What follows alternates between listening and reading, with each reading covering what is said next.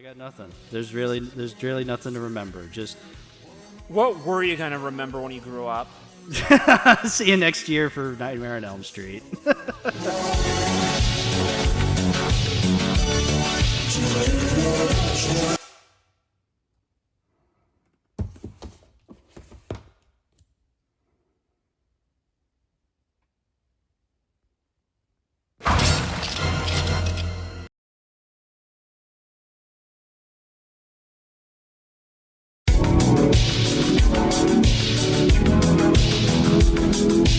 Hello and welcome to Too Many Movies, the podcast where we discuss DVDs, Blu-rays, and even the occasional VHS tape. I'm your host, Tal, and hey, William, you're back. How you doing?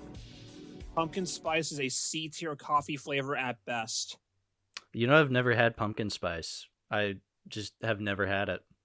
I wonder how many people clicked off the video the moment I said that. Well, they're missing out on our Nightmare on Elm Street discussion here, I guess. Yeah. Well, William, welcome back to the show. This time around, we're finally getting to our October spooky month horror Halloween marathon thing I do every We're October. only halfway through the month. I know, yeah, we finally got to it. Well, listen, we had very important episodes to get to, like Slime People and The Terror. We had Walter Paisley, who was born. Exactly. So it was all worth it, but all right. You also had The Jokester. Yeah. So you watched the wrong clown movie for the month. The wrong movie starring a clown character named Arthur. But hey, I made up for it. A couple days later, I went and saw the correct movie starring an Arthur the Clown. Yeah. What a funny guy, that Arthur the Clown. He's very funny. Had me laughing. All right, so Elm Street. Yes. So I guess we can just talk about in general of the series first, because like you've seen the first movie before, but you haven't seen the entirety of it until now. Right. So like going in, like what were your expectations? My expectations were I've heard Freddy is a funny guy, and that these movies are, entertaining. They're a lot of fun. The way you phrased it, I might be misremembering this, but when we got to Freddy vs. Jason last year, you phrased it as if like, oh, you could have been watching those movies, but we were instead watching these movies.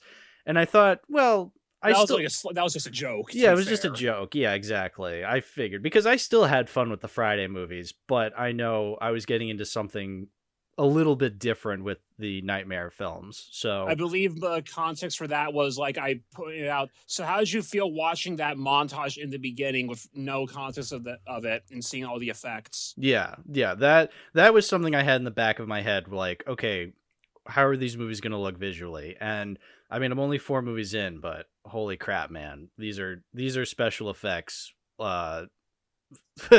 These are special effects movies. These are phenomenal. Yeah, like the appeal of Friday is just how blunt and simple it is. Yes. Elm Street's a whole different beast. Exactly. But I can see why both were so popular.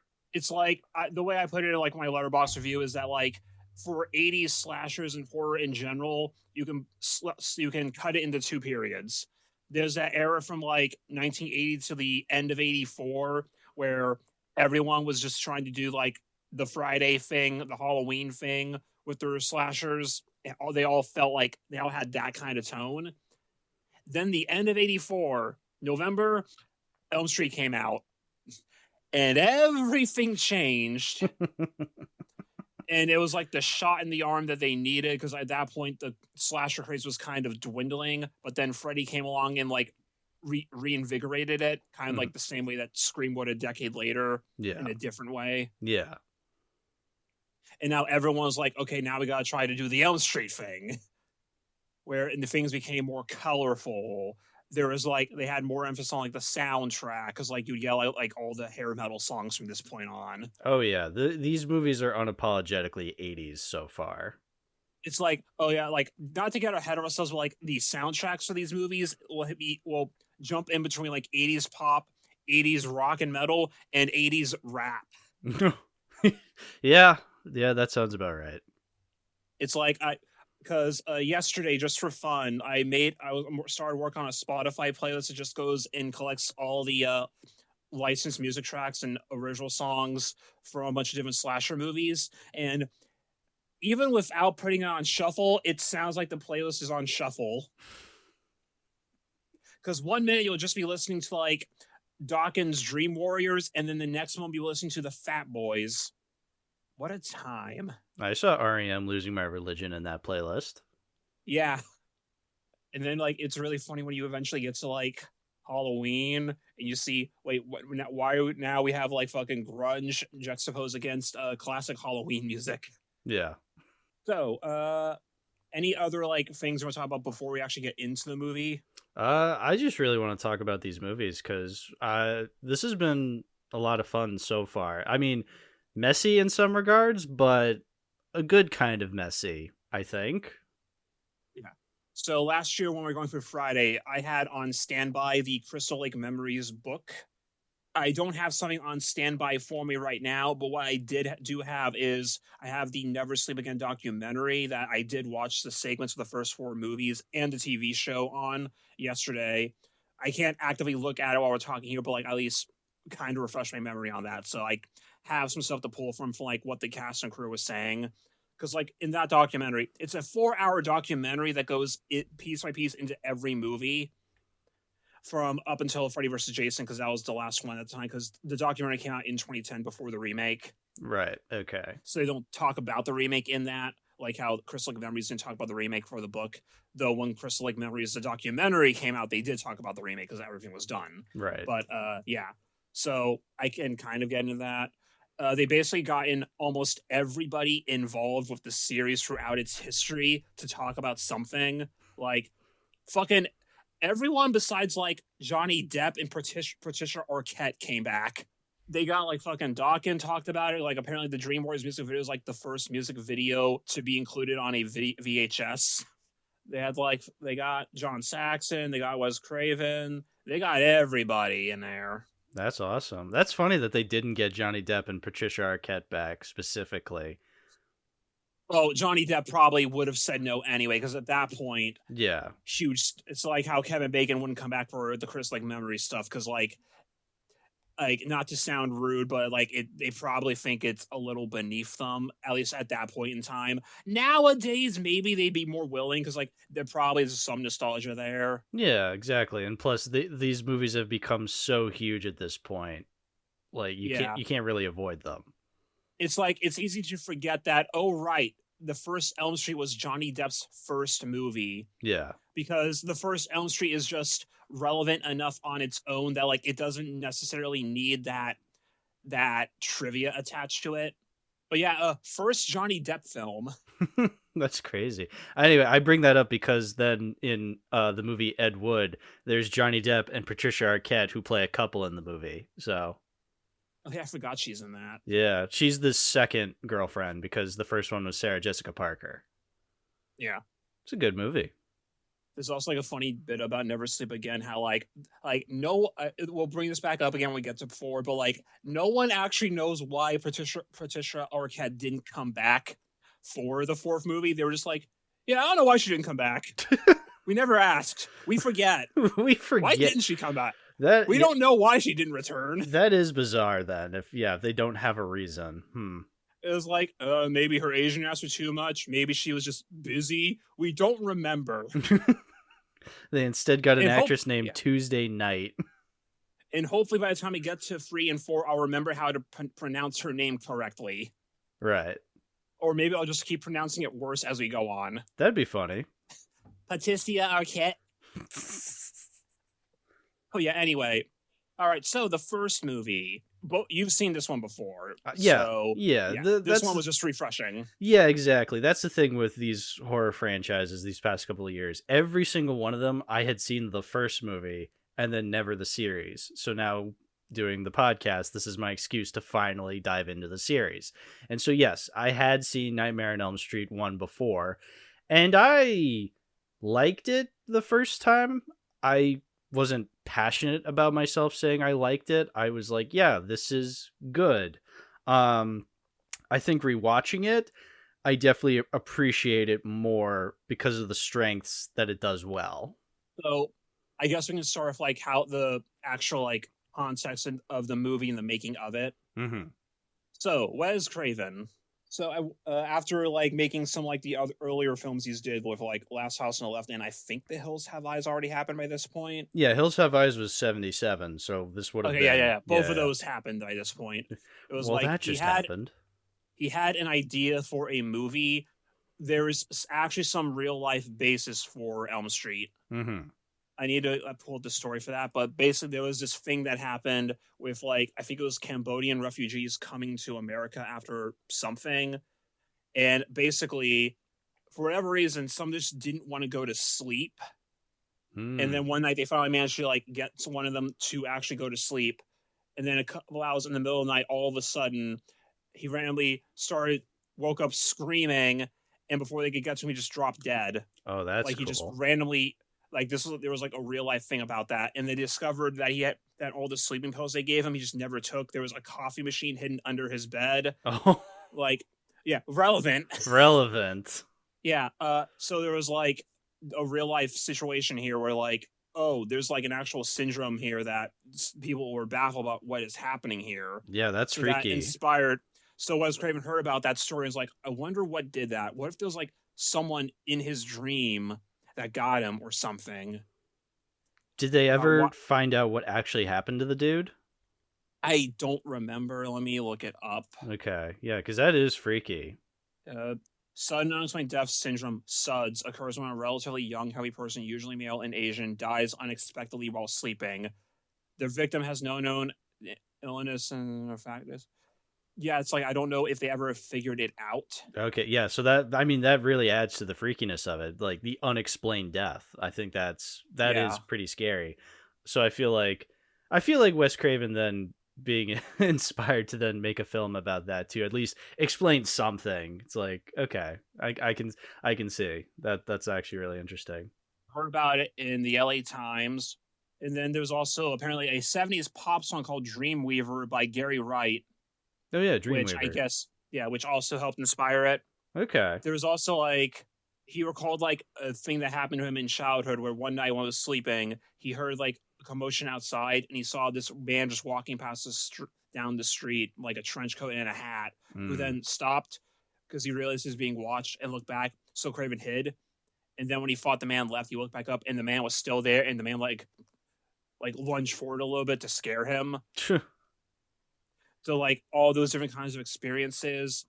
I also think like one of the villains in Last House on the Left was also named like Fred or something, and like maybe, yeah. I think and that was part of what led up to Freddy as well. I honestly don't remember anything about that movie, but it's like it's possible. All these things all came together to help inspire the basic story of it. Yeah. So I guess we also have to talk about New Line as well here, because that's a big part of it too. Mm-hmm. You've probably heard before that like New Line has been described as the house that Freddy built, because originally back then in the 70s and 80s, New Line was just a distribution company. Right. They would only distribute other people's movies. There were a few things before this that they like did actually help produce and put money into. But then in those cases, usually someone else would distribute it so they could get their money back without having to like sink so much in. So Bob Shea, who was like one of the big guys at New Line, Wes gave him the script and they're like, this is good. We got something here. So they helped produce the movie. And then once the movie was made, they tried to find a distributor for it so that they wouldn't have to worry about that. Every single major studio turned them down. Oh my God, of course. Isn't that always the way? Yeah.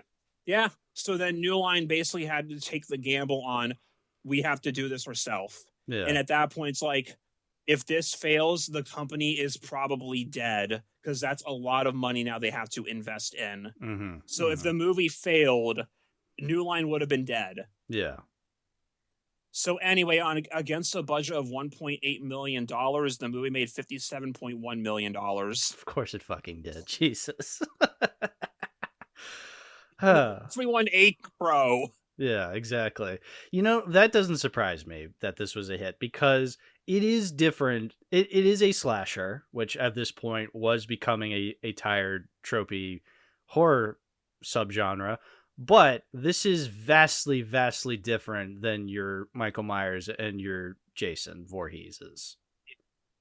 The way he goes about it is Hmm. so much more fantastical Yeah. and different, because it's like, sure, he could just walk up to you and kill you with the knife hand, and he does do that most of the time anyway, Hmm. but it's more about like the setup to that. And even then, not every kill is like that either. In Yeah. fact, like in this movie, really only one of them is like that, and even then it's like you don't see the inside of the dream aspect of it, you see the outside the real world aspect of it, so it's more fantastical. Yeah, yeah. That's the key word here, fantastical. This is a serial killer who's not just a guy. At one point he was just a guy, but now he is somebody who can basically just kill you at your most vulnerable, and Yeah, that's terrifying.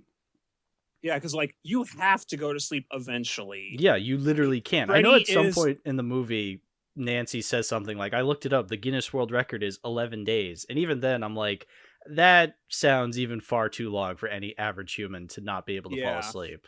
it's like Freddy is inevitable. At some point, you're going to fall asleep, whether Right. you like it or not, because you literally have to. Yeah, exactly. So on And with that, paper, he's also just in your mind. So like they do this more in the later movies, like he can play with your psychology. He knows what your desires and fears are. So like later on in the series, he'll use that against you. yeah. So in concept, this is one of the most terrifying stories you can do in a horror film.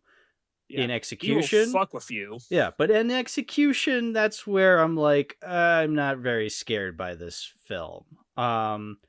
And that's not necessarily a bad thing because I'm not scared by a lot of films, especially in the horror genre. But I can still find things to appreciate, and I do appreciate this film very much so because of, like I said, because of its strengths, and one of its biggest strengths is Freddy, the actual character himself. Yeah, and like I guess do we want to talk about Freddy as a character first, moving forward? I think so because we should definitely establish what he's like in this movie because I would argue he's vastly, not vastly, he's a little bit different in the coming films because they Really, the really, big change isn't free. yeah, they really start to focus on him as kind of a comedic character in the later films, which is completely Yeah. fine because he does that well. But Well, the most comedic is part 6, okay, which well, you haven't gotten to that one yet. we'll But get yeah, there when we'll get there. But at least in this movie, I still find it a little weird because this is such a scary concept and the actors, like the actual actors like Nancy, like Johnny Depp, are taking it very seriously. And then you have Freddy Krueger, who is kind of a goofball, but not to the extent that we see him later on. I think they do play their cards right with him in this movie. But it is still kind of a weird tonal thing where it's this really kind of goofy slasher in this really scary concept. I think also part of that is also the retrospect of it's been 40 years. Yes. Like I imagine like the imagery of like Freddy cutting off his own fingers and like revealing the maggots in his chest probably hit a little differently in the 80s. Oh yeah, I'm sure people were terrified of that. Whereas now I look at that and I think he cut off his fingers. Where well, it's also like we look at his face and it's like he's like, "Hey Tina, look at this," and he cuts his fingers off, and it's like it's a magic trick. Yeah, exactly. Like That's funny. he is actively fucking with them. Yeah, exactly. Actively fucking with them. Exactly. That's hilarious. Yeah, and like another thing that also sets apart Freddy from the others is that like Jason, Michael, like not even just to talk about, like they're all completely silent. You don't know what their game is, Hmm. and like a lot of them have like the revenge mode, which Freddy does have the revenge motive too. But like Jason is a kind of a victim. Michael was kind of misunderstood as a child. Leatherface has an abusive father in fucked up Texas. Hmm. You look at Freddy. Well, he was already a serial killer before all of this. Yeah, He was already evil. he was already just the worst type of person before he became this monster. Like, yeah, exactly. So that just sets him apart there. It's like, yeah, he was already a fucking monster, so now he just comes back even stronger. That was probably pretty scary too back then. Oh yeah, no, that Yeah. does add to the scariness of this film. Nowadays, it also because like we have the context of the later movies, so we know what Freddy eventually becomes. So it's kind of hard to separate that from it. Yeah, but then there is also the aspect of all the parents killed him because the fact that he was a child murderer and they're just like, yeah, he killed 20 children. It's like, okay, that's excessive to a point that it's kind of comical. And yeah, again, at the time that was terrifying. Whereas here, yeah, retrospect, like you said, come on, dude.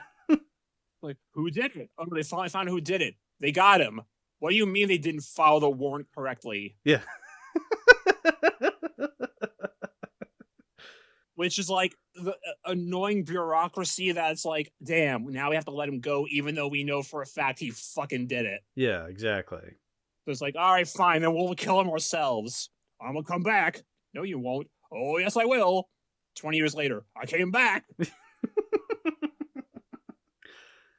It can feel a little ridiculous, like as the movie goes on, about the parents just not believing anything, but also like in the context of that, why would they believe anything? I mean, I think that has to do with the pacing of the film because that aspect does Right. get a little repetitive. And I'm willing to forgive it if that kind of repetitiveness was only in the first movie. So I guess that's more of a critique of the later films, but we'll get to that. I think it's more of an issue in like part 2 and 4. Yeah, absolutely. I think part 3 gets away with it because Nancy returns there, so like you have her there to help steer things along. Yeah, and part 3, I feel like there's a little more. There's a little more reinforcing the doctors and the people who don't believe them because they are in a mental asylum. So Yeah. I'm willing to forgive it there. But yeah, at least with 1, I'm willing to forgive the repetitiveness of them being like, hey, there's this guy trying to kill me in my dreams and nobody believes them. But I think if they tighten it up just a little bit more, Yeah. I feel like they could have done something a little tighter with that. Just because, yeah, there really is only so much you can do with scenes of characters being like, you have to believe me, and the adults don't. And then Freddy kills somebody, and then it's like, oh, well, now we believe you. It's like, I don't know. They need to speed up the process. They need to just get to what we came here for. And the fact that they just keep going back to the same exact scenes over and over again, it gets very tedious. I think what might be a problem there is that there's only 3 kills in the movie. There you go. That's like there's too many of those scenes for how much death actually happens. Because yeah, for this movie only actually has 3 deaths. Yeah, I guess 4 with the mother towards the end, but that's kind of vague. Yes, yeah, that's so it's like more vague. You only actually have like 3 actual kill scenes. So like if there was just 1 more, I think that would have paced them a little better. Because like I will agree that I think the movie is a little slow in retrospect. Mhm. I don't think it's as big of a problem, but I will acknowledge that because like I will say like obviously my favorite is the 3rd one, which popular opinion, but Yeah. Well, because I agree that it is a lot slower, but I think that is because it is this is the movie that the first one. It is the first one, so it's taking itself a little seriously. Yeah. Whereas the later films definitely embrace a more goofy and comedic tone. Whereas this one is the one where they're just like they're trying to be a legit horror film. Yeah. And you can see that where if like you have like all the darkness, like the more Oh yeah. Like all the scenes of like light shining for like the wooden planks and the mist. Oh, the tone is all there. The shadows are phenomenal. It's something out of a noir film at times. It's great. Yeah. Like I will give them credit. There also like there's the scene where like you see Nancy at like that the hospital getting like the dream test, and like you don't actually see what her nightmare is this time. You just see it from like the parent and the doctor's perspective. And it's like, what the fuck is happening? And now like we have no clue what is going on here.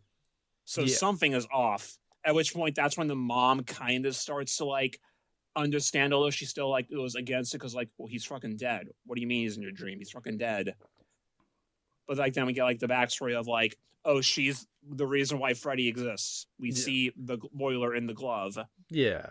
The other thing too is that you could argue the reason she doesn't believe her is that she doesn't want to believe her. And I guess that's kind of implied with the rampant alcoholism of the mother, because she feels, okay, we already killed this guy. I refuse to believe that he's back because we already carried out justice. And she doesn't want to admit that justice wasn't carried out because that would be a horrible thing to admit, you know?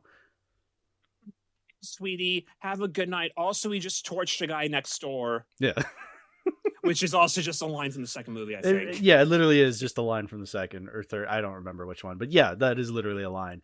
But so like I'm willing to see it from that angle. It's just I don't think the movie does a particularly good job at showing that. I don't think it does a particularly bad job. It just isn't quite does it there. too much. Yeah, exactly. It's not quite there. It happens too much that like they probably could have shaved like 5 minutes off the runtime, and it probably would have come across a little better. Right. Exactly. I can forgive it because like I know it comes later and like it doesn't bother me as much. Mm-hmm.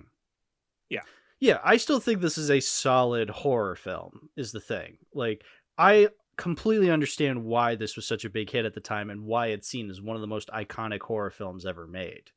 How do you feel about the effects? Oh my god, easily the highlight of the film. I feel like there are better effects in the later films, but this one has some really, really good stuff. Yeah, like what was your favorite? Of the three big ones. Of the three big ones. Give me which ones are the three big ones you're referring to. I'm talking about specifically the three deaths, so Tina, Rod, and Glenn. Okay. Well, Glenn might be my favorite then, because you have popular pick. Yeah, it is the popular pick, but just because I'm like looking at it being like, how did they do that? How did they cause a blood volcano out of his bed? And I'm just trying to think of, maybe they like flipped the room upside down and they just they just flipped the camera upside down so then they can like have it looking at a certain angle. Like I was thinking about that. Like that's how you know it's a good special effect, when I'm thinking about how did they do that. You're on the right track too, if you want to know. Yeah, please. So both Tina's death and Glenn's death were you done doing a similar thing where the set for the room was actually on a rig that would be able to flip the room upside down. Mm-hmm. Mm-hmm. So like for Tina, like she is actually technically on the floor the entire time. They are rotating the room as she's being dragged along. Yeah, that makes sense. That I was thinking that's how they did that one too. Yeah. Yeah. Whereas with Glenn's death, flip the room upside down with the camera to make sure that it looks good, and then you just dump all the blood. Yeah, exactly. Oh, it works so well. They still look really convincing to this day, even though it's 40 years later. I'll even shout out Rod's death. I thought that was really cool because the concept of the bed sheets like tying around him, like you don't see Freddy at all, and just hang him up, like that's great. Yeah, it's simple, but it's effective. It's also like in the context of the plot, it's making it look like he killed himself, which like adds to it. Because it's like now it looks like he is incriminating himself as if like, he killed himself because he did it. Because at that point they think he's the one that killed Tina. Yeah, it's very smart. Exactly. It seems like Freddy is like this very conniving, scheming character up until Glenn's death, where he's just like, blood volcano, 'cause funny. Yeah. I mean, at that point, it's also like when you see like Tina's death and Glenn's death from like the real world perspective, it's like, how the hell do you explain that? What the hell happened? Oh, well. Hi, my son exploded. Maybe that's why Johnny Depp doesn't want to talk about the movie, because he turns into a blood volcano. Yeah. It's like you go to Johnny Depp at a convention. It's like, oh, what's your favorite movie of mine? Elm Street. I love when you turn into a blood volcano. And then he kicks you out. Get out of here. I loved watching you die, Mr. Depp. Please go away. It's so fun watching this movie and seeing that credit. Introducing Johnny Depp. Yeah, exactly. Oh, this Johnny Depp guy. I've never heard of him. And he's just sitting there on his bed in his funny little crop top watching black and white movies on TV, and they get sucked in. Yeah, exactly. And that's a great effect too, just being sucked into the bed. Like, oh, it's great. and launched. Yeah. And even when the special effects are a little on the weird side, like when they're in that alleyway and Freddy accordion arms, yeah. I still like those because they're cute, they're funny, but they are pretty obvious. It aged a little, but like it's still fun. Yeah, and that's just basic marionette too. Yeah. Like the arms are just on strings. Yeah, I'm fine with aged effects like that if they have some charm to them. I still like it. How'd you feel about Heather Langenkamp and John Saxon? So, Nancy, honestly, I'm more of a fan of Nancy in the third one, but we can get to that later. Yeah. I still felt the stress of not being able to fall asleep from Nancy. I thought she really conveyed that really well for what she was given in this film. Again, I think it got a little repetitive after a while, but there is still a solid performance from her. John Saxon rules. He was super cool. I wish he played a bigger part though. I don't know, that's weird to say, even though he does play a big part in the movie. I feel like he could have been a little bit more implemented. He's not in it as much as I thought he was. Yeah. In retrospect, I thought the mother was more absent than she actually was. Yeah. The one thing that the Elm Street films in general, I guess, actually, before I go to that, I guess we do need to talk about Robert Englund. Yeah. Robert Englund, what a guy. Apparently at first I think it was like they wanted let me double check here. Yeah, originally David Warner was originally cast to play Freddy. David Warner, really? Yeah, he was originally cast to play Freddy, but he had to drop out last minute due to scheduling conflicts. I can't see that. I love David Warner. I think he's a great actor, but I cannot for the life of me see that working. So they just talked to other guys, and then one day this Robert Englund guy, looking kind of nerdy, just strolls on up and like, hey, I was told that they wanted me to play this guy named Freddy. Like, this is what they got. All right, we'll try it. And then fucking worked. Boom, history made.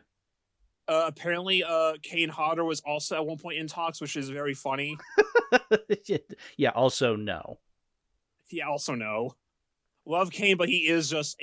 I don't think he would have been able to do, like, the talking stuff with Freddy. No, exactly. And I think he's too big. Yeah, again, exactly. Freddy's not a big hulking guy. Like, that's what Michael and Jason are. They're these big hulking dudes that move slowly but still catch up to you. Whereas Freddy is a quick, kind of smaller guy, but he makes up for it by being this fantastical character who can just do whatever he wants. Yeah, like originally they did want like a bigger hulking guy to play Freddy, but then like after like looking at like real abusers in real life, they realized, oh no, these guys aren't like huge monsters. They're like fucking weasels and stuff. Yeah, exactly. So you can put that into it. You can still make that terrifying. Exactly. Yeah. And Freddy, I think, manages for that at least for the most part here. Exactly. And even later in some of the others, because like conceptually some of the stuff he does in later is still scary. Mm-hmm. Even if it does get more fantastical, which I still like the fantastical stuff too. Absolutely. Yeah, that's what we came to see. Like Robert Englund based his performance of Freddy off of things like Klaus Kinski's Nosferatu and stuff like, he said this in the documentary, not listing it here, but like, Cagney. Okay. Like a combination of Cagney and Nosferatu, basically. Interesting. Yeah, I'm trying to visualize that. I guess I can kind of see that. Yeah.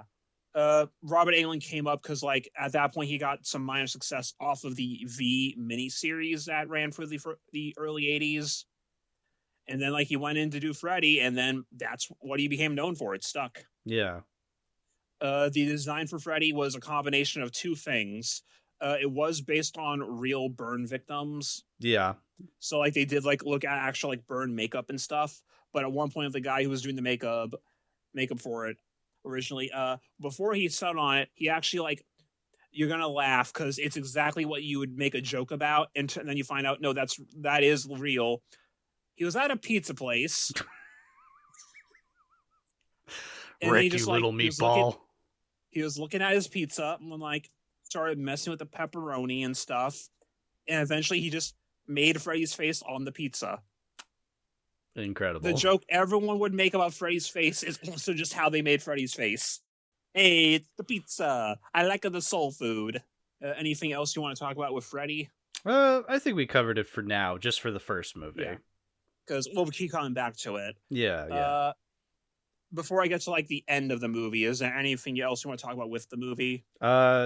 Basically my favorite my favorite non-kill scene in the whole movie is when Nancy's mom is cleaning her room of all the coffee mugs and the coffee pot, and then she closes the door.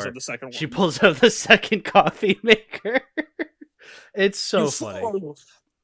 And she actually knows how to make coffee, unlike Alice in Friday the 13th.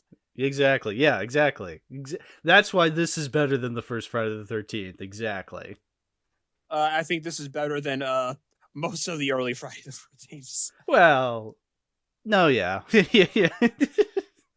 Love Friday the 13th. I will also admit that, no, the movies aren't very good for the most part. No, exactly. But they're fun. Exactly. Oh, yeah, very But they're fun. Of course. But yes, this is a much tighter film. Absolutely. Yeah. One thing that the Elm Street movies, though, do struggle with a lot are the endings of the movies. Yeah, okay. Because, like even in making of it, it's like they kind of had, like, several different ideas for how to actually end the movie. And they ended up just kind of mashing all of them together. Because, like, Nancy defeats Freddy by basically taking away the fear. Like, I am not afraid of you. You cannot hurt me. I take back all the power I ever gave you. And that beats Freddy. And thematically, that works. Mm-hmm. In execution, it's not a huge payoff. No, so it's then really they're not. like, all right, now how do we actually end the movie? And it's like, or is she still in a nightmare? Is she actually awake? Her friends are back. Is that because it's a dream? Did any of this actually happen? Was it like a premonition of what's to come? Is her mom actually alive or dead? So they kind of mashed everything together where like the car is now Freddy and Freddy pulls the mom in and jump rope girls. The end. Credits. And then you have that song called Nightmare that is not streaming anywhere. And I think apparently that was Johnny Depp's band at the time. Oh, that's funny. Yeah, like apparently like because before he was an actor, Johnny Depp was in a band. Yeah. You know, the way Johnny Depp got the role was that like they wanted that to be like a more traditional big jock character. But then, like, I think it was like the casting, like either Wes Craven's daughter or someone else, basically like, no, you got to hire Johnny Depp for this. Why? He looks like he's like, that. Why? Was one of the big jock characters. Why Johnny Depp? This Johnny Depp fellow? Because he's cute. I mean, look, damn, the first person to say that in the world, and they look what happened. I mean, look where we are today. Even back then, you know, Nancy was the first teenage girl to have a picture of Johnny Depp on her wall. She would not be the last. Like fucking damn, that daughter hit the nail on the head apparently. Yeah. What a prediction. Yeah, so the ending I can see working conceptually because taking away the fear of Freddy defeating is what defeats him. Sure. I call you cringe, now die. Yeah, I can absolutely see that working, especially when you're dealing with nightmares as a concept in this movie. However, I don't think it really earns that because that's not really it feels very sudden, the whole you have no power over me. That's exactly what happens in fucking Labyrinth, you know, how that's like it feels very last minute where the main character's like, you have no power over me. And that somehow defeats him. It's even a little more kind of embarrassing here. I feel like it could work in this concept. I say it's embarrassing because, you know, the previous 5 minutes was just Freddy tripping over himself in her Home Alone booby traps. When the movie inexplicably becomes a Home Alone prequel. Exactly, yeah.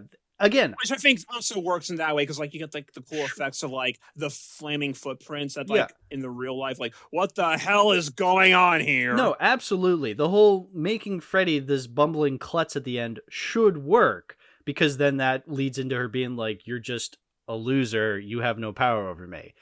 But again, in execution, it's a little awkward. Because I think it's more awkward, just a matter of the dialogue isn't fully there, but also because of what happens immediately afterwards, where it's like, oh, it didn't mean anything. Right, exactly. Yeah. And then of course it is the worst effect when you see Freddy kind of just disappear. It's worse than the accordion arms, because the accordion arms are funny, whereas here he just kind of dissolves away. It's just kind of awkward. I can forgive it though, because this was the 80s and Sure. optical effects in general in the 80s kind of suck. Like even Absolutely. Indiana Jones has bad optical effects. Absolutely. Yes. I can agree So to like that. I can't hold it against the movie, because I would have to hold it against every movie from the 80s. Which you don't want to do. Yeah. They all fucking look like that. Exactly.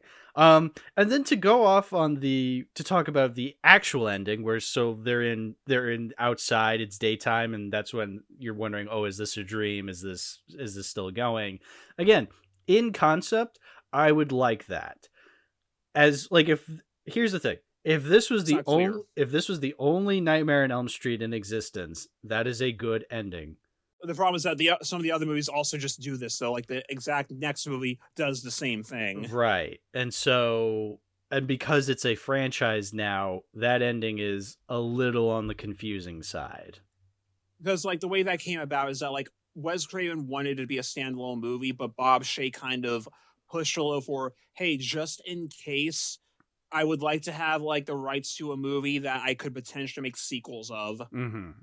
Yeah. So he kind of pushed it in that direction. Yeah. Because we did mention about how much money the movie made. Technically, Bob Shea didn't really get any of that money. He just had the copyright for something that he knew could be profitable. Right. Like all that money went to like the higher ups at New Line and stuff. I mean, he was still correct, but yeah, no. And again, I still feel as though, I don't know, maybe if it was a little clearer, that ending, but I don't know. I feel like because it's so vague, the point of it being so vague would make it a better ending for a standalone film. If it was a lot clearer, then it would be a better ending for the Nightmare on Elm Street that would then lead into the franchise, you know? Yeah. And they're very open about this. Like in the documentary is not shy about any of the problems of the movies. Like they're fully able to admit the problems. Yeah. And you know what? That's commendable. I appreciate that. Because the ending is just kind of slapped together, and like the fact of the matter is that everything else before this was good enough that like it's not a deal breaker. No, of course, because it's still a solid enough film. It's a little messy at points, but it's still, I would say this is the one that is the most consistent, you know? $1.8 million budget. Yeah, exactly. Yeah. And sure, nowadays that with inflation it'd be a lot more, but also, you know, that doesn't really matter as much here in that situation. No, definitely not. Now, granted, Terrifier 2 had a $250,000 budget, but you know, and it looks like that. Okay, I guess I can also go into like another topic that I want to bring up at some point in here about like practical versus CG. Because something I was thinking about, and like this will be more relevant when we get to the remake, but like with CGI, at some point I feel like in general CG just kind of stopped being impressive, I think, to most people. Yeah, definitely. Because, like, when was the last time you were impressed by CGI in a movie? I'm sure there was a time. Yeah, like, I think, like, for most audiences, like, the last two movies that I heard people were generally impressed with CG effects, and there's a big gap in between these two. The most recent, I think, was, like, War for the Planet of the Apes in 2017. So 7 years ago now, and before that, it was like fucking Avatar. Yeah, but even still, I rewatched Avatar within the last couple of years, and the CGI is so obviously CGI that I'm just like, it's not that impressive anymore. Yeah, because that's like, the thing. When was last? And I was while I was forgetting, I was thinking like, why is CGI not impressive anymore versus the practical effects? And the conclusion I came to is that like, because CG in general nowadays always looks good.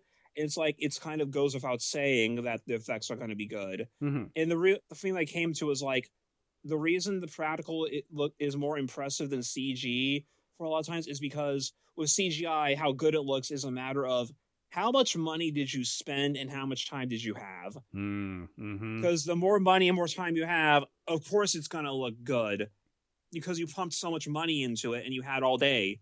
Whereas with practical, it is purely based on how good the person doing it is. So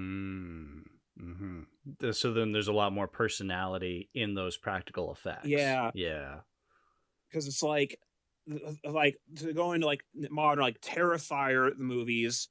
Say what you will about the movies themselves, but like the effects, holy hell. Yeah. And here's the thing, the effects still look obvious. Like the blood and guts look very fake, but there is a But in the context of the movie, there is a personality to them, absolutely.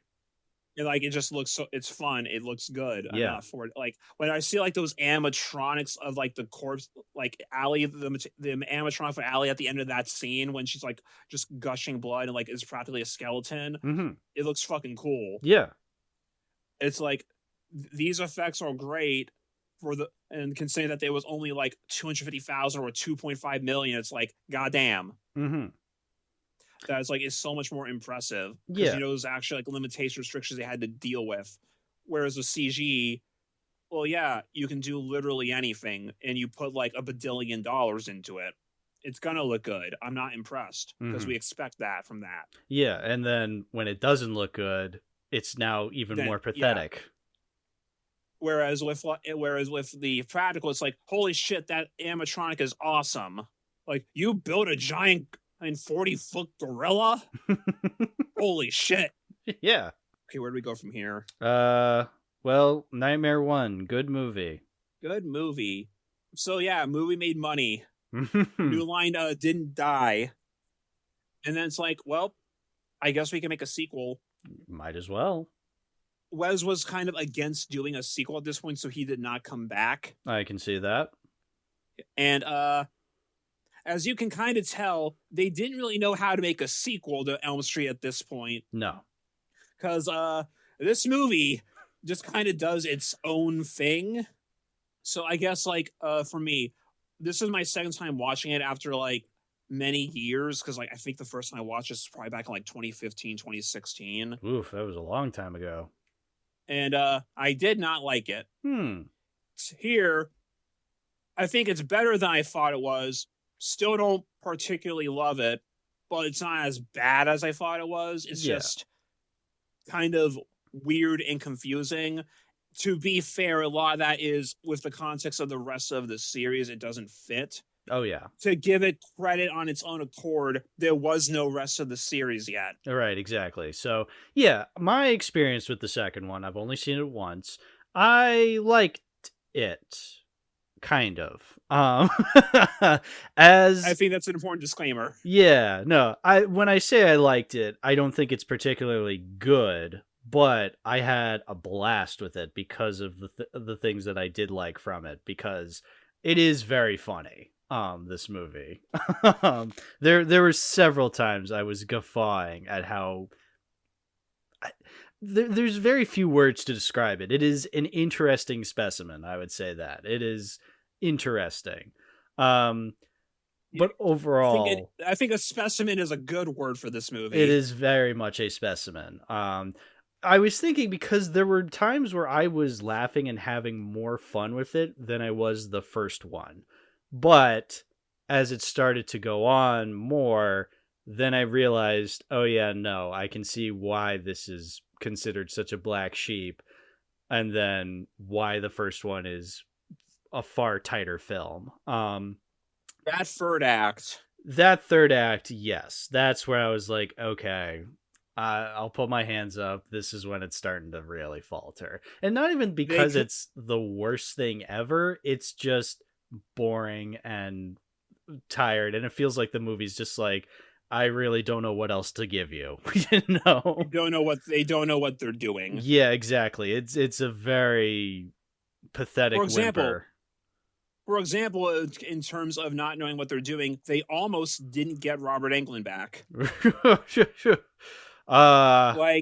Like there was actually like they weren't sure if they were actually gonna rehire Englund, because apparently his agent kind of got wise and were like, hey, we know how well that first movie did.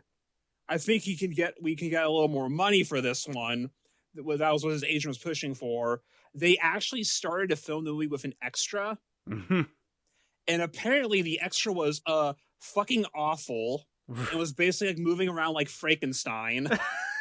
At which point, everyone just kind of looked at the cast member and the director and said, "You're a fucking idiot if you don't get Robert back." Yeah, exactly. Because Robert is Freddy Krueger.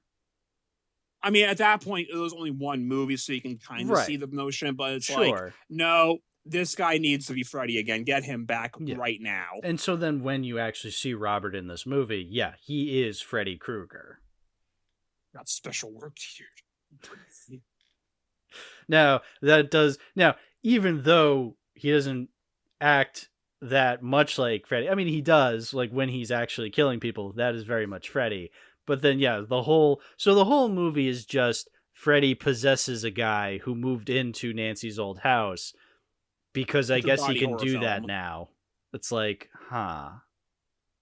I think conceptually, it's an interesting idea. Mm-hmm. I think the problem is that this shouldn't have been the second movie. Yeah. If this was like the fifth movie or something, I could see it being integrated better.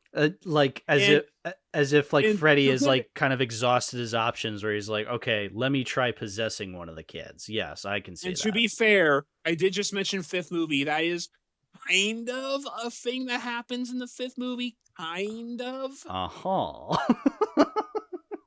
Vaguely. Okay.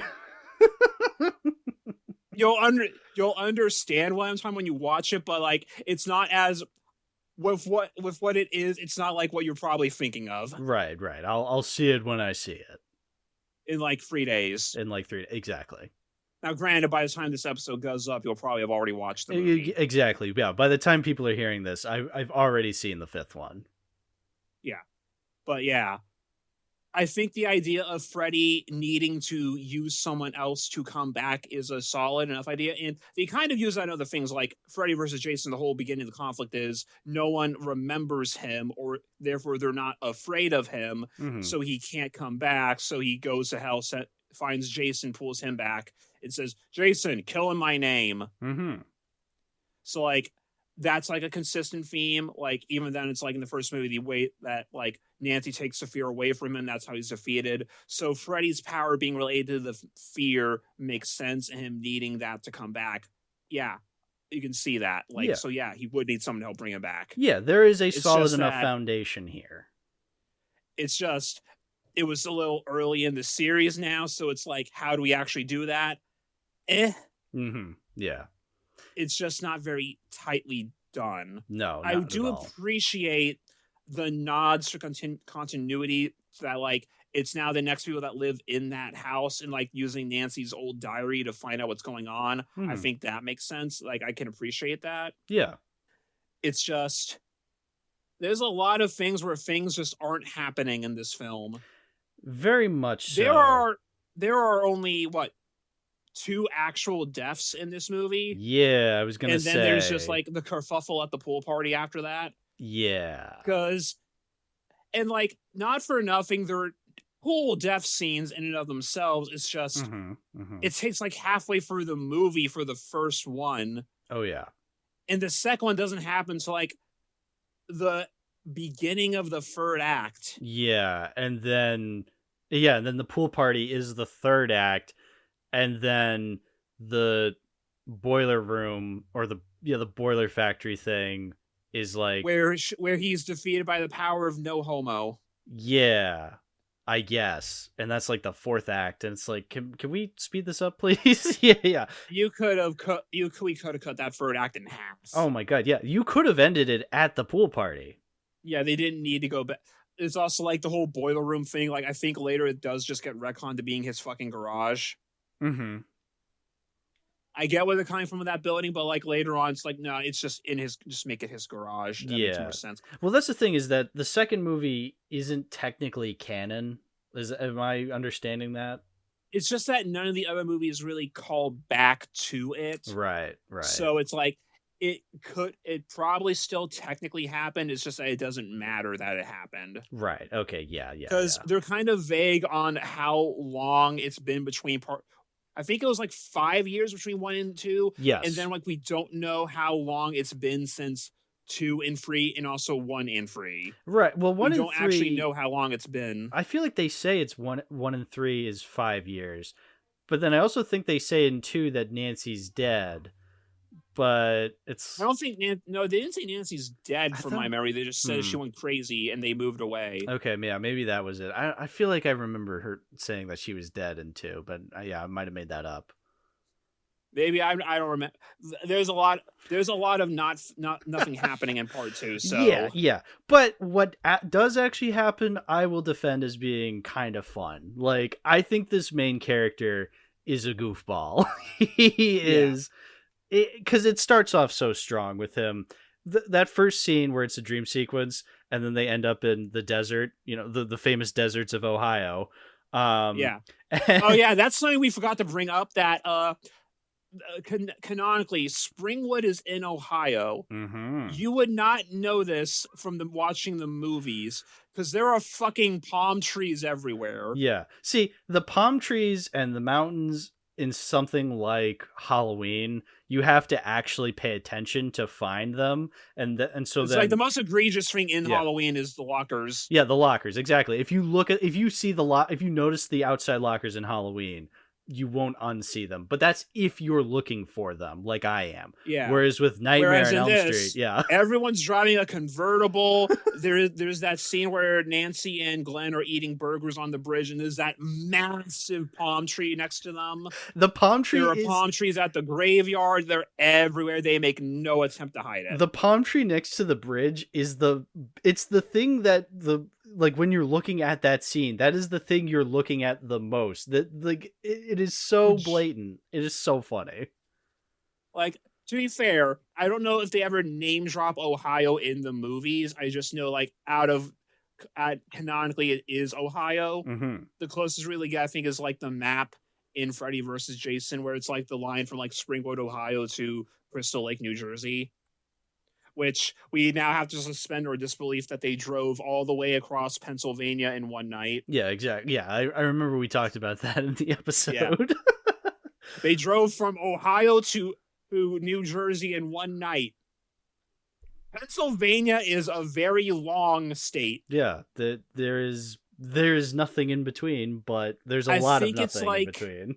I think it's like 5 hours between Philly and Pittsburgh. I think we did do the math where we were just like trying to figure it out, and it was almost possible, but it would be under very specific. It would be literally all night. Yeah, it would be very specific. It would be morning by the time you get to New Jersey. Exactly. Because I told you that 5 hours from Pittsburgh to Philadelphia, there's still like an hour in between both of those that you have to tack on, so that is like already 7 hours of driving. Exactly. Yeah, it's a lot. And like I think canonically, like it'd be like North Jersey that Crystal Lake is in. Mm-hmm. Because like that's where like Nobi Bosco was. Right. And remember, North Jersey. Yeah, because that would be closer to New York. Because remember, they're going to Manhattan on Friday, so yeah, it would have to be closer to New York. Yeah. So. Yeah, fucking palm trees everywhere, and like this is just like a constant theme throughout the movies. It's like it's just always there. Yeah, exactly. It's comical. It's comical. It's like I'm like watching the beginning of the first one, like, oh, it's not that bad, and then I get to the first funeral scene, oh, and then every scene after that, oh, you get to the bridge scene, Jesus Christ, you're not even trying anymore.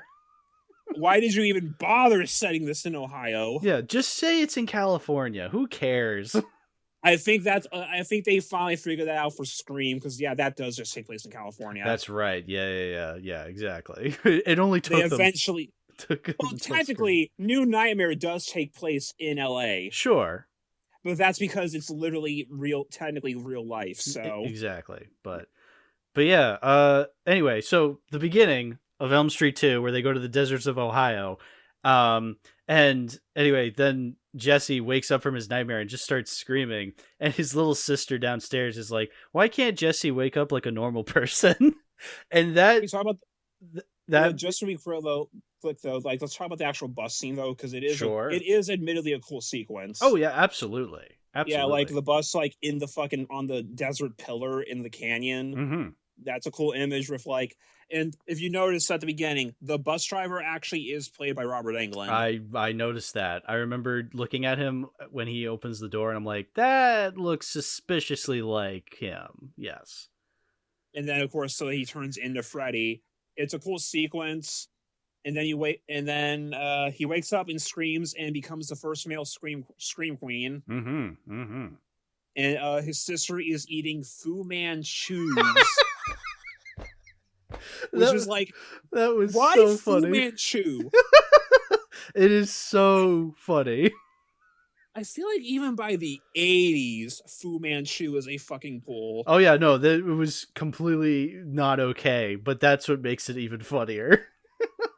Like I feel even not even just the yellow face stuff, but it's like, would anyone remember Fu Manchu in the 80s? No, exactly. What even is Fu Manchu? Exactly. Boris Karloff in Yellowface being a detective or something. Oh, I thought it was Christopher Lee. No, I'm pretty sure it was back in like the 30s and 40s with Fu Manchu. No, you're probably right though. I mean, yeah, regardless, white guy in yellow face, that's what it is. And then yeah, in this movie, it's a cereal that's called Fu Manchus.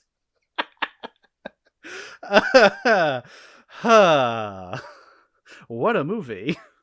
Oh no, okay, Christopher Lee did it. Well, maybe there was multiple Fu Manchu movies. I believe that it was both because okay, yeah, no, it was both. It is both. Yeah, I would believe I'm seeing that. Harry Agar Lyons, Warner Oland, Boris Karloff, Lou Marcel, Henry Brandon, John Carradine, Glenn Gordon, Christopher Lee, Peter Sellers, Nicolas Cage. When?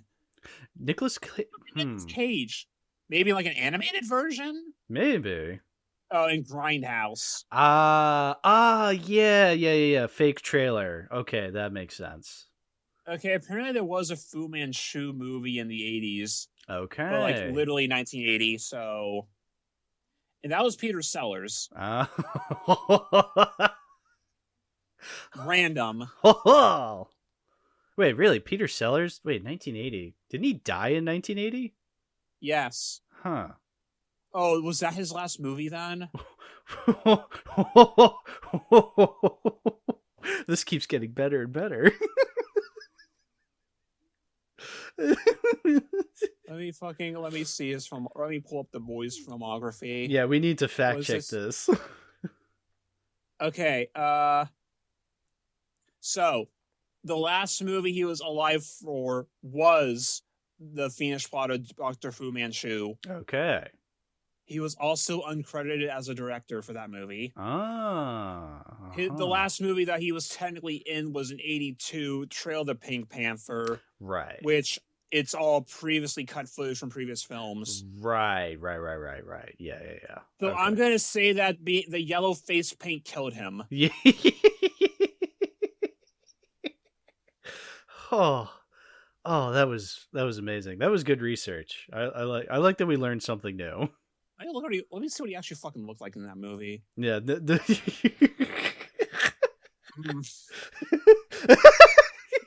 fuck am I what am I looking at here? Oh boy, you need to post a picture. I have to make sure that I'm in a chat with you because I almost sent this to Olivia. Yeah, woo! It's terrible. Doggy. All right, post a Freddy picture to make it all better. Okay. Yeah, just that I don't have to look at this the whole time because it's funny right now, but it's going to get progressively not funny as I have to keep looking at it by Nightmare 3. Here you go. Much better. Okay. There you go. Spoiler alert. Yeah, I can't wait for that scene in the next movie. Wait a minute. So anyway, Elm Street 2. Yeah, you know what? Let's talk about the actual deaths. You know, all two of them. So we have the gayest thing ever, and then knife. Yes. So well, they're both pretty gay when you really think about it. The movie's gay. I know the whole movie's gay. Exactly. Yes. I was told that instead. Okay. Yeah, we should probably at least acknowledge because yes, okay. It is the elephant in the room, the gay elephant in the room, the rainbow elephant in the room. So yeah, explain what you were explaining to me before the show. about how people knew except the director or something. Like everyone simultaneously knew but also didn't know. Right. Yeah. So okay, this movie has a reputation as being the gay nightmare movie. Because like the lead actor or Mark Patton, who played Jesse, I don't know if he was openly gay at the time or if he was still in the closet. I don't know, but he's gay. And I think it was known to some people. I don't think the director apparently didn't know. Right. And like there's a lot of scenes in the movie where like it feels, because like people bring up that like he seems less interested in his girlfriend character than he is like the friend character, because like, oh, he has the scene where he's making out with his girlfriend and it's the least convincing thing ever. I mean, the whole time, and then he immediately runs out into the friend's room and like, I need your help. There's someone inside me. Yeah, there's someone inside me, and I hope it's you. Yeah, just the fact that anytime his girlfriend was like, "I love you," I was like, "Really? You do?" Huh. That was the least convincing kiss I've ever seen in a movie. Yeah, it's very. I did not buy their relationship for 1 second.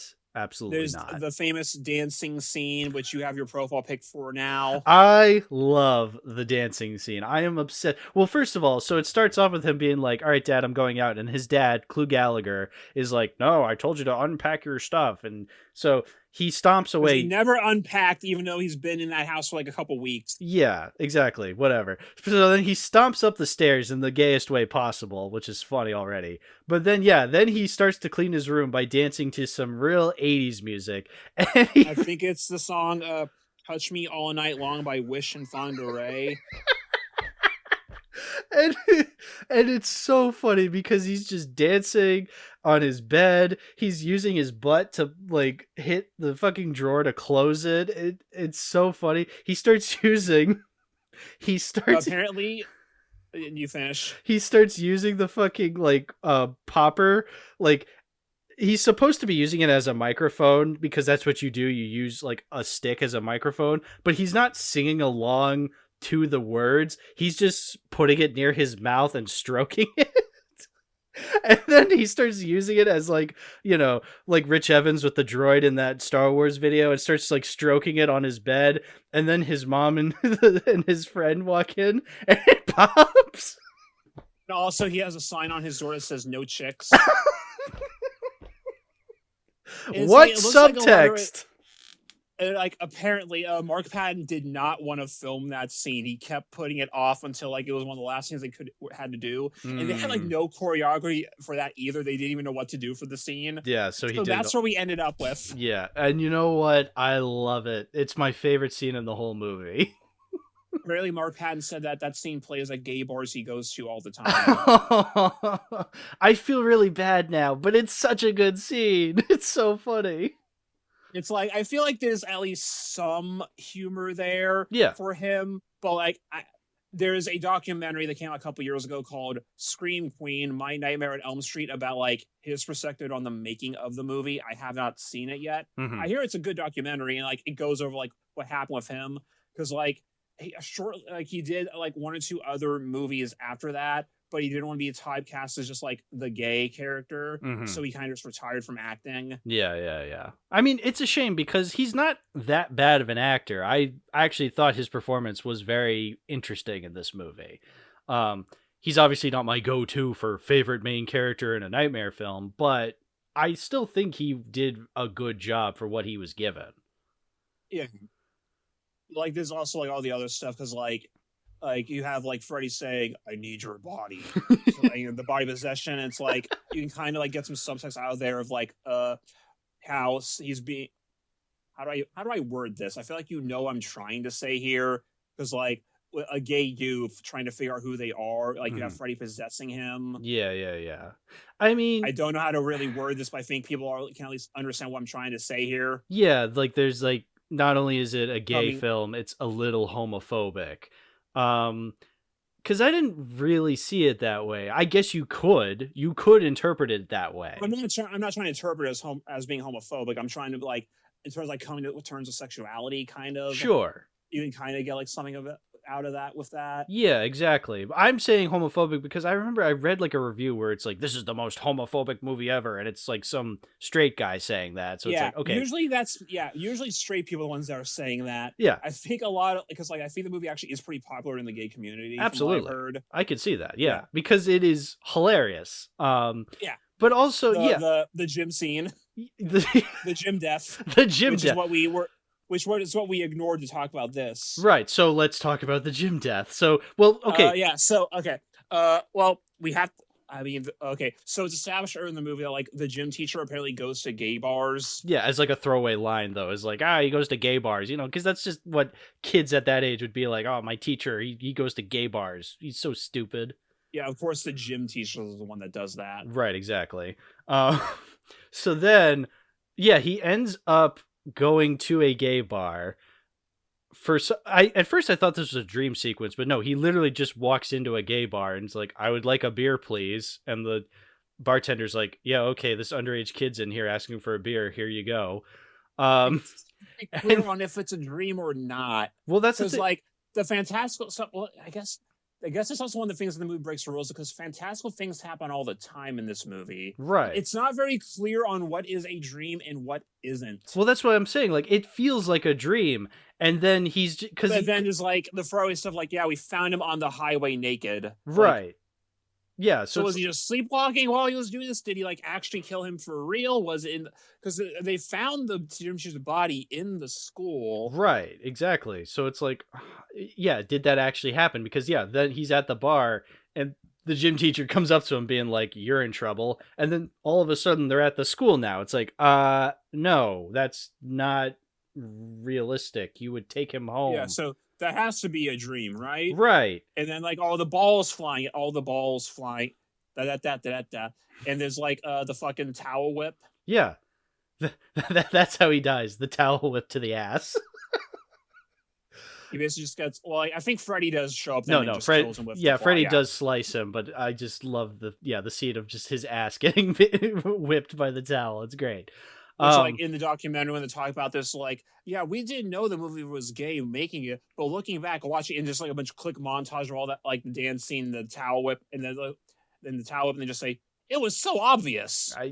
Were they eyeless, earless, headless? Like, are you kidding me?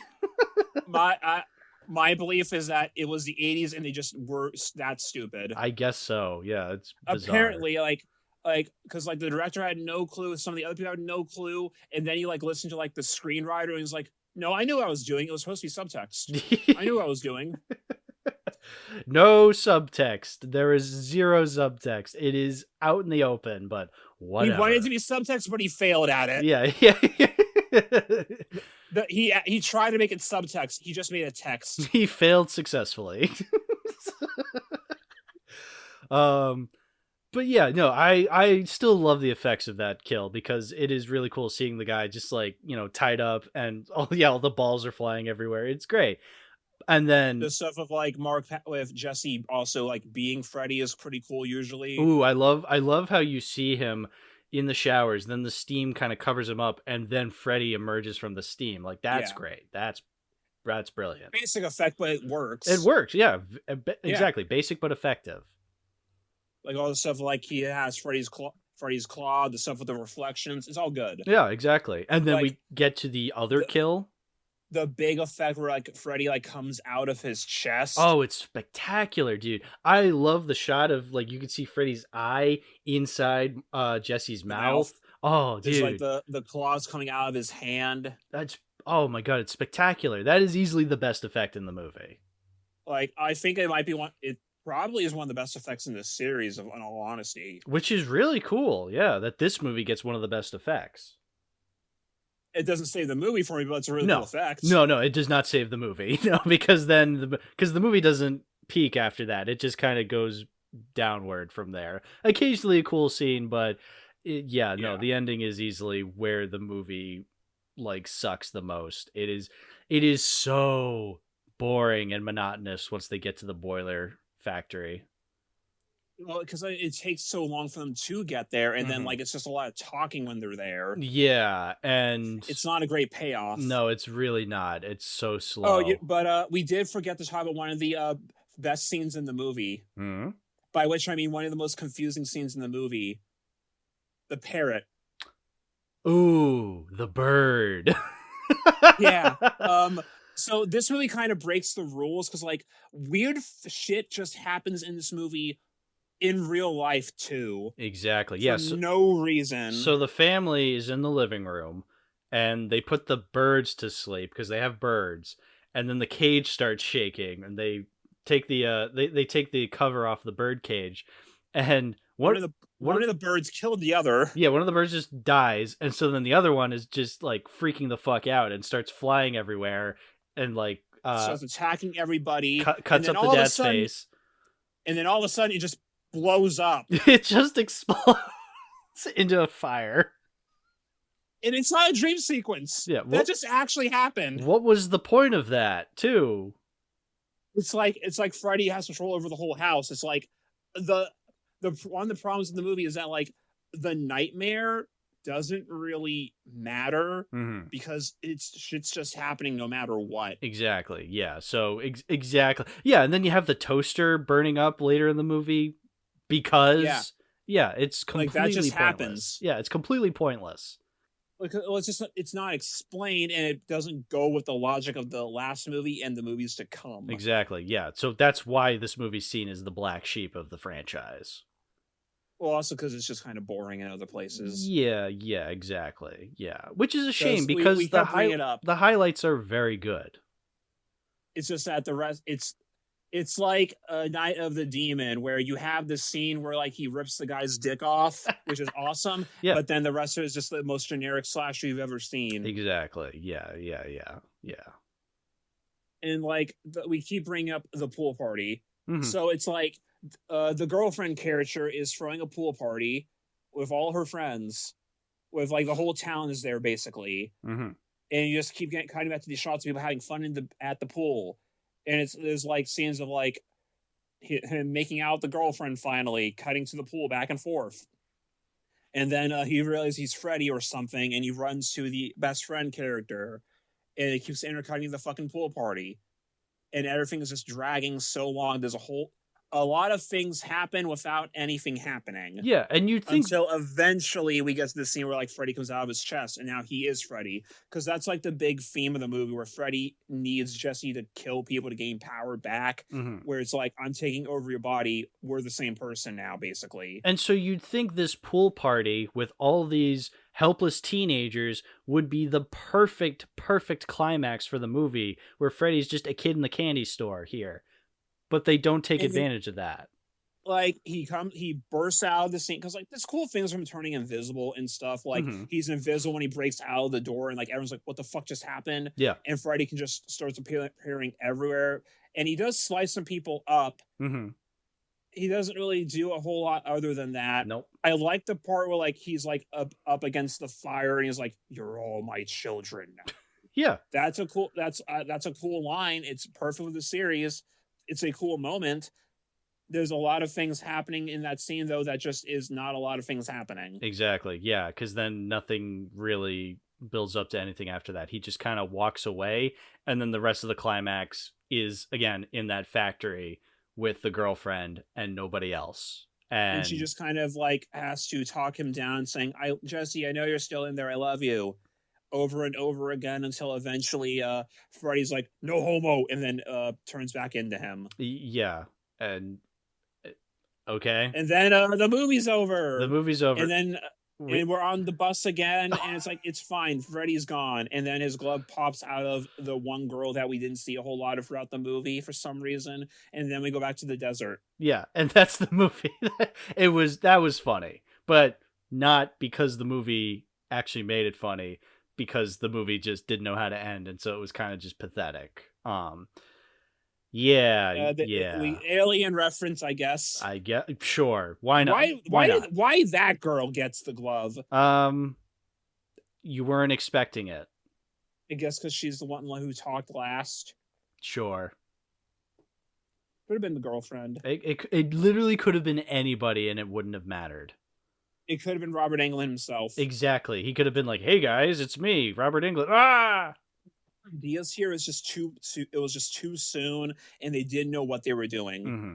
Now, with that all said, I still had a lot of fun with this movie. I still want to give big shout outs to the scenes that were so funny and absurd that I'm never going to forget them.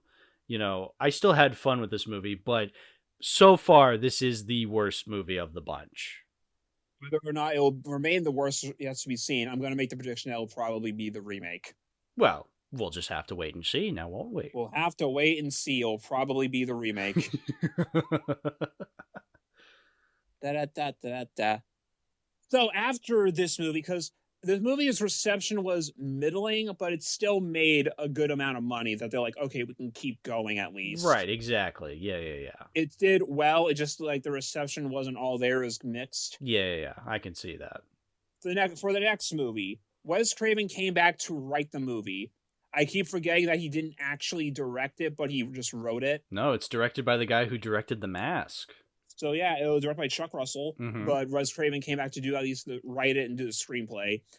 It got slightly reworked after that because apparently Wes's original script was a lot darker. Like they showed pictures of some of the original script cuts that Wes wrote, and apparently like Freddy was like much more crass. Like he said the C word at one point. Nice. Like, I'm gonna shit on your corpse. Doesn't really fit, but I see what he's going for. Yeah. I think that rewrite was probably better at that point. Well, but yeah, because at this point, came back. No, you go ahead. He came back to get things more on track, and I think that worked. With his involvement, they were able to get back Heather Langenkamp and John Saxon. Mm-hmm. That was what I was saying. So you can go now. Well, because at this point, yes, I think we've established that Freddy works better as a funny villain, and so I appreciate Wes coming back and maybe giving the groundwork for an actual story as opposed to the last one. This one feels like an actual evolution of the first one, but yeah, minus all the darker stuff, still make it, you still need to make it you still need to make it fun, because that's what Nightmare on Elm Street has become at this point. It is supposed to be absurd, not that serious. Some darker elements to this one. I feel like Freddy feels more like a better blend between what we're about to get and what we've had before in this movie. Sure, yeah. Because like more so in the beginning, they still keep him more in the dark and he's not as chatty yet. But like as the movie goes on, we get more and more of that. Yeah, and like I think it's like you see the character progressing to what people know him as now throughout the film. Yeah, and you know what? They still have darker elements there because of his backstory. Yeah, because we start getting more of that information. Right, exactly. There's also the fact that the movie takes place at a mental hospital for suicide attemptees. Yeah. Well, that's what I love about this movie, is that the way it establishes Freddy in this movie is that it's not just Nancy, it's not just one person, it's practically every teenager.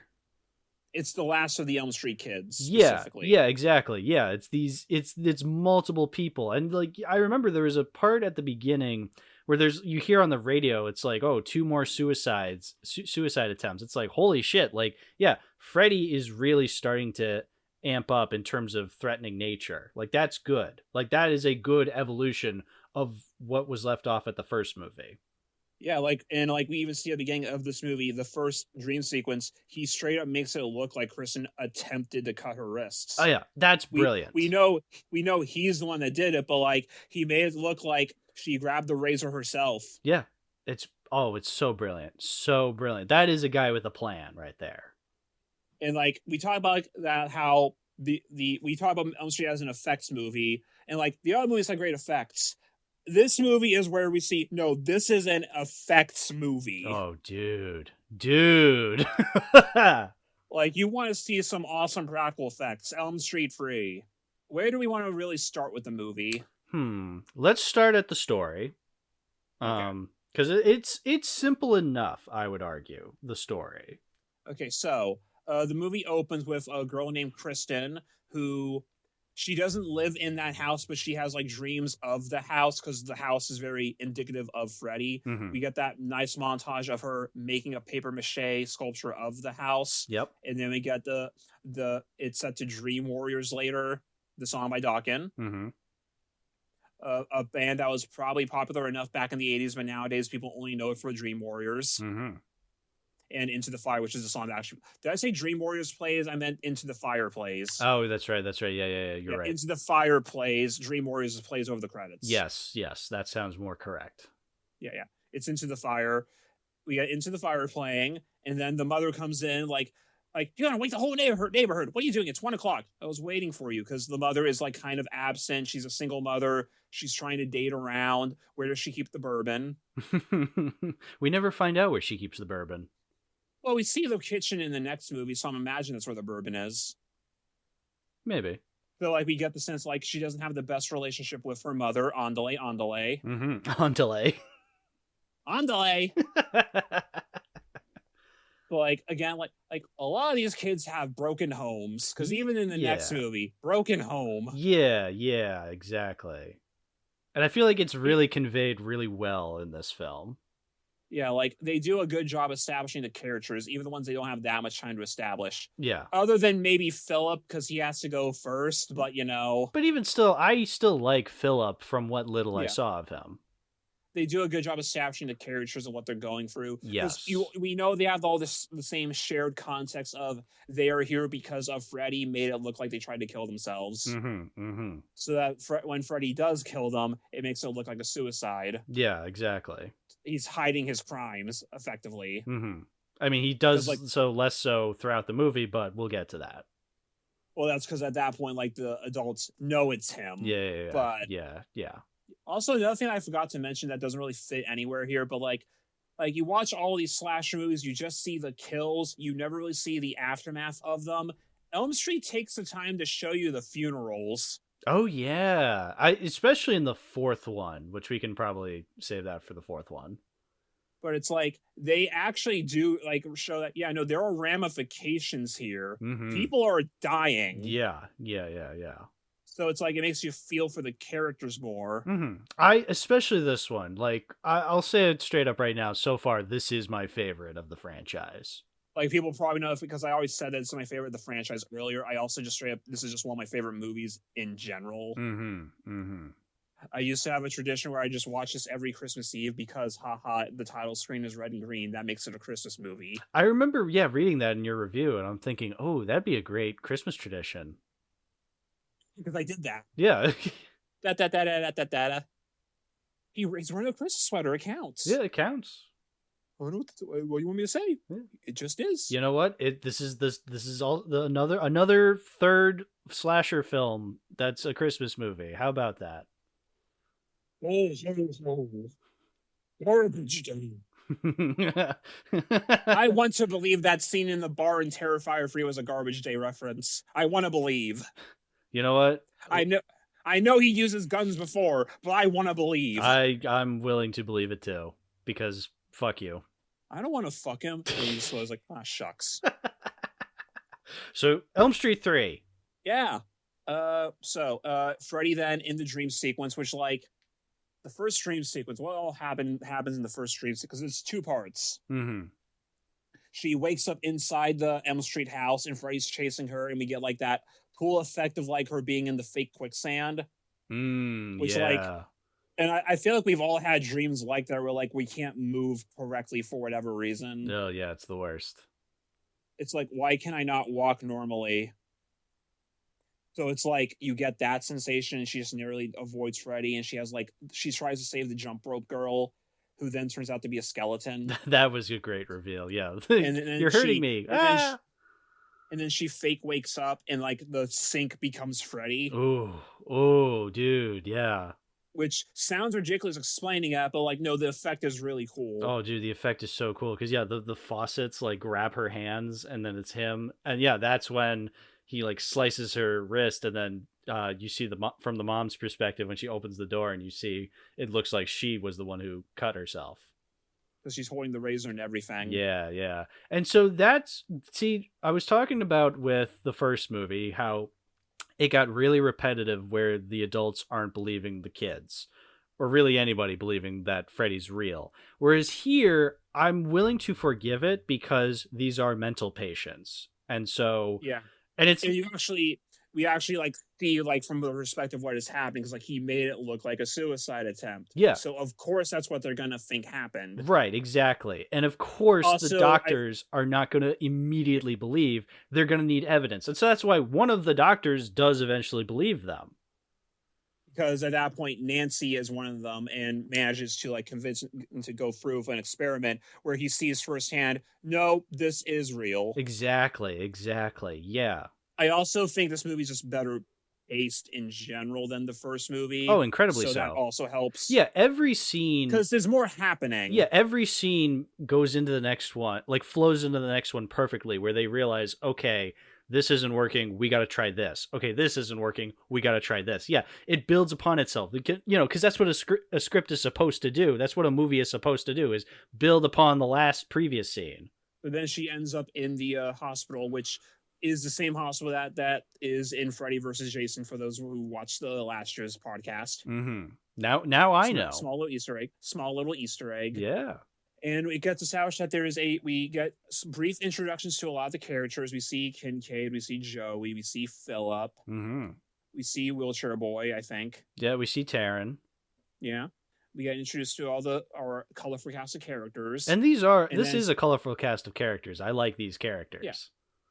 And then we got the notice that there's a new doctor coming to work there, who is later revealed to be a returning Nancy from the first movie. That's great. That's great. And for the record, like this movie only came out 3 years after the first movie, and they do a really good job of making Nancy look a lot older. Because I think at this point in time, because I think Heather Langenkamp was only like 20 when she shot the first movie. Yes. So she'd only be like 23, 24 at this point in time. And they make it look like she does look a lot older. Yeah. With the wig and everything. They did a good job on that. See, Disney, it can be done. So, like, now that we have Nancy in there, she already has the exact experiences with Freddy. So, like, she knows that this is real. She just has to figure out how to convince the other doctors to go with it in a way that doesn't make her also look crazy. Exactly. Oh, that is a very big thing to bring up. Yeah, she doesn't want to make herself look crazy, because then otherwise she's not going to be taken seriously. Exactly. So yeah, Nancy is very smart in that regard. It's only until, later in the movie when she starts becoming very, very desperate does she start freaking the fuck out and making things, a lot crazier. But by that point, she does at least manage to convince Neo to go through with it, at which point then he sees firsthand, oh, shit, this is real. Exactly. Yeah.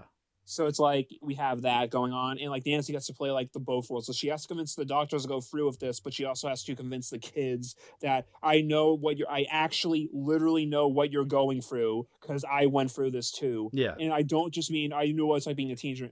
No, I meant I lived in that fucking house and the dude wears a green sweater. Yeah. And then, of course, we're introduced to the aspect that Kristen can pull people into her dreams. Kristen, played by Patricia Arquette. Patricia Arquette. You got it right. Yeah. Refresh my memory on what she did after this movie, because like she's a pretty well-known name, correct? Yeah, Arquette. She's part of the Arquette acting family. So she's related to David Arquette, who was in the Scream movies. But Patricia Arquette, like I said, she was in Ed Wood. Yeah. What else was she in? She was. Oh. All right, let me fucking Wikipedia. Yeah. Well, the listeners will know this. She was in Toy Story 4, because that's the only movie they've ever watched. Straight free. Oh, apparently this is her first movie role. She's probably in like TV before this. Okay, yeah, same year she was in a TV show. So this might have been her first actual movie, but she was in a Pretty Smart, Uncle Buck, True Romance, Ed Wood, Flirting with Disaster, Lost Highway, Stigmata, Bringing Out the Dead, Little Nicky, Lady and the Tramp 2, Scamp's Adventure. Oh, really? Holes, Fast Food Nation, Boyhood. Took 12 years to make. Toy Story 4, You Cannot Kill David Arquette, which is a documentary apparently. Yeah. She's filming a movie now called The Last Disturbance of Madeline Hyde. Oh, that one. She was in an episode of The Outsiders, an episode of Tales from the Crypt. Of course, she was in Law and Order SVU at one point. Everyone was. Yeah. She was in 10 episodes of Boardwalk Empire. She was in 9 episodes of Severance. So good news, James knows who she is technically. And she was in a Rammstein music video once. Good for her. Like a Rolling Stone by the Rolling Stones. She was in the Dream Warriors music video by default. Duh. Is Like a Rolling Stone the song I'm thinking of? Might be.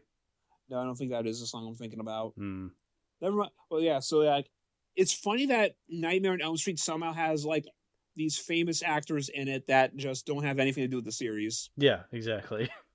Because like Friday you get Kevin Bacon and that's it, but here we have you get like Johnny Depp. No, you get Patricia Arquette.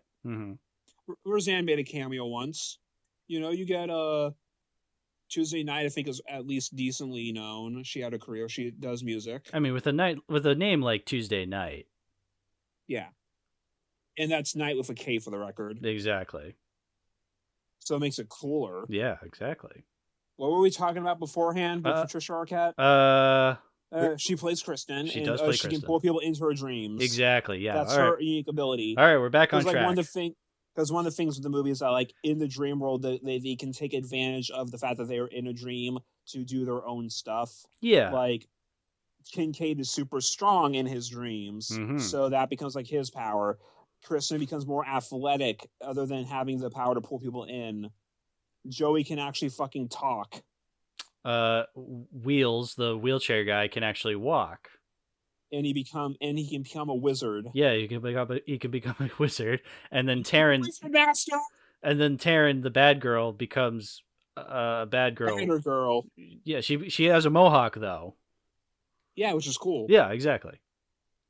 Apparently, one night during filming, they all went out for Chinese food after filming, and she was still in the costume. That's funny. So everyone was just like looking at her the whole time they were in the Chinese restaurant. And she had to be like, we're filming Nightmare on Elm Street 3. And they're like, ah. Well, it was like they were looking at her and she's like, I'll have the chop suey. And like everyone backed off after that when she said that. It's like, damn, girl. She pulled it off. She did. Based.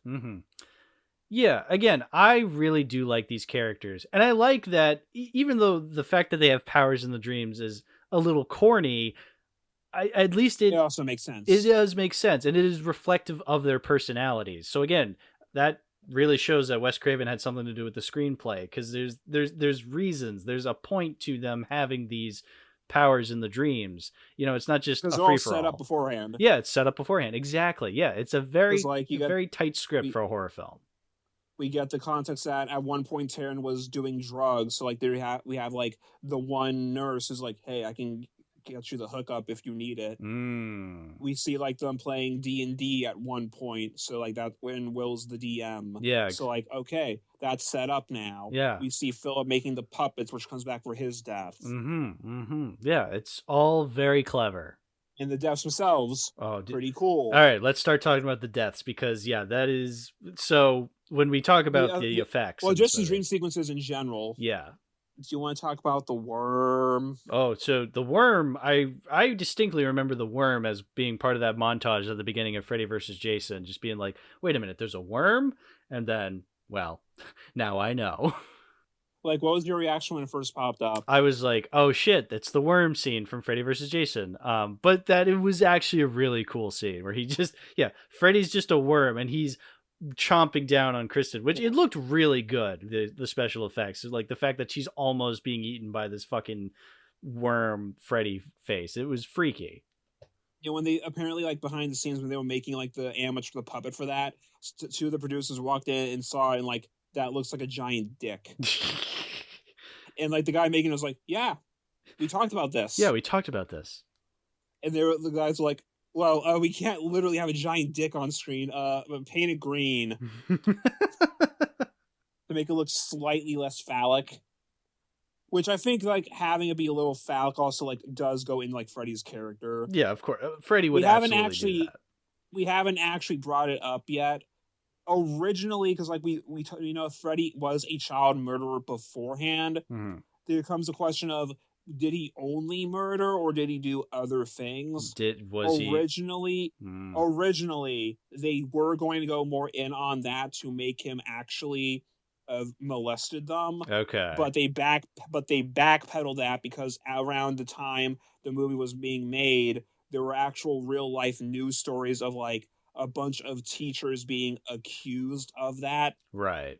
Like a whole ring doing that. So like, okay, we can't do that too much. So it just kind of became like a subtextual did he kind of thing, Yeah. which I think does work better. Yeah, but also, I mean, you know, just the fact that they say he was a child murderer is already evil enough, Yeah. you know? And That's yeah, already evil enough. the rest, so, like, you don't need to go fully into it because like having it be like maybe not is just enough because like what if he did, and that plays with the fear a little more. Exactly. Yes. So him being a little phallic there kind of goes in with that nature of it. Yeah. Yeah. Exactly. So the worm is just glomping her down, and then she pulls Nancy into the dream. And like there's like 3 different kinds of puppets animatronics for the worm. They all look great. Like the scene where like he looks up in pain, like sees Nancy and just throws you. Yeah. Which, by the way, like, oh shit, dog. By the way, I love the way Nancy is pulled into the dream where she falls into the chair and it just like fades in, like making it look like she just completely disappeared into the chair. Like, again, simple effect, but very effective. And then she sees her being eaten by something, like, what the fuck, and helps her out, and then realizes, oh, that's Freddy. Yeah. This guy again. You. The one that got away. Yeah. So now, like, their motivations, both Freddy and Nancy's motivations are now set for real. Because, like, now it's like, oh, you're back. Now I have to kill you, too. There's so many great effects in this movie, and all the dream sequences are great. Because, like, the next one we get is, like, the stop-motion puppet scene. Oh, dude. Yeah, so I want to talk about this. So, yeah, the stop-motion puppet scene where he just becomes one of Philip's puppets. But then also when he slices Philip open and uses his veins as puppet strings. That got me good. I was absolutely just squeamish at that. Yeah, like, it's a great effect, and it still kind of squeaks me out a little bit, even though I know what it looks like. Because, like, damn. Yeah. Yeah, it's phenomenal. It's fantastic. And it's only the first kill, so that's impressive. And like he just puppets him throughout the hallways up till he gets to, like, a tower to make it look like he jumps. Oh, I love that shot of Freddy just kind of in the night sky, just giant, like holding on to him, like as a puppeteer. Like, that's a great visual. Because at this point we just see Freddy just fully taking advantage of all the dream stuff. Yeah, exactly. Yeah, it's not just like, him with his claw. The stuff in one was great, but here they just go all out. I think adding that fantastical element really helps the character. Absolutely. It's like you can go both ways, making it look more realistic but you can also have it be like such more fantastical, and it's great going back and forth because it's like you can just fuck with the kids so much more and the parents that way. Yeah.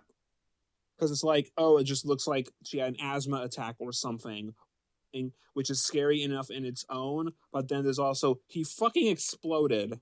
They're both scary enough in their own rights in the context of the film. Because like, I imagine like being a parent to one of those kids, it's like you get the call that your child had a fatal asthma attack in the middle of school. Horrifying. You wake in the middle of the night to a weird sound, you go to your kid's room, they fucking exploded into a blood puddle. Yeah, exactly. It's like, both were terrifying. Yeah. Now, we also got to talk about the TV scene.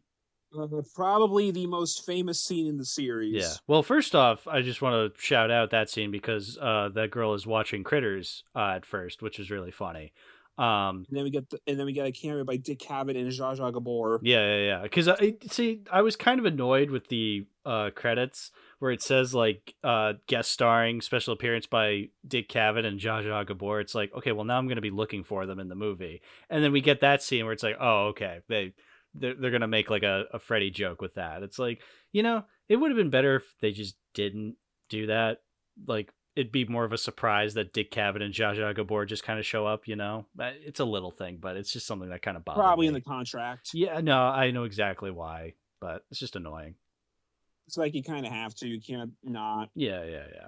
It is funny though that Dick Cavett says, "Who gives a fuck what you think?" Yeah. Yeah, then that's like one of those things like, oh, they managed to land Dick Cavett. That was in Joshua Gore. That was probably a big deal back then. Oh yeah, exactly. Because you wouldn't have expected Dick Cavett to say that, but there it is. Well, even just the fact that they're in this movie that they managed to land them and have Freddy on the screen with them, it's like, yeah, that kind of tells you something about the character, doesn't it? Yeah, and how big he was able at that to be time. with them. Yeah. Well, Dream Warriors was like the movie that got Freddy to be mainstream. Because he was known before that, like had the cult following, and the movies did well. Dream Warriors was the explosion. Right. Because after this, that was when all the merch started happening, and Freddy became a household name. But yeah, so that scene. So now that you finally watched the movie, because like you've probably heard the line and maybe seen the clip, but like actually seeing it in the context of the movie, yeah, how'd that go? So this was absolutely my first time just seeing it in general, because I've heard "Welcome to Prime Time, Bitch," but I don't think I've ever actually seen the clip. So seeing it, yeah, it was electric. It was amazing. That's when I read your review, and it's like 40 minutes into this movie, it becomes a franchise. It's like, yeah, that scene absolutely is. Did you know that it was Did you know it was going to be the scene when you were watching it? Did you know that's when the line was going to happen? You know, the fact that when his head pops out of the TV, that's when I'm like, oh, I think it's coming. This is it, and it happened. This is it, Jenna. Your big break in TV. Literally. Well, see, that's where it's like, okay, now we're starting to see this as it's no longer that the kids look like they killed themselves, because how do you explain her head in the TV, you know? It happens. Like, you ask Lawrence Fishburne what happened. I don't fucking know.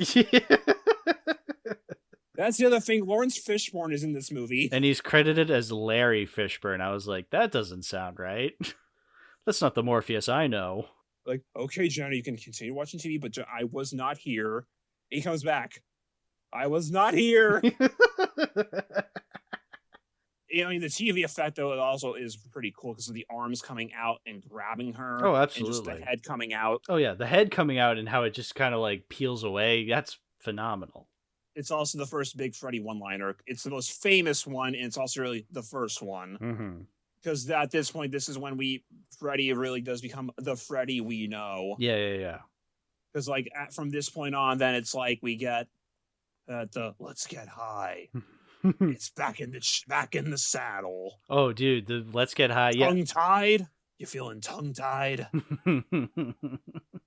No, but dude, the hypodermic needles as his claws, and then he just kind of like, oh god, the holes in Taryn's arms, how they're just like making that noise. I'm like, oh, that was the other part that really got me squeamish. And then when he just sticks the needles into the arms, it was just like,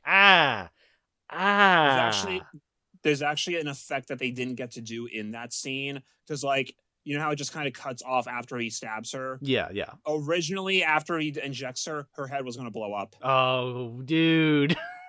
They couldn't get the effect correctly. Oh, okay. They couldn't get it filmed correctly, so like we just had to cut away. Yeah, I mean, it's implied that she dies after that.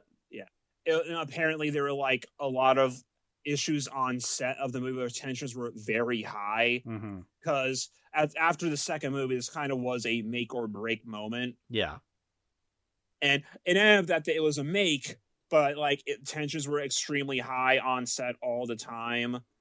That was like, we got to get this movie done, and it was a rough filming experience, but like at the end of the day, like this is the fan favorite film. It paid off. Oh, absolutely. We have like the Wizard Master scene with the fucked up wheelchair. That's also where you get the sense of like Freddy is like a lot stronger than before, because like the magic just didn't work. But like, cool moment. Yeah, it's still a cool moment. Yeah, I mean, I will say, I don't like that he's in a Dracula cape. It's like, come on, just give him a big beard and a big wizard hat, big Gandalf wizard hat. But whatever, it's doesn't matter. He gets stabbed anyway, and apparently, because the Freddy claw is not retractable in real life, to film that scene where he gets stabbed, they apparently put a 2x4 under the costume. And they just kind of had to hope that Robert stabbed correctly. And he did, because I think that guy's still alive. Yeah, well, he was in the documentary. He was the one that said it. Well, there you go. Yeah. That's another thing we didn't really talk about the Freddy claw yet. It is iconic. And like, because you notice how like Freddy's posture, like he always has like that side of his body is always like a little hanging down a little. That's because the claw is actually heavy because it's made of fucking metal. No kidding. I would. So it's like, no, it's actually heavy. So that's just how. So it just kind of informed his posture. Like it does weigh him down a bit, and after all, he just adopted that as the Freddy posture. The Freddy posture. Okay. You know what? I would have never thought that. Because it is made of metal. Like he does have blades on it. That would be pretty heavy in real life. Okay. Yeah. Now, of course, if you go to a Halloween store like Spirit Halloween and buy like the cheapo Ruby's glove, yeah, that's made of plastic and shit. Right. There are places of people that will make metal gloves, like NECA and Trick or Treat Studios do use metal for theirs. Mm-hmm. I want to get the NECA one at some point. It's just that I don't feel like spending the $70 right now. And I will not be buying the Trick or Treat Studios glove because for the price of that one, you could buy free NECA gloves. At least they come with the mannequin hands to display them. That's good, at least. Like I have one of the cheaper Ruby's gloves with me. It's like the second in line one. Yeah. It's like it's very cheap. Like for a costume piece, it looks fine, but you're not gonna put this on display. There's like 2 tears that happen just naturally just from using it normally. I mean, it's fun to put on, just go like wheeze, but like I wouldn't display this. No, of course not. I guess, like, just in general, how do you feel about the Freddy glove as a weapon? It's interesting because I would never have came up with it, but the fact that somebody did is unique enough. And it's obviously iconic at this point. Yeah.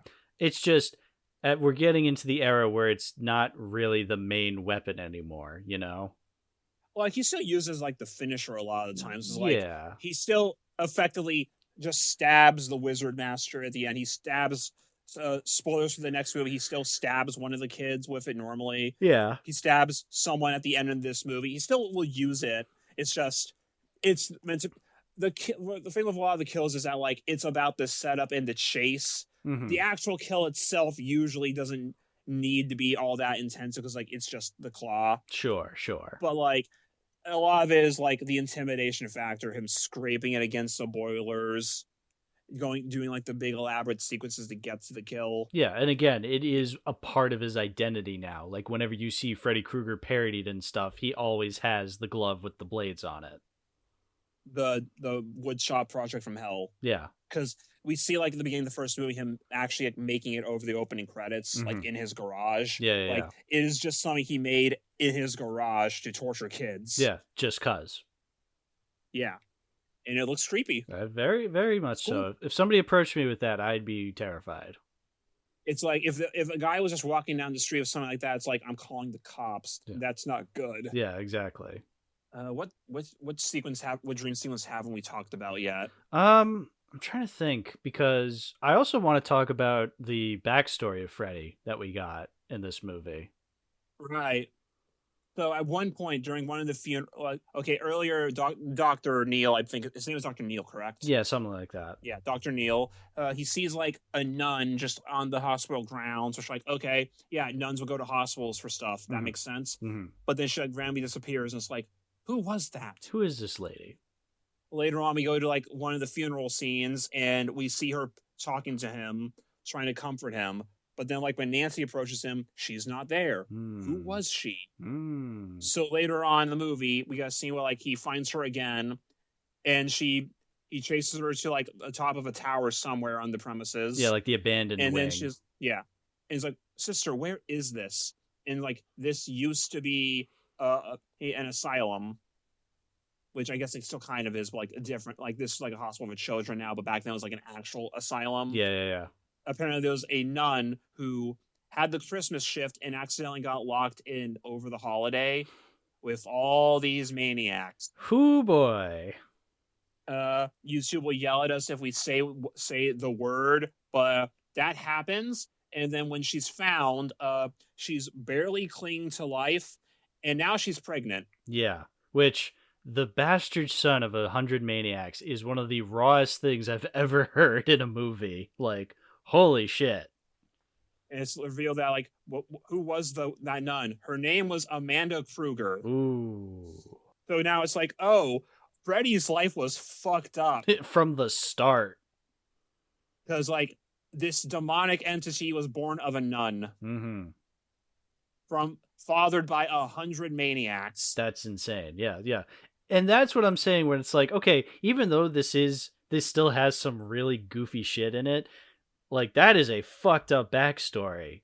And they don't even show any of it. It's all explained through the nun kind of explaining this to Dr. Gordon. But the atmosphere is still appropriate. Yeah, the acting is phenomenal. Like it's still delivered in a very serious way so that you still can visualize it, and it's so brilliant.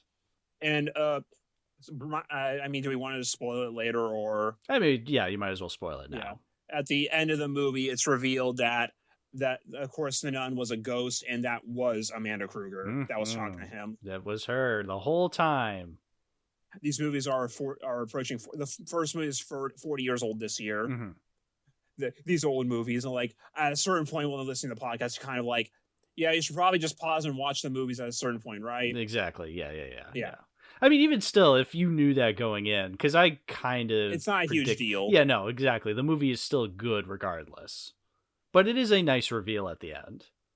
Yeah. Because, like, it gives you those nuggets of things going forward. The fourth movie doesn't really advance the backstory at all. Mm-mm. But, like, they'll go more into that in the fifth and sixth movies. Okay, yeah.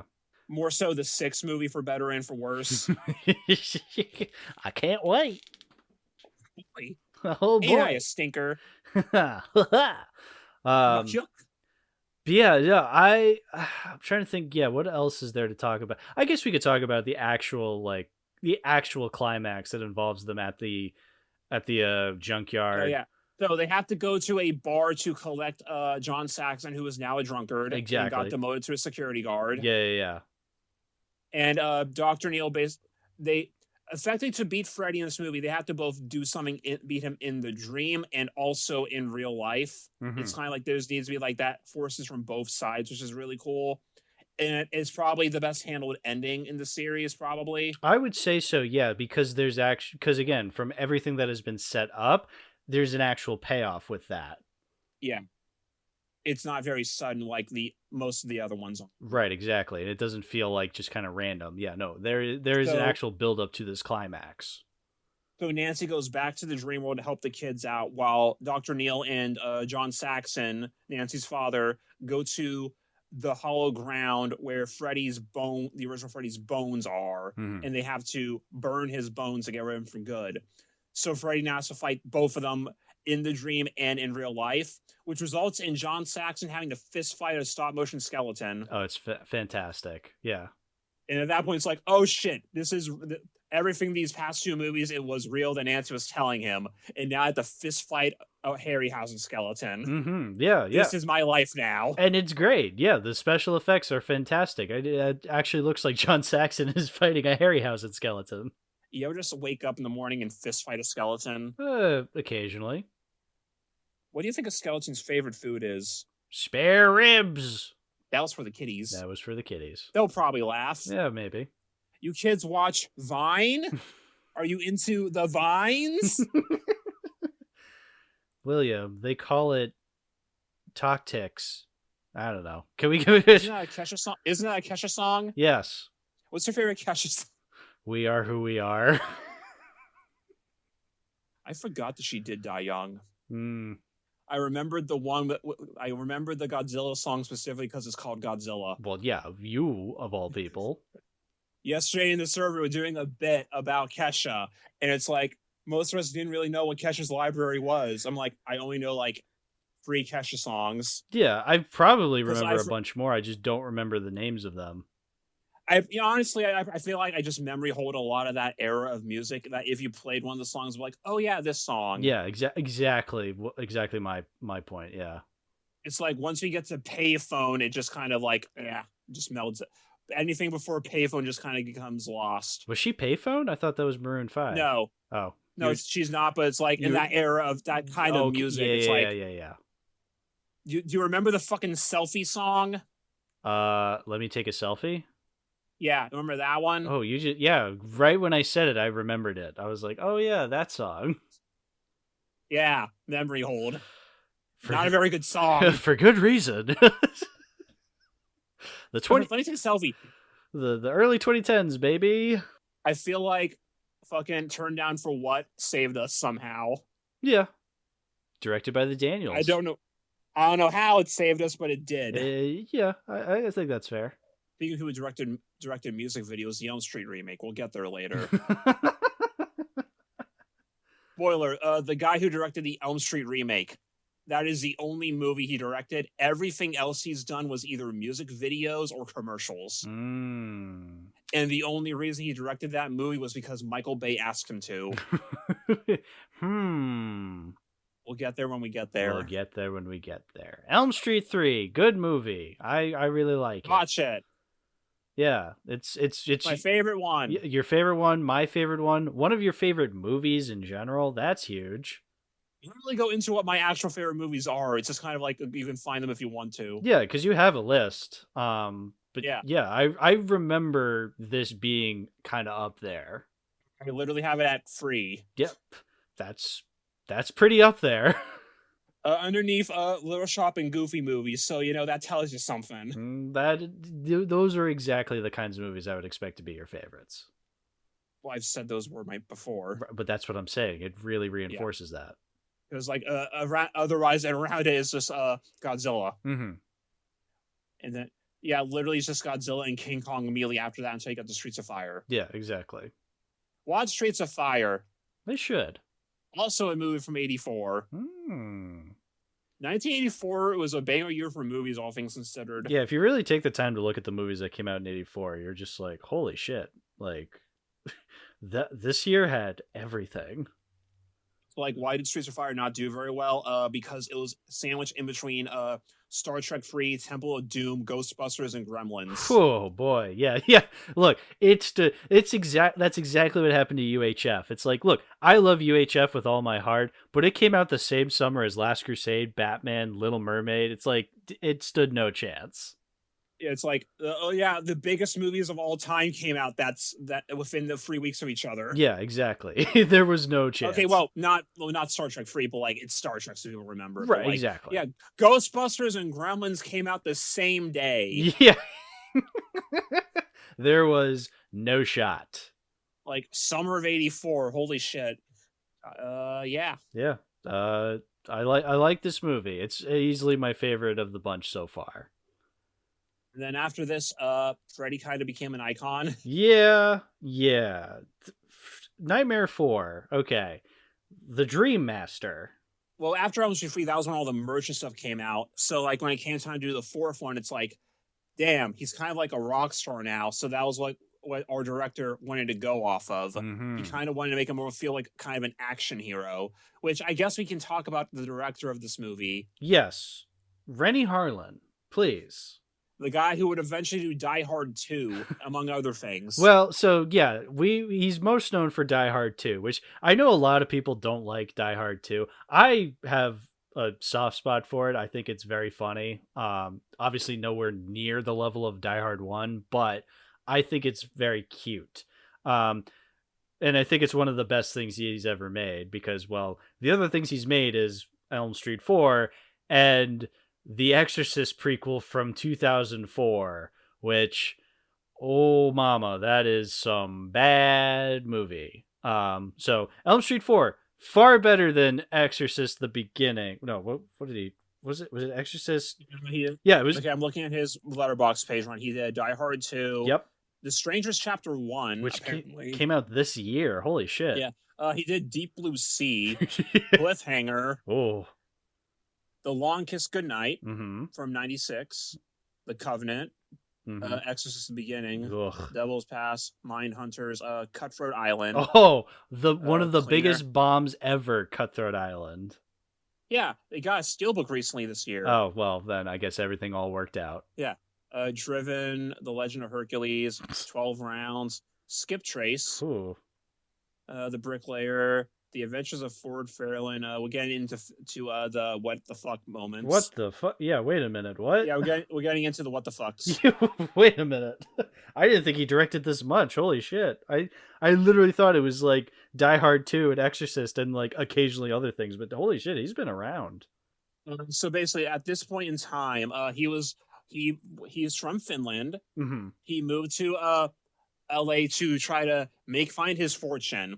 So of course he was the struggling director writer guy living off beans in an apartment in LA. Mm-hmm. As is the story goes.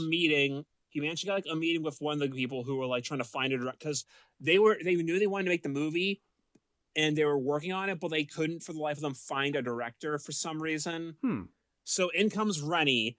He was this big Finnish dude, and like he had a good meeting with one of the people, and not a great meeting with Bob Shea, who kind of like, oh yeah, okay, whatever is this guy, bye.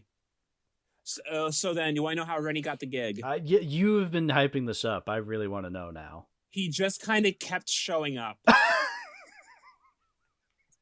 He just kind of kept showing up to New Line's office saying, hey, can I direct the movie?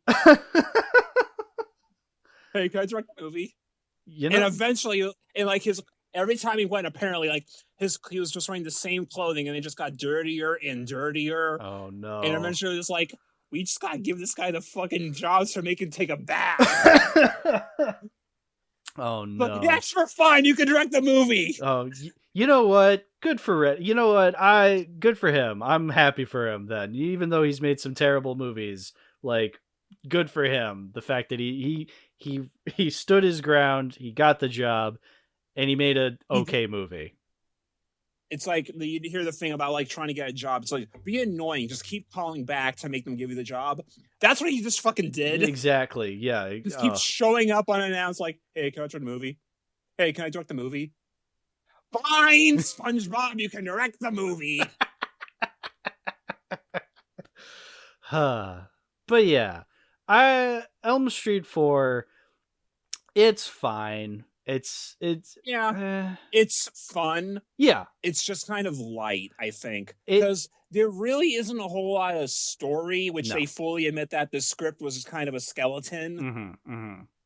Because it's just kind of like a series of set pieces, and then eventually the movie ends. Yeah. I mean, it is a weird movie to bring back because, the third one did end kind of perfectly with defeating Freddy, but it did also make money. How do we bring Freddy back? The dog pisses fire. Yeah. Which, again, I'll give the movie that. That is creative. Good for the movie. And apparently that was Rennie's idea, I think. Good. You know what? Because like the way in the documentary, I was talking about him explaining that, like, just all the Rennie stuff. There was like, oh yes, to do it like this, it'll look great. The dog will look exquisite. Like, oh, Rennie. He's so funny. Because this big Finnish dude. But here's the thing. I really do think this movie is back to square one with my issues with Elm Street, and that is we spend a lot of the movie of characters not believing the teenagers. And it's like, okay, I was willing to forgive it in the first movie because it was the first movie. Here, we've seen this already, and it just kind of is the movie again. It's like, okay. To give some credit, most of the characters are new, so it's sure. Like... But also, it's like, with Kristen's mother, it's like, why are we still doing this? Yeah, exactly, yeah. And now, luckily, we don't see Kincaid or Joey's family, is because, okay, Kincaid, Joey, and Kristen, since they lived last week, come back. Mm-hmm.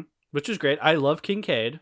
Yeah. But then he dies. It's like, oh, okay. Yeah, Freddy comes back to kill them off. Yeah, which they do have good scenes. And that does kind of like go into the thing that even Freddy's acknowledging that like these are the last of the Elm Street kids. At this point, Freddy has technically won. Yeah, that's another thing. His original goal of taking revenge on the parents by killing all the kids from Elm Street, he has now succeeded.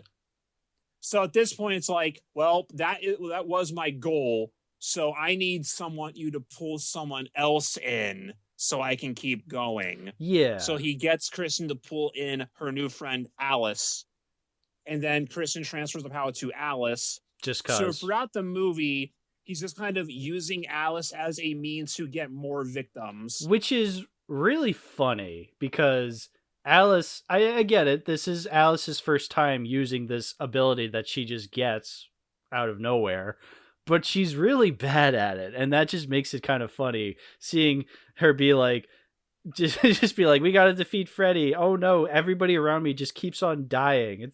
Because I keep letting Freddy know they exist. Yeah, it got comical the amount of times we went to a funeral in this movie, which is not what you want to do. Like you had said with the previous movies, whenever you see the characters at a funeral, like that's supposed to show the seriousness of it. It got comical in this movie. And also apparently all buried next to each other. Yeah, which is very convenient. Kincaid, Kristen, and Nancy are all buried right next to each other. You just see her in the back, like, oh, they're just all next to each other. Yeah. They're neighbors. They're neighbors in life and in death. Hey, buddy. Oh, yeah. How'd you feel about Joey's death? That was really funny because he was a perv in the last movie. Yeah. So of course he was a perv in this movie, and that was his ultimate undoing. That was great. Watching MTV with the Miss America poster. Yeah. And then of course he has a waterbed. Yeah, that is so 80s, the waterbed. And then like the woman shows up in the waterbed, and then oops, actually it's Freddy. Yeah. How's this for a wet dream? And then like when his mother comes in, he is somehow inside the waterbed. How did that happen? Don't worry about it. Good scene. How the fuck how did you explain how you get in a waterbed? Yeah, my son. Don't worry about it. My son drowned in the waterbed, and he's trapped in that waterbed. Do you explain that? No, don't. And his mother never comes back, so whatever. Yeah, exactly. But then, like with Kincaid, Freddy just makes it like he had a heart attack, basically. Yeah.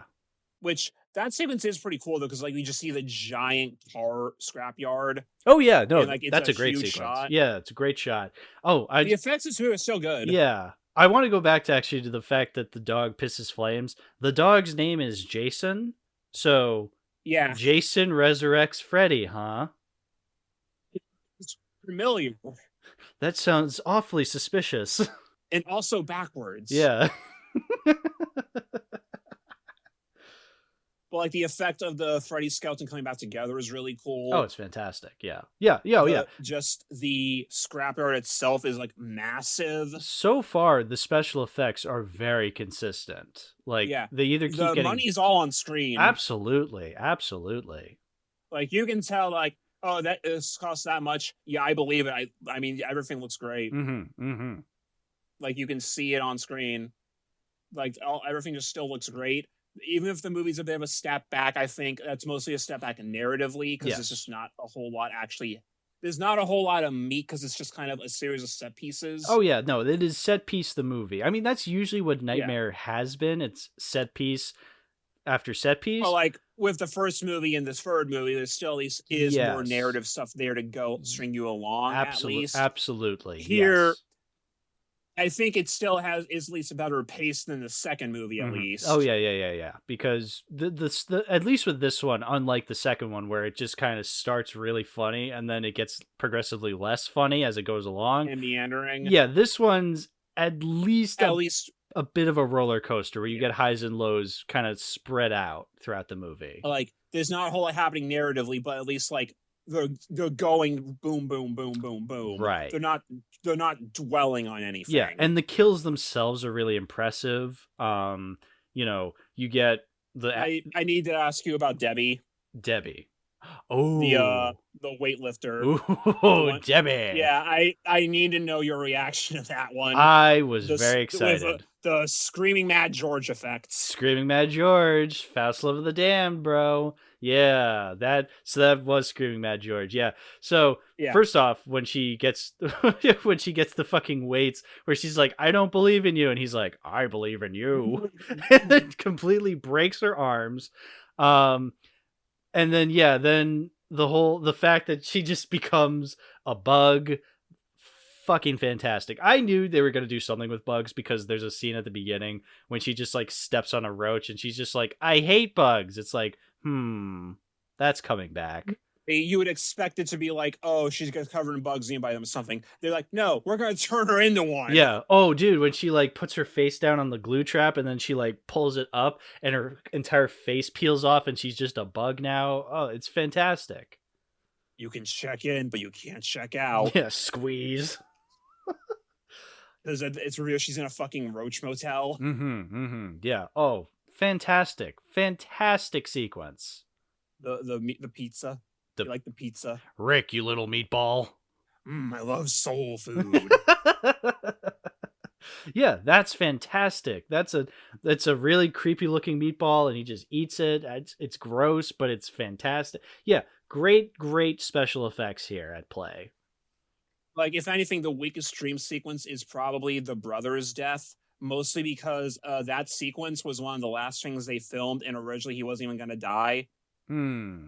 Like, from what I remember, he wasn't even originally supposed to die, so they just kind of shot that last minute. It was like, well, you might as well kill him. Be fun. Yeah, and that is interesting. Because that's the one where Freddy's invisible. Yes. You want to know why Freddy's invisible? They couldn't get Robert to film that day. It was the last thing they shot, so he wasn't on set anymore. Yeah. But he was still recording ADR later. Yeah. He wasn't available anymore. So that's why he's just punching the air. That's funny. And then the glove shows up at him. Yeah, of course. We're talking about how there's not a whole lot going on narratively. There's at least some themes going on, at least with Alice. Yeah, sure. Because, like, you have, like, her, like, she has all the photos on the mirror because she just wants to see herself. And, like, we get the sense that she's kind of very self-conscious and shy. She has, like, the daydreams about, like, being with the hot guy, but she's too scared to actually talk to him. And then speaking up to her father. Yeah. There is absolutely something there. I just don't think the movie does a particularly good job at conveying it. There's not a lot of story with it, but there's at least the theme there. Because, like, by the end of the movie, once everyone's gone and she has their powers, because we haven't gotten to that part yet, but once she has all their powers with her, she takes all the photos off and she can finally see herself in the mirror. Yeah. It's like, there's something there, and I can appreciate that. I think they could have done a little more with it. Absolutely. But I can appreciate that. It's also an Alice in Wonderland callback because it's Alice in the mirror. Yeah. So, like, it's an Alice in Wonderland with our friends, so, like, kind of cute. And then Freddy literally says, "Welcome to Wonderland, Alice." Yeah. It's cute. Yeah. They just could have done a little more narratively. Exactly. I acknowledge it's there. I just don't think it's as strong as it could be. Yeah. No, it is still fun, though, because, like, it is just kind of a roller coaster. Yeah, exactly. We get the beach scene, which is what your profile picture is right now. The famous Kristen has a dream where she goes to the beach, and apparently Rennie just wanted her in wanted her in the skimpiest bikini possible because her buttocks look very good. Oh, Chris, oh, don't worry, Tuesday your buttocks looks very nice and full. Like, Rennie, no, shut up. Yeah, look. So they gave her the skirt to make her feel better. Yeah, it does. But we're filming a movie here. Rennie, come on. She's let her be in a modest bikini. Modest bikini, exactly. No, but you know what? I wasn't even paying attention to the bikini. I was paying attention to because you're paying attention to Freddy's glove being a shark fin. That too, and also Freddy just wearing sunglasses is phenomenal. Yeah, like he puts on the sunglasses and she's just like. I have definitely seen like a Letterboxd profile picture with Freddy with sunglasses. That is a peak Letterboxd user profile picture. So, like, at one point, Rennie wanted to make Freddy feel more like a hero, like the hero of horror, kind of. Like, you're almost rooting for him, even though he's the villain. So that's why he did shit like that in the movie. And by that point, it kind of was where the series was going anyway. Like, Robert Englund gets top billing in this movie. Oh, yeah. At this point, it's no longer and Robert Englund as Freddy Krueger. It's Robert Englund. Robert Englund in Nightmare on Elm Street 4. Exactly. Yeah. The culture has shifted a lot since the first movie. Yeah. Also, we get the Tuesday night song Nightmare, which has been stuck in my head since yesterday morning now. She does music. This is the only song I know from her, but she does music. Look, with a name like Tuesday Night, she has to be famous somehow. Whether acting, songs, it doesn't matter. She needs to do something so then we can see her Your name is too cool to not be famous. Exactly. So, also, Freddy's defeat here in the movie is both really cool, but also really confusing because so she shows a mirror. She shows a reflection of him, which I guess kind of goes with like the mirror stuff from earlier. But she makes him look at himself, and it causes the souls in his chest to tear him apart. Which great effect. Awesome effect. Yeah. What the fuck? Why does that work? Yeah, because you. Also, fun fact. So one for the effect, they actually did build like a giant replica of the chest where they had like human actors painted up and squirming around in it. Mm-hmm. Would you be surprised at all to know that one of the naked women in there is Linnea Quigley? Well, see, here's the thing. I remember watching through the credits and it said Linnea Quigley at one point. I was like, wait a minute. And then I go to the Letterboxd cast list and it says Linnea Quigley. And I'm like, wait a minute. Okay, so that's what she played. Okay. Yes, she's one of the souls in Freddy's chest in the giant effect they made for it. And of course you see her naked because you see her naked in fucking everything she's in. Sure. I think Linnea Quigley just likes being naked. Good for her. The most naked woman in the 80s. Someone has to have that title. I guess. So yeah, it's a really cool effect, like the animatronics and everything, the big prop, it's all great. Mm-hmm. Weird fucking ending though. Yes. Yeah, absolutely. It is weird because it just kind of comes out of nowhere. Again, yeah, like you said, there is that whole mirror aspect of showing Freddy for who he is and evil will die, but it's like, you made that up. That was not at all set up. Remember in the third movie where you had the mirror sequence? No, it's because he dies because they put a crucifix on his buried corpse. Yeah, and then he blows up. And then he blows up. It's like, yeah, the basic religious aspect of it. Like he's a demon, so of course that'll work. Yeah. Why does a random piece of stained glass cause him to explode? Don't worry about it. It's a cool effect. Yeah. I don't see the correlation here. Yeah, that's why this movie, it looks good. It has some really cool sequences, but... Great soundtrack. Great. Oh, dude, the soundtrack. Mwah, chef's kiss. But the overall package, I'm like, it's lacking. It's not... I think it is also a little disappointing because the third one was so good. It was so strong. Whereas here, like I said, it feels like we've taken a couple steps backwards in some regards, which again, I'm willing to forgive. We're not going to these horror films because of the story, but because there isn't a strong story. Still be nice for it to be there. Exactly. There should still be something there. That's why I appreciate the third one so much, because there is something there.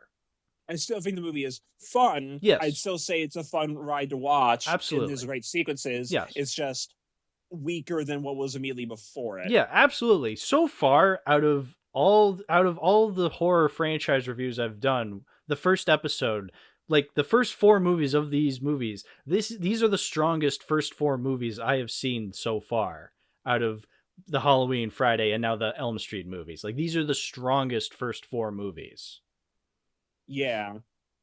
Like, okay, I don't want to say it's downhill from here because, like, I haven't seen part 5 in such a long time that I don't know what my opinion on that actually is. And 6, I can be considered funny bad for a lot of people. But, like, there are people that, like, genuinely like the 7th one for New Nightmare. Mm-hmm. Mm-hmm. But, like, it is at least... It's good that we do have, like, a good, strong foundation for the first half of this franchise. Absolutely. Yeah, no, I have had so much fun watching these movies. And even the second one, I know a lot of people are kind of on that one, but it's like, I still had a lot of fun with that one. Same thing here. It has moments. Yeah, there's so many moments that I can't say this has been a waste of time. This is absolutely so much fun so far. And, like, at least say no that, like, yeah, this one's just kind of a roller coaster, so we're going to lean into it. Yeah, exactly. Because there's no time wasted. No. And, like, another thing that's talk about the whole franchise itself that also sets it apart from, like, a lot of the other slashers at this point is that, like, it just looks better shot in just the visuals. Oh, dude, like, the visuals. The cinematography is just better than like a Friday usually is. Yeah, especially this one. This one has some really strong colors. Yeah, there's like that one like tracking shot where like Kristen's like walking away from her father in her house. Like, hey, that's a good shot. Yeah, it's just like a lot better shot. It's because like a lot of the earlier Fridays are just very flatly shot. There's not a whole lot of inspiration for a lot of it, and like other slashers from the era. Whereas here, it's like there feels like there's more like craft and skill behind the camera. Yeah, the colors especially. There's like so many different like colors. I love the shot of in the ambulance in this movie where it's just entirely green, and then like it closes it and it looks like there's still like green light in the ambulance, but it's dark all around surrounding them. It's great. Yeah. So about how well the movie did. So like even despite all of what we said, the movie actually did review very well when it came out. Sure, I believe that. And it was also the highest grossing one up to that point. Oh, okay. You know, yeah. That makes sense. That makes sense because they keep made going. money. Yeah, it made a lot. Like Bob Shea did not like Rennie Harlan throughout the production of the movie. Like he would come on set and just kind of grumble, like was not happy about anything that was going on. The movie came out, they saw lines across the block at every theater. So Rennie called his mom to say about what's happening. Bob Shea took the phone and just said, "Your son just made our highest grossing picture ever." I'm happy for Rennie. Good for Rennie. I feel happy and for like him. Yeah, like the movie came out, then on that Monday he got a call from like a manager saying, Rennie, Mr. Spielberg is on the phone.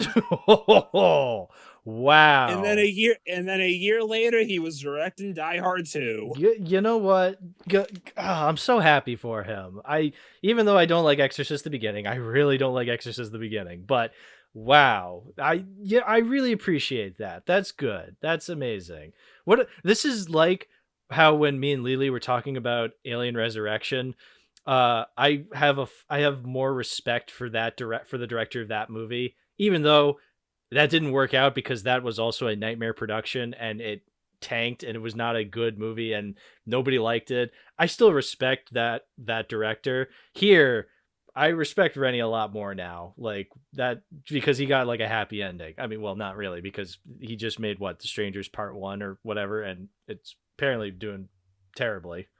But you know what? He made Elm Street 4 and Die Hard 2, and that's enough in my mind. And like in that, you can tell that he knew what he was doing too, because like the movie is also like very quickly paced. Yes. Like he apparently wanted to have more like Hong Kong action inspired stuff in the movie. I don't know if I go that far, but like I get what they're coming from. Like It is very tightly edited and paced. The story isn't really there, but they did the best what they could with the script they had. Oh yeah, I would watch this movie again. Like that's already a big compliment I would give a movie. Would I be willing to sit through it again? Yes, absolutely. I would watch this again. I'd watch 1 and 3 more, but absolutely I would watch this again. Before we wrap up, since I don't really know where else to really talk about this, after Elm Street 4 came out was when Freddy's Nightmares, the TV show, came out. So yes, there was an Elm Street TV show that came out after the fact. Basically what it was it was like a precursor to Tales from the Crypt kind of thing, where it was an anthology horror series, where Freddy was basically the Crypt Keeper. Okay. So like he would do like wraparounds. He would like introduce the shorts. He would show up periodically to make like a crack about what's happening. And it was still Robert Englund. Like this is where like if you've ever seen the GIF of Freddy playing the electric guitar in like a classroom, it's from the show. Oh, I don't think I know that GIF, but I'm sure you're gonna post it. In a little bit. Okay. But yeah, basically that was what that was. It was very low budget for the time, and like they didn't really care too much about it from the higher ups section because it was just money at that point. Yeah. But like it was there, and like everything still took place in Springwood, so like it still had that connective tissue. And like apparently they did get away with a lot of like gory stuff and sexual stuff in that show, despite the fact that it was on TV in the 80s, because they just did what the fuck they wanted for fun. because they knew it was going to get cut. Yeah. But yeah, it was just like a little fun little production that people jumped in on. Okay. And then once it ended, because the budgets were getting so bad, they just kind of like put the people who were working on the show on the Tales from the Crypt. Okay. Yeah. Which actually put the budget for that show down a lot, kept the budget for that show in check a lot more, and made Tales from the Crypt a bigger success. Right. Apparently, Freddy's Nightmares isn't a very good show in general. I haven't seen it because it's barely ever streaming. It was on Screenbox for a couple months at one point a couple years ago, but then they lost the license again. It is basically nowhere on physical media, and it's hard to find. The most noble thing about it, though, is that like the pilot for the series is actually an episode called No More Mr. Nice Guy, which is actually the Freddy Krueger backstory. Oh. Where he's the Springwood slasher, and we see like that actual origin. Okay.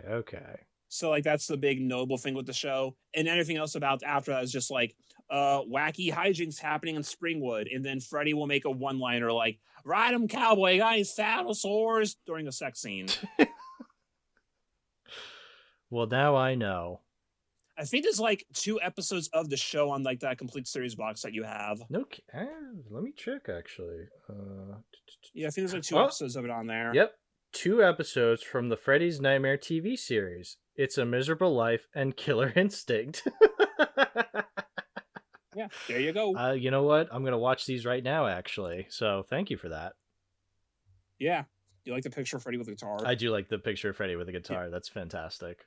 So yeah, just like I think Tom McLaughlin, who directed Friday 6, actually did an episode or 2 of the show. Oh, no kidding. He was on the documentary. Oh, so the best Friday movie. Yeah. So I think he did like an episode at one point or something. It was just like a thing that it was just a thing that happened in the series that just kind of gets usually a footnote. So I just want to bring it up now that it happened. No, absolutely. I mean, you brought up the Friday the 13th series when we talked about the movies, so you know. Well, that also had relevance in terms of the main character of that would be in Jason Goes to Hell. Exactly. Yeah. Well, the actor, not the character. Not the character. No. So there was at least something to bring in there. Mm-hmm. Whereas here it's like, yeah, Robert Englund's in it. Yeah. You know. He's a little funny. Yeah, he's a little funny. Because it was just like they didn't really. It was the let's fuck around show. Yeah. Because the next thing that happened will be the 5th movie, and then we need to talk. And we talk about that next week. We'll talk about that next time. So yeah, we don't really have anything else to talk about this episode, so I say we wrap it up here. Yeah, I mean, and I guess do you just want to talk about all the films at the end of the next episode, then all together? Yeah, we'll do a big finale like at the end of the next episode. Yeah, where we rank and do all that. Yeah. So yeah, that was the first 4 Elm Street movies. Yeah. All 4 of them are streaming on Max currently. The first movie just got released on 4K. It took fucking forever, but it finally happened. And it's looking like they're working on restorations for the other movies now, too. So hopefully those get releases within the next year or 2. You know, Arrow's doing Jason Goes to Hell and Jason X. Yeah. That's an update from last year's episodes. We're getting 4Ks of Jason Goes to Hell. Because, like, we found out Jason Goes to Hell from, like, Adam Marcus himself saying, yeah, work on restoration. We're trying to get it work pretty even. And then, like, Arrow themselves basically announced Jason X was like they just did the 4K of Trick or Treat with the Michael Dougherty movie. Yeah, Trick or Treat. Yeah. And inside there is like they always put like a little postcard of things that they're working on for later. You open up that release, there's a postcard of Jason X inside. So basically, we have Jason X. Oh boy. Because they just did the 2009 on 4K. Insane. So yeah, the modern Jason movies are getting 4Ks. How do you like that? I'm very... It's weird because like the first movie and the second movie have 4Ks now. Yeah. And then we have 2009 and apparently Jason Goes to Hell and Jason X on 4K. But 3, 4, 5, 6, 7, 8 don't have 4Ks. Yeah. What's up with that, dude? Come on. I'm assuming though, if they're doing Jason Goes to Hell and Jason X, they're probably also doing Freddy versus Jason. Yeah. And I mean, I think they'll probably get to, the rest of them at some point. They gotta. They're Well, Paramount would be doing the first 8, if anything. right, yeah, but it's still 'Cause that's their ownership. yeah, but they have to. I mean, come on, They're just taking their sweet time. yeah, if Adam got it on 4K, they're not far behind. It's like you gotta at least do 6. Come on. Exactly. Even like Jason Takes Manhattan would probably look really good in 4K with all the colors. I think so. Yeah. Yeah. When they actually go to New York. Like even like the dance hall scene on the True. boat, Yeah. and, Yeah. like True. the stuff, the guitar. Yeah. So yeah, Elm Street. We like Elm Street. I like it so far. Welcome to prime time, bitch. Yeah. All right. See you next time for part 2, everybody. Bye. Dylan, I don't want you watching this.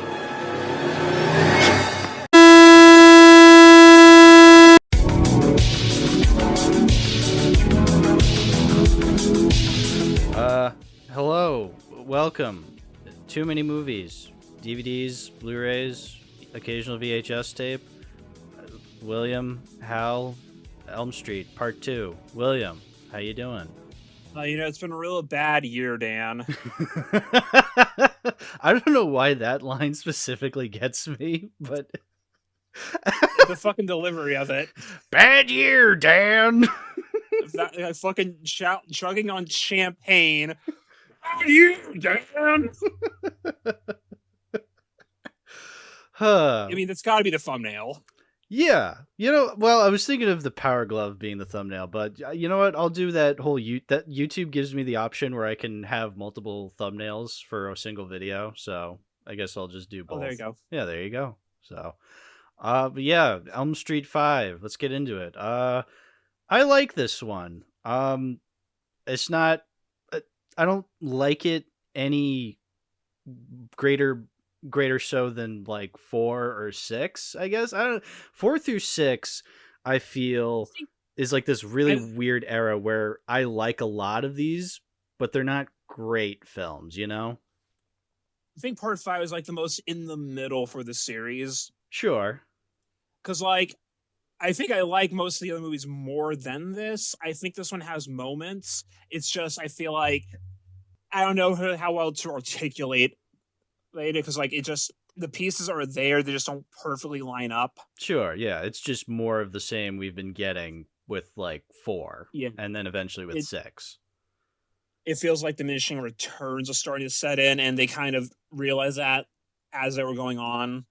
Yeah, because like the movie did make money in theaters. It's just that it was not well received critically. So at that point, they were just like, all right, let's just do like a big finale after this, which we're getting ahead of ourselves because we haven't even started talking about this movie yet, but yeah, that was kind of the thing going in there. Honestly, I think the reason I like this one more than 4 is because, yes, it does have the same issues as 4, where you have random teenagers who were not established in the previous one who have no idea who Freddy Krueger is, even though they live in Springwood, and they should know that in the last movie, teenagers were dying in really absurd ways, and now I guess they don't. I guess the justification is that we don't really know how big Springwood is and how many people there are. Yeah, because it's like, 3 people died out of 800. Yeah, that is weird, but still, it does have the same problems as 4, but I feel like this one's not as long as 4. I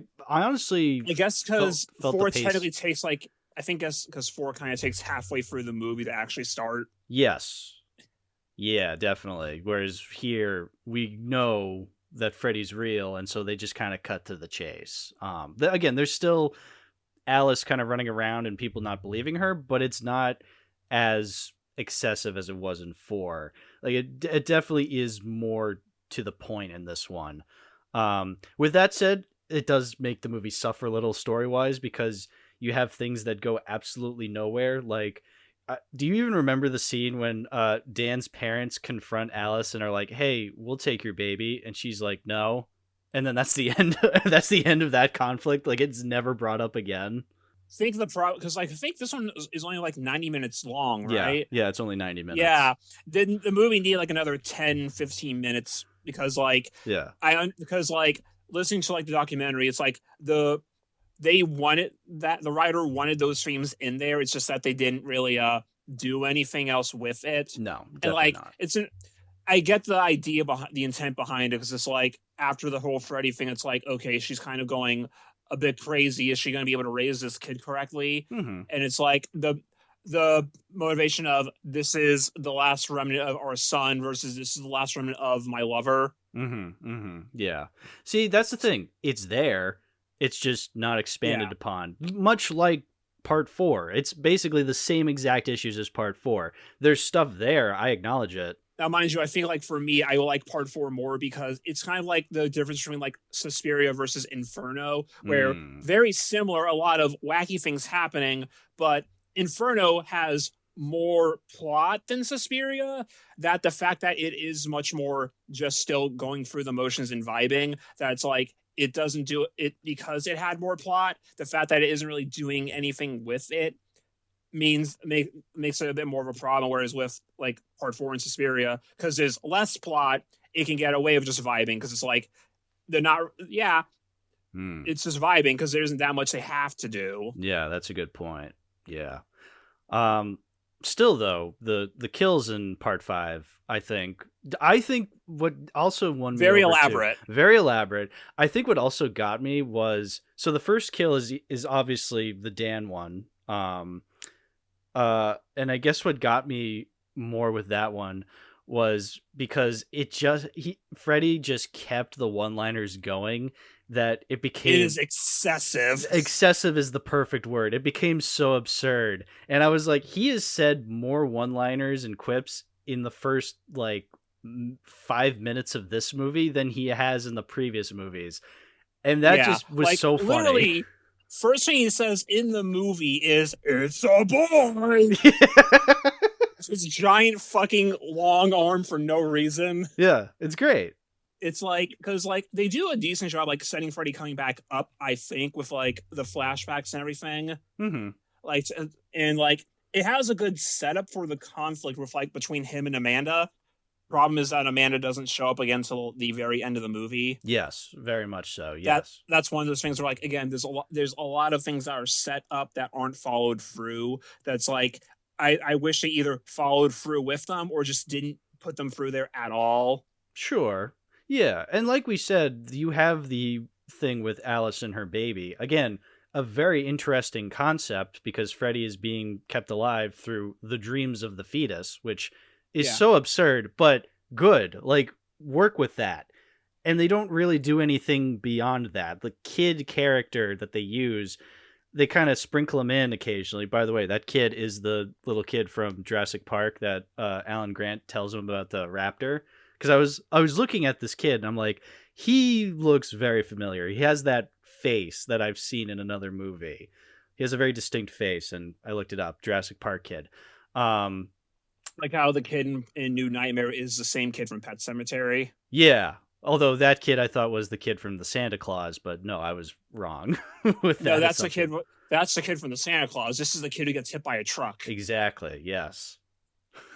But anyway, I like the idea of there being this kid, and that's how Freddy's being kept alive. Like, that's how he's, in the dream world, is he's in the dreams of this kid. But again, they don't really do anything.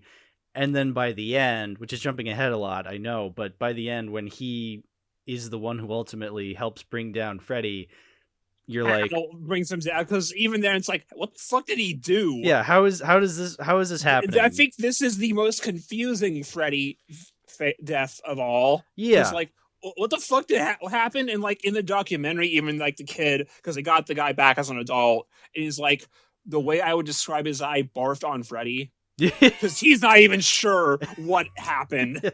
It leads to a cool visual, because you have the souls of Dan and the other guys like kind of trying to break free from Freddy. That's great. But yeah, again, this was not built up very well. So I feel like the best like explained definitive ending really is part 3. Yes. Because, like, most of the movies, it's just, and then he loses because, special effects. Special effects. We ran out of time. Yeah, exactly. Like, I think, like, it was either, I think they actually straight up said for this movie that they did not have an ending written.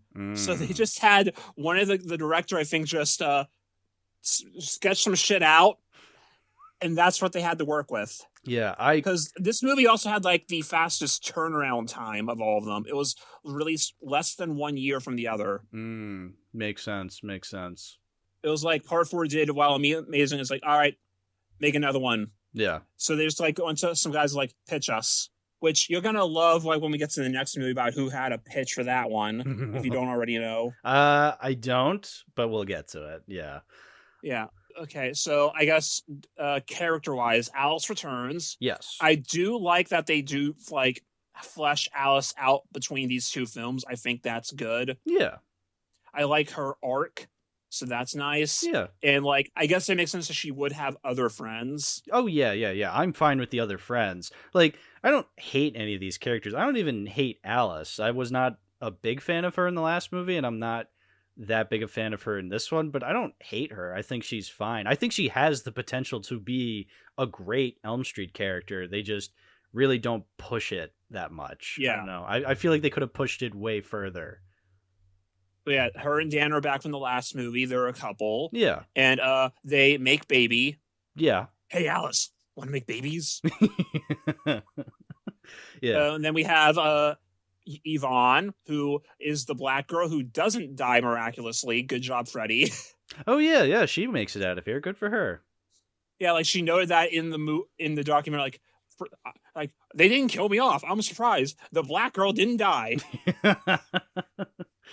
Good job, Freddie. Good job. We have Greta. the rich girl. We have what's his name? It's Mark, right? Isn't it Mark? I think so. Mark, the comic guy. The comic nerd, yeah. Yeah. And yeah, it was only those three that died, right? Yeah, there was only 3. Yeah, because it was Dan. Yeah. Because Dan was the motorcycle incident. Greta Is the Monty Python in the Meaning of Life scene. Yeah, and then That was the inspiration for the scene, for the record. okay. Yeah, that So was the inspiration. it's not a joke. It literally is. Okay, you know Yes. what? That's good. I'm glad. And then you have Mark's death, which is the comic book sequence with the greatest character in all of horror, Super Freddy, which is a very fun anecdote for that. Like, okay, so 2 fun anecdotes. You know the lighting bar on his sweater? Yes. Originally, that wasn't supposed to be there. Apparently, when they were filming the scene, the prop guns actually made the sweater catch on fire, so that was just how they fixed it. Oh, that's funny. And like the guy in the Super Freddy makeup didn't even realize that was a mistake. Like, I thought that was just how that was supposed to go. Yeah.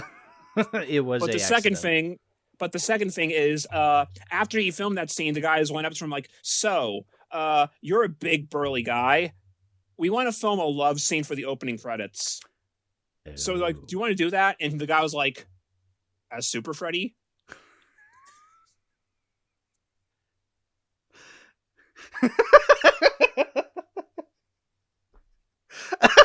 So that wasn't actually Dan in the opening credits. That was the Super Freddy guy. Oh wow, that's fantastic.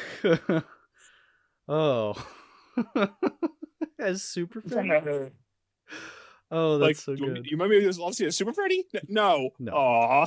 Oh. It would have made this the best movie in the series if it happened. Yeah. Oh, exactly. Which I thought Super Freddy was in the movie longer than he was, but no, he's like in 5 seconds, but still. Super Freddy! I honestly didn't recognize that it wasn't Robert Englund as Super Freddy. I thought they just caked him on with like a bunch more makeup than usual, but then in the credits it said Super Freddy played by. I was like, oh, it's a different guy. Okay, but it makes complete sense because he's a much bigger, more chiseled Freddy. Yeah, Super Freddy. Yeah. Super Freddy! I love his parody of the 1940s Superman Fleischer cartoons, like faster than I don't even remember what he said. Faster than a bastard maniac. Yeah. More powerful than a loco madman. I appreciated that. But I also just appreciated the whole comic aesthetic of that scene too. It was really clever. Like, they literally painted the entire set black and white. Yeah, no. That was not an optical effect. That was just the set. That was fantastic. Yeah, it was great. Like the only optical effect is that apparently they actually like put makeup on Mark and like made like his clothes brighter for that sequence and then keyed it back to normal. That was like the only effect, and it was just for like the stuff that was actually in color. Yeah. The set itself was black and white and everything. Yeah, no, it was fantastic, and I love when he becomes his superhero character, because you think he thinks he has the upper hand, but ultimately Freddy won in the end. Remember, kid, comics are bad for you. And you know, actually, this is the greatest movie ever made because Freddy skateboards. That is true. Yeah, when I saw him riding on the Yeah. skateboard, I knew I was watching something special. I also even really liked when Mark became 2D and Freddy starts shredding him. I thought it was pretty well done for the time. Obviously, it And looked apparently that fake. was done in camera, from what I heard. Yeah, there were some sequences where it looked like it was just obviously paper he was swiping at, but then there were other scenes where he was moving in a very special effects type of way. It's kind of hard to describe, but I don't know how they would have achieved that, but it was still impressive, you know? Yeah, I forget how they exactly said they did it, but like it was all done in camera, which Yeah. is very cool. Yeah, oh yeah, no, it ended up really fantastically. I also do like the characters themselves overall, because like you get the sense that they all do care about each other, because like they Yeah. all just graduate together. They were at a party. Like you see like just like the small movements, like Greta putting her head on Mark's shoulders. You get the sense that these are all real friends who have known each other for years. Yeah, I don't think they do a ton with them, but what they do with them, it's good. I think it's Yeah. enough. I think it's enough for the movie. Yeah. To go off It wasn't of the, enough is just that the other plots that they just don't have a whole lot there. right. But to go off That of the really needed. Yeah, to go off what now? Well, I was just gonna go off the comic aesthetic. One scene that really sticks in my mind is when Mark falls asleep and Alice notices him in like the comic book or something, and so And like when she draws herself in there. she draws a stick figure of herself and writes Alice. Alice. See, He invited me to his home last night. yeah, that's a great. It's so funny. It's so funny. It had me laughing for like ever after that. I guess like, did we actually talk about the motorcycle death yet? We can get a little more into it. We might as well, because Yeah, that's like, what these movies so- are about. Before we start recording, I showed you 2 clips because Yes. like this was the movie that was the most censored by the MPAA. The part 7 of the Elm Street Yeah. series. Yeah, even though it's the 5th part. Right. Yeah. You know, where they had like every sequence originally went on a little longer, basically, from what they said in the documentary. And I showed you the clips, and like, yeah, both of them, there are definitely obvious parts that got cut out of both of those. Like every shot in that motorcycle scene originally went on like 2 seconds longer. You saw like everything like going under his skin. Like it was so much more involved. Like it goes on like at least like 20% longer in the uncut version. Yeah. I honestly, and you can find this all on YouTube for the record. Yeah, I honestly don't see what made a difference, but obviously I'm not part of the MPAA, so I don't really know how to regulate these things. But They're just very petty. They were just very Yeah. petty with horror back then. Like yeah. for another thing. So the original movie just came out in 4K, and one of the big selling points is that they have for the first time the uncut version of that movie. Now, those deleted cuts and things were put on previous releases as bonus features, but this is the first time they were reincorporated back into the movie, which is pretty cool. Do you want to know the time difference between the regular version and the uncut version? Oh, tell me, please. 9 seconds. Oh, that is petty. 9 seconds. 9 seconds is what gave it That an R was rating. too much for the MPAA. 9 seconds. Make it make sense. Great, we have it. Fucking 9 seconds. You probably won't even notice what was cut unless you're watching a comparison. Exactly. That is absurd. 9 seconds. That should not be what we should be grading a movie's rating off of, is 9 fucking seconds. Yeah, it's like you had to cut that because like I'm sure it's 9 seconds across multiple scenes, but like that probably makes it even more petty, doesn't it? No, it absolutely does. 9 seconds is a difference between an R rating and an NC-17. Like that's stupid. Yeah. That's ridiculous. Like, Ratings don't matter, kids. Yeah, it's like you hear people say like back in the, like going back to like the 80s horror films, like that wasn't even that scary or gory, and it's like, No. well, it was going to be. If you just kept those 9 seconds, oh mama. You can get away with a whole lot more now than you could back then. Oh yeah. It's like you kind of have to look at a lot of this with that context. I think Elm Street gets away with it more just because you have Freddy and like the sequences are more creative than they are gory usually. Mm-hmm. Because it's like there isn't that much blood throughout the series, in all honesty, because it's just more about like the actual visuals of it. Yeah. And like the cerebral thing. Like the Elm Street movies, even mentioned here, only 3 kills. Yeah. Freddy does not have that high of a body count because, like, it's the difference between Elm Street and Friday, where Elm Street will focus more on, they only have like 5 characters and like focus more on them. So there's less deaths overall. Whereas with Friday, there's a lot more characters because they're just there to get killed anyway. Right, exactly. And it's usually just being stabbed is the way to go. Obviously, Friday it depends on the movie. Which is still fun. Yeah. Oh yeah. Yeah. Friday is blunt, simple, and stupid.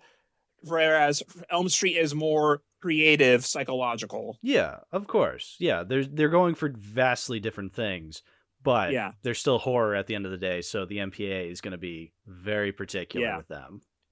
It's like I've said this before, and I'll say it again. If you want to get into slashers, do not start with Friday the 13th. You kind of have to like start with something like Elm Street or Chucky.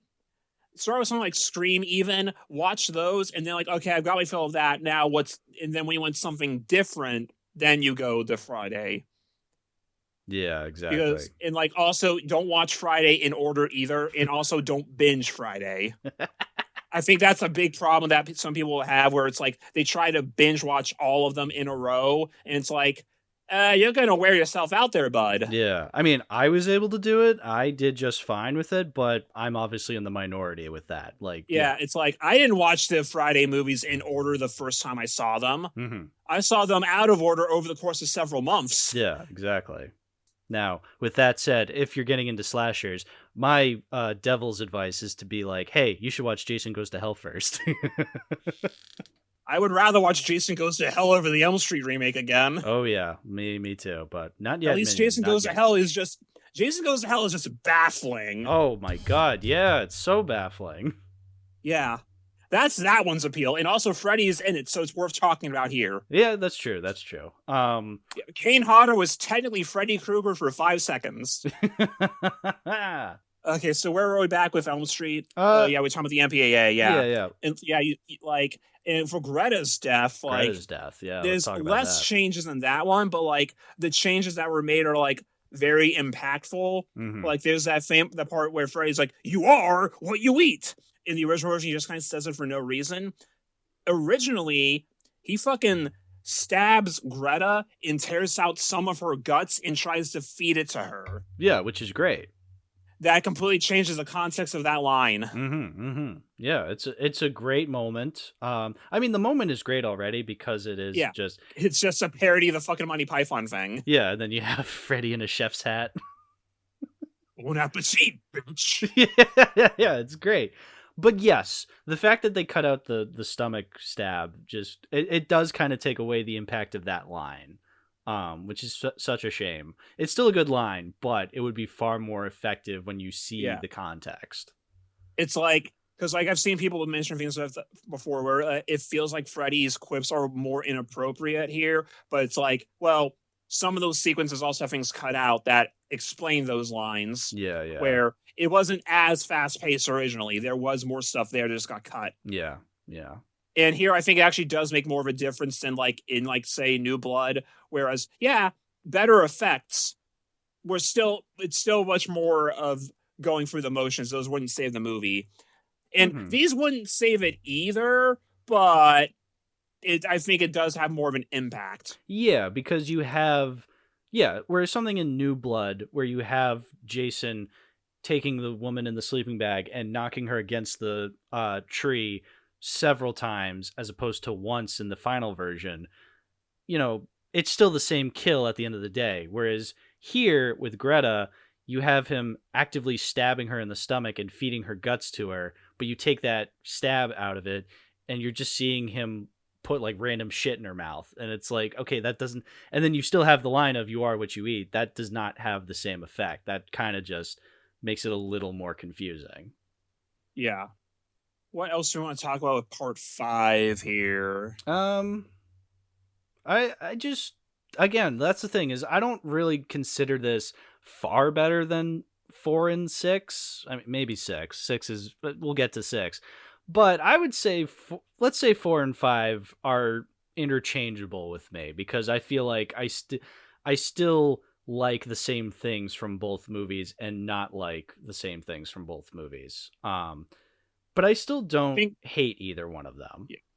For me, this is probably like in the bottom 3, but also it's like I don't hate this movie. Mm-hmm. I wouldn't go on my way to watch it all that often, but like it has moments, and like I'll say that like between 5 and 2, there's a pretty considerable gap in quality between 5 and 2, and then the remake. Yeah, I think people can probably tell. Hey, remake is at the bottom for us. Oh yeah. Not to spoil the ranking, but yes. Spoiler. Remake, not very good. I'm shocked. You know, Freddy never did a kill where he electrocutes someone. I guess he didn't. I guess we can do that whenever they finally get their shit together and make a new one. Yeah, that'd be nice. It's been 14 years. Oh boy. Oh. 14 years since the last time we saw Freddy on the big screen, and 15 for Jason. Man. But a couple years since we saw Michael Myers last. And Leatherface. And he's getting a TV show soon. Oh, man. Yeah, that's the plan right now for Michael. They're going to do another TV show for him, because I guess they saw the success with Chucky, like, we could do it for Michael, not understanding that the entire reason that the Chucky series worked was because it was a directly sequel to the movies. It's the same continuity. Yeah, and it's the same with character. The same creative team. But also, the character of Chucky is vastly different than the character of Michael. Yeah, and like, I'm gonna be real here, Chief. There's only so many times you can make a new sequel to 78. At least with Chucky, it's like that character is super versatile. Yeah, you can do a lot more with someone like Chucky, because he seems like a Freddy, where the personality is how abrasive he is, you know, and I feel like I'm gonna be real, Child's Play, I haven't seen every movie, but like I feel like Child's Play kind of gets slept on sometimes. It's like, with what I've seen, like I think it might be the most consistently good series. Kind of gets slept on. I need to watch the rest of the TV show, because I only saw like most of the first season. Apparently, like the third season, he goes to the White House. President Chucky. So like, yeah, Chucky kind of based. Yeah, I'd love to get into the Child's Play movies for sure. Like, still going too. They did say after the series got canceled, we're gonna do another movie. Don't worry, we're gonna keep going. Yeah, because Brad power still to alive. him. That'd be cool to see. Yeah, Brad Dourif's still alive. Dom Mancini is still the driving force behind the series after all these years. Chucky kind of based. Yeah, we should get into that. But anything else with part 5? Fun anecdotes behind the scenes. The one guy who helped write the movie, originally he was one of the guys brought in a pitch for part 4, and one of the producers was pregnant at the time, so he made a joke about the claws coming out. Like, that should be one of the movies. He did not get the job for part 4. But then he got called back for this one, because then one of the other producers said, hey, I came up with the idea for The Dream Child.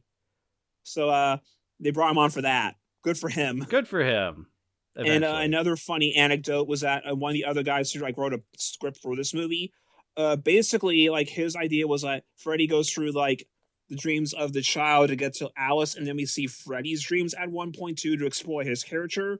And the people at New Line basically read the script and said, so this is like if Kubrick did an Elm Street movie. And the guy wrote it said, yeah, pretty cool, right? And the New Line guy said, no, get out. We don't want to know anything more about Fred. Well, wait a minute. How does that explain part 6? Well, that's because this movie didn't do well critically, but it made money. Right. It just wasn't a huge hit. It was still like in the top 10. Right. But after that, they were like, okay, we're starting to see diminishing returns here critically and a little bit financially. let's just try to go out with a bang. So, like, they said, all right, the next movie should be the big finale. Before we get into the actual Freddy's Dead script, though, so one of the guy producers was, like, friends with this new screenwriter and director who was, like, hyping up a New Line. So he got this guy to, like, do a pitch for an Elm Street movie. Oh, I think I know where this is going. So the idea for this movie was that it was going to be a script where Freddy basically became a joke, a little meta there, where, like, now kids will purposefully put themselves to sleep just so they could go into the dream and beat the shit out of Freddy. Okay. And, like, the whole bit was eventually Freddy manages to get strength back by accidentally killing one of them, and, like, there was supposed to be, like, a cop in a coma or something who was always in a dream. And, like, that was, like, part of that. Yeah. And, like, everyone knew I liked the script, but, like, because as Rachel and Mike DeLuca had seniority, they went with them. But the guys at New Line liked what this New Zealand guy came up with for a movie. So they kept him on tab. And then 10 years later, when they were making a trilogy of films based on Lord of the Rings, they said, hey, do you want to direct? So Peter Jackson almost did an Elm Street movie. I think I remember you telling me this story. It was on some episode we've done, where you talked about. I probably brought it up on Friday at one point. I probably brought it up last year. Maybe it was last year, but yeah, there was. Once I was putting the pieces together, like New Line, temp script that didn't go anywhere. I'm like, wait a minute, New Zealand guy. Yeah. Because remember, at this point before then, Peter Jackson's doing splatter films like Brain Dead, Dead Alive, Bad Taste. Two of those are the same movie, but the fucking Meet the Feebles. The Frighteners happened shortly after this, I think. Yeah. But yeah, basically that pitch is what got him his foot in the door at New Line, and then eventually it paid off dividends for both of them with Lord of the Rings. Yeah, exactly. They won a lot of Oscars. Yeah, just a few, you know. It was also around this time that, like, New Line was starting to become a much bigger company, because, like, by the time he gets to the next movie, they were already considered a mini major. They were no longer the indie company anymore, which I guess also pays into why they were okay with killing off Freddy at this point in time. Yeah. Another thing to note with this movie is that, like, a lot of, like, the people involved behind the scenes were just, like, the execs and producers at New Line. This was made by those guys, basically. Right. Okay. Which also, I think, explains the tonal difference. Because I'm going to just be real here. This is a fucking comedy. Oh, this is not a horror movie. This is a comedy. Yeah, let's get into it. Freddy's Dead, the final nightmare. Right at the beginning of the movie, even, because they have, like, the quote about sleep, which, like, some of the other movies did that.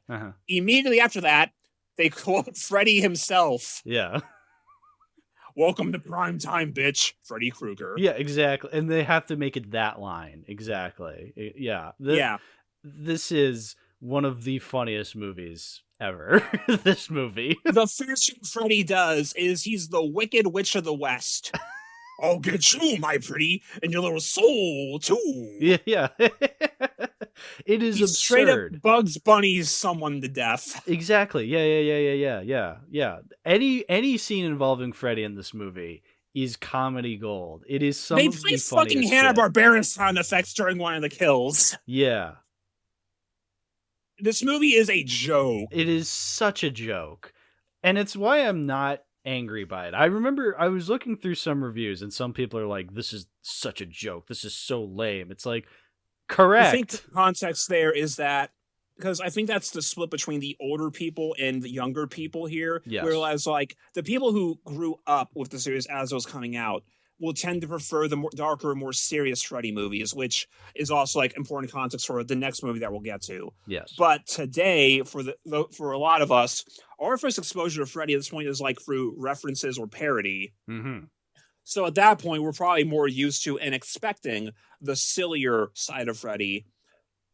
And it's like, personally, for me, I'm okay with both of them, partially because of my experience with a different franchise, who will simultaneously be a giant, big, dark nuclear war allegory, and then the next one, he's best friends with a robot fighting a giant bug. Right, exactly. Yeah, I am used to this kind of tonal whiplash, and I am accepting it. Well, here's the other thing, too, is that this build up to 6 being such a straight up comedy does not seem out of nowhere, you know? Like, Because actually watching them all in a row like this instead of like back then where it was like one a year or every couple of years where you kind of forget. Whereas here we watched all of them and realized, no, this was actually very gradual. yeah, this was a very gradual build up to it just being a straight Also, up because comedy. apparently also like 5 movies happened in between 5 and 6 that we didn't see. Because the setup for this movie is that Freddy Krueger has killed everyone under the age of 18 in Springwood. Oh, that's, yeah, the first thing. It's like, yeah, Springwood, there's no more children. It's like, hold up. Stop right No more there. kids. Stop right there. What do you mean? He has won Yeah. multiple times. Like, what? Yeah. We wiped them all out. Yeah, we're just here now. It's like, excuse Well, me. they believe in Freddy now because they don't have a choice. Yeah, exactly. That is so stupid. It's huh? I have killed them all. Yeah, okay. He just won, I guess.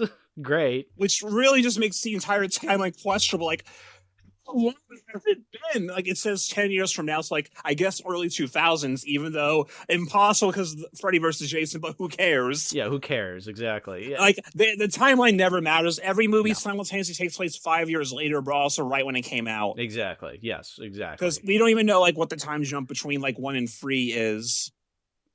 Yeah, it's never The clear. only time jump we can assume is that 9 months have passed in between the ending of part 5 and the credits of part 5 because she has the kid. Right. Which is hilarious that he did that much damage. Which we can do some math also to note that Alice's child was probably born end of January or early February.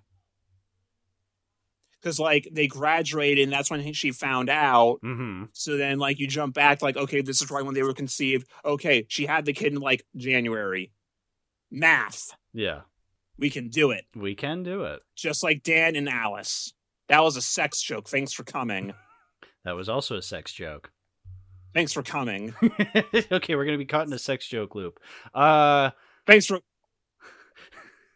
So speaking of sex, Freddy had a kid or something apparently once. Yeah. Oh, so can I just say? Oh yeah, Freddy Krueger confirmed not to be a virgin. Speaking of Jason Goes to Hell earlier, this movie has insane feelings of Jason Goes to Hell. You know, like it reminds me a lot of that movie.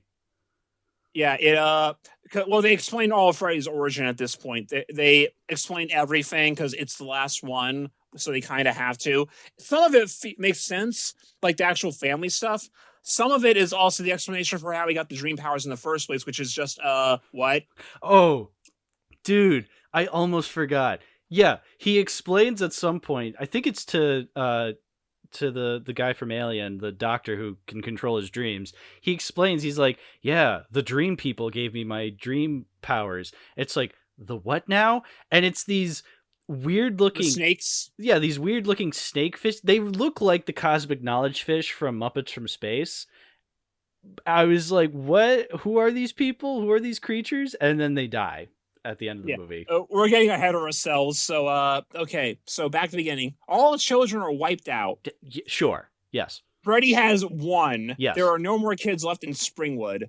And I guess he just isn't able to leave the area of Springwood for reasons. Mm-hmm. So apparently there's one last teenager who has amnesia and doesn't know anything. So Freddy needs him to somehow bring people back to Springwood so he can keep killing. Yes. That is the setup, and it is the most ridiculous dream sequence to start a movie with, where he's in a plane, falls out of the plane into his house, I guess, that then is also falling from the sky, and Freddy is the Wicked Witch of the West. Yeah. And then he gets hit by a bus. Yes. And doesn't die. Yep. Because Freddy didn't want him to die yet. I guess. And then he's like in the desert, but also in Ohio, because this is the first time they actually confirmed the movie takes place in Ohio. Oh, yeah.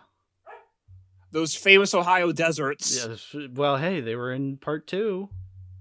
Yeah, I think this is the first movie where they do clarify it's in Ohio, because I don't think there's any real evidence of that in the other movies. Yeah, I can't remember any other. So it's like a retro act. Like we made fun of the palm trees in the other movies because of this, but it's like they never actually specify in the other films. So fair enough for there. You could have figured it was California, but no, now they said, nope, Ohio. Yeah, which is ridiculous. Again, yeah, they could have just placed it in California. It would not make any difference. I think the only thing is that they knew that they were getting the rights to Jason soon. So they were like, we need to be able to have it be close enough to Crystal Lake, which we know is in New Jersey. Right. So I guess they chose Ohio, even though there's an entire Pennsylvania in between them. They forgot about Pennsylvania. That's okay. I live here and sometimes I forget. Yeah, it's okay.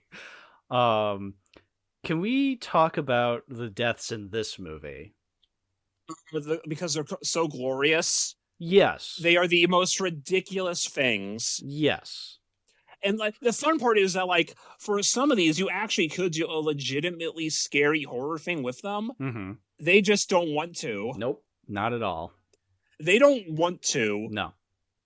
Which is what makes me have to respect it, because like they don't give a fuck. Oh my god, yeah. So the first death would have to be it's Carlos. Yeah, it is Carlos. Yes. The deaf kid. The deaf kid. It is glorious. Like you could do like because like there are the idea of not being able to hear Freddy, you actually could make pretty scary with him. Like, oh shit, where's he gonna pop up? Mm-hmm, mm-hmm. So instead, what you have is Freddy dancing around him like Bugs Bunny, just to fuck with him. Yeah. Oh, like he is frolicking in that boiler room. It is so funny. And then he whips out the chalkboard and he goes, like he whips it. It's like a fucking Animaniacs bit where like he pulls it out and visibly stretches it to full size. Like in a cartoon. I was crying laughing at him doing that. It was so funny. And that's after the needles. Oh, like the needles. So he steals. So whole thing. He steals his hearing aid, so he can't hear anything.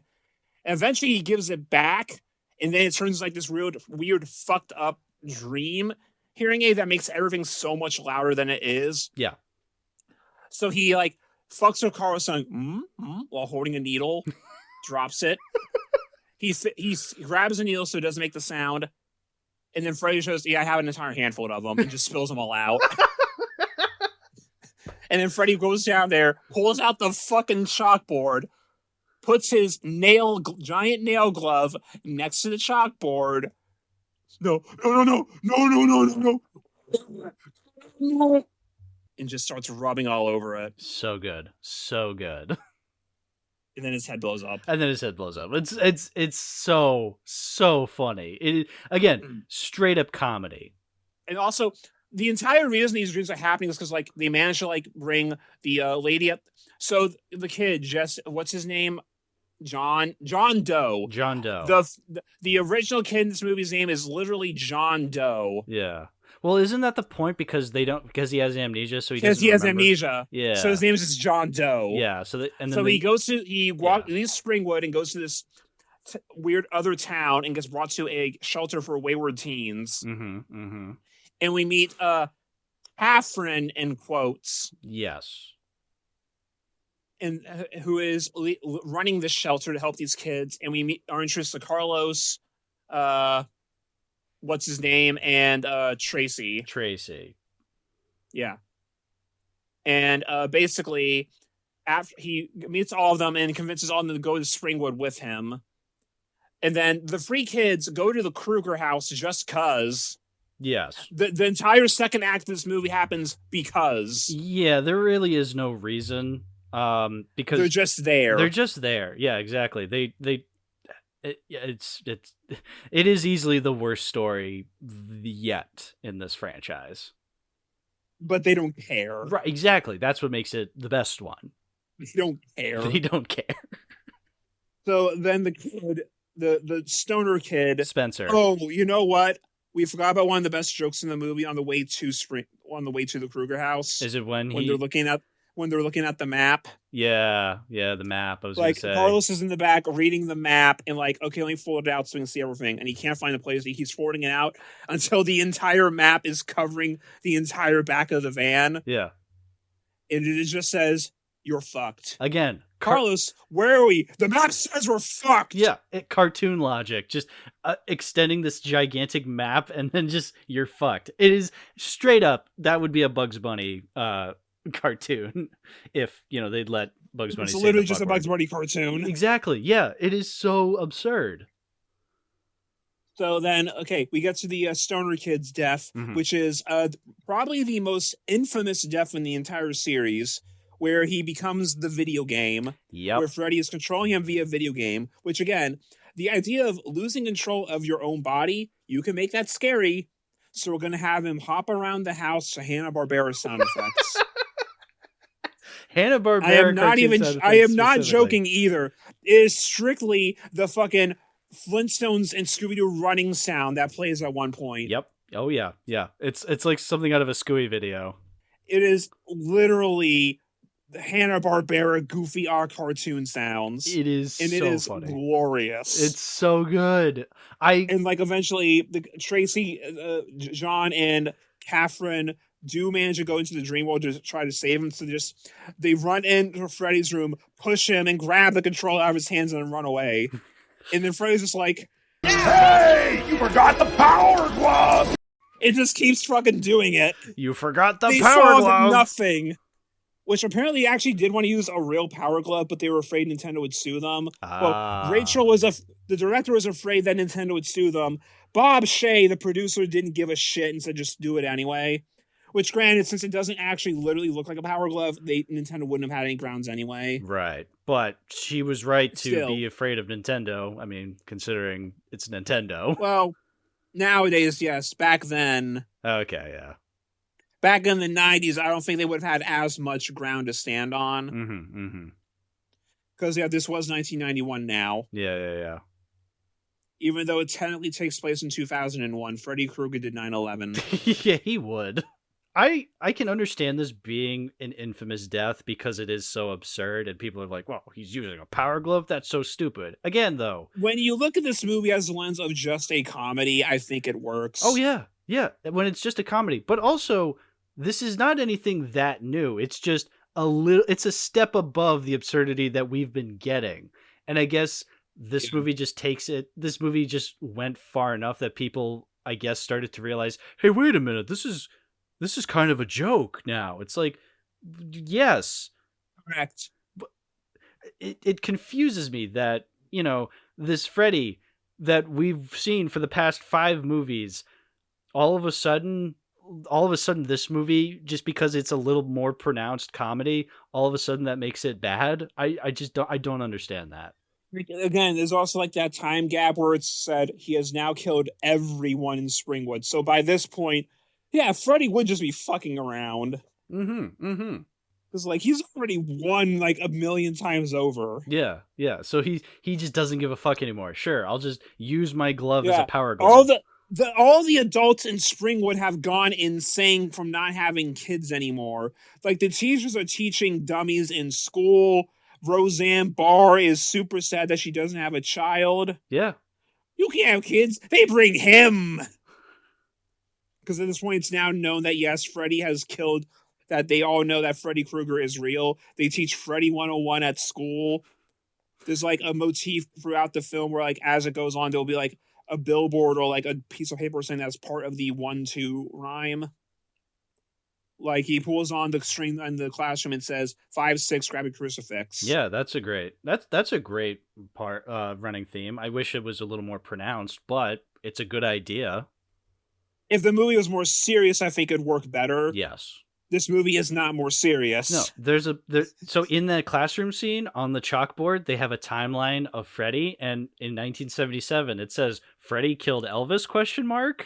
Because at this point the timeline doesn't matter. Exactly. Like, we can still assume that Nancy probably was the first anyway. Because, like, I'm assuming that, like, Fred Krueger was probably killed in the late 60s. Yes. So, like, late 60s, early 70s, enough time that for all of them to become teenagers. Yeah. But in my heart, I believe Freddy did kill Elvis. Birdman strikes again. Fucking absurd. And like there's 2 subplots: the kids doing nothing in the career house and getting killed, and then John and Shelter Lady trying to find out who Freddy's kid is and more about him. Yeah. And John Doe comes to the conclusion that he is Freddy's son. That's why he wanted to keep me alive. when the reality is, no, I wanted you to keep you alive to bring me more people to kill and also find my daughter for me. I'm gonna Bugs Bunny you now. Yeah. Yeah, exactly. It's the He used her as the Alice for this movie. yeah, it's that's basically it. Yeah, so then by the time it's such a really weird twist because it's just like, "Oh, I'm his kid." It's like, "Well, no, you're not." You failed at basic math because if you, by this film's logic, it takes place in the early 2000s, you are clearly like 16 years old. Freddy died in the late 60s, early 70s. His kid would be in their 30s at this point. Mm-hmm. You have failed basic math. Yeah, exactly. You have that. You have that aspect. But also you have the main character who is this lady, this social worker lady who keeps having these. Well, we don't know she's the main character until he dies. Right, but she has moments where she has flashbacks of playing with her father, and you don't see his face. So it's like, okay, come on, you think you're setting seeds, but instead you're just being like, hey, pay attention to this scene. It's gonna come back. It's like, oh, so it's gonna come back that it's Freddy. Like it thinks it's being subtle, but it's not. Keep putting on that silly dress. He did put her in the silly dress. Do we want to talk about the Bugs Bunny kill now? Yes. Where, after the Power Glove kill, where he dies by falling down a pit. Mm-hmm. He just gets Mario'd. Yeah. And then the TV fills with blood somehow. Yeah. So cool John Doe falls back asleep in the back of the van. And then he flies out of the van into the sky because in his dream he's falling again. And Freddy's like, he has a conversation where like, you can't be like because I'm your son. And Freddy's like, no. Wrong. And he just cuts him down for the balloon. And then you cut down to the ground where Freddy is pushing a bed of spikes underneath him. And then just looks at the camera and shrugs. Like Freddy looks directly at the camera and shrugs as he pushes these spikes out. It is a fucking Bugs Bunny kill. How can anyone hate this movie? It is so funny. The comedic timing is pristine. And like making the film, they actively knew that, yeah, we're probably jumping the shark a little bit. But anyway. Good. Jump that shark. They were just fucking around behind the scenes at this point. Exactly. Yeah. You want to know how they marketed this movie? They held a funeral for Freddy in real life. Good. Oh, good. Yeah, they were really hyping up that this is the movie that Freddy dies in. It's called Freddy's Dead: The Final Nightmare. It's not Nightmare on Elm Street 6. Right, exactly. Yeah. Come on, guys.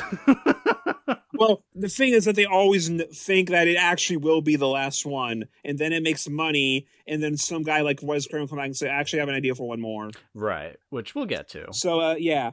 And then fucking Bugs Bunny happens, and like, no, because in real life he just starts gushing blood everywhere. Yeah. This is a Bugs Bunny cartoon with blood. Mm-hmm. If you look at this movie as Bugs Bunny, but he kills people for real, best movie ever. Yeah. Oh, yeah. Absolutely. Yeah, because that's the thing is that I'm hyping it up as so funny, but it is not a very good film because, again, like we were saying at the beginning when it just announces that, all the kids are dead, it's like, okay, you skipped a couple steps there. There's really no build up to this. Also, the kids themselves, the teenagers in this movie, are probably some of the worst we've seen yet. I really couldn't care less about any of them. And then, like, when the kids die, all three of those deaths we just talked about happened, like, 2/3 of the way in. So, like, the last there's dream sequences, which is nice, but where it's good that at least having them, they still have the dream sequences and creativity, but, like, the actual kills basically end there, because then that's it. Yeah, exactly. Only 3 kills again. Yeah, and then the last third is them trying to defeat Freddy. To figure out how to kill Freddy, which probably the lamest way they've beaten Freddy, in all honesty, because they just blow him up with a pipe bomb. They just blow him up with a bomb. So cool. Yeah, and again, it's with these characters I don't believe really that kills him. Yeah. And we know from Freddy vs. Jason, no, it does not. No, it doesn't. But also, again, it's these characters we don't know. These were characters who have just been introduced in this movie, and we have no reason to really care for them. again, from a storytelling perspective, they try to, because they're like, oh, this is Freddy's daughter. Oh, this is a doctor who knows how to fight and knows how to control his dreams. We have this one teenager who was raped by her father. It's like, what? Yeah, that's the implication there. And then, like, apparently the actress who played her actually did have flashbacks to realize that happened to her and helped her come to terms with it. So, like, literally the movie changed her life, apparently. Cool, I guess. It helped her get those feelings out and, like, actually get help. So, good for her. But for the movie... What is this Now, granted, to be fair, who would have to kill Freddy to make it satisfying at this point? Because nobody. Nancy's dead. And Alice, I feel like at this point, I would want Alice to get out of there and be safe. Yeah. So it's like, who would make this one that would have a satisfying kill for Freddy from a character standpoint? Yeah, really, there isn't anyone. Yeah, it would just have to be a matter of, okay, then you need to make the way that Freddy gets defeated be satisfying. Ooh, that's a good point. They do, which they kind of don't. They just blow him up, and which apparently that whole sequence was just done improv on set because they didn't know how to kill him in the script either. Oh my god! Of course. So they was like, John Carl Buechler was just there, like, all right, I get what do we want to do here? Break his hand, cool. I guess we're going to stab him to the wall and blow him with a pipe bomb. Great. Yeah. Again, the whole tradition of, well, we don't know how to end this properly, even in part 6. Even though that was literally the point of the movie is, okay, we got to end this. And they still fucked it up. Did you enjoy the gimmick for the last 15 minutes of the movie that you couldn't actually appreciate because you did not have the glasses? Oh, yeah, that's right. This was the fact that the last 10 minutes of this movie are in 3D. Literally fucking Spy Kids 3. they gave the people in theaters those glasses and they couldn't actually use them until the very end of the movie. And you can tell they had no idea what they were doing with the 3D either. Boy, how embarrassing. Even Friday the 13th Part 3 had that figured out. Not really, but this was better. And this was 1991. Ooh. So the fad was already over.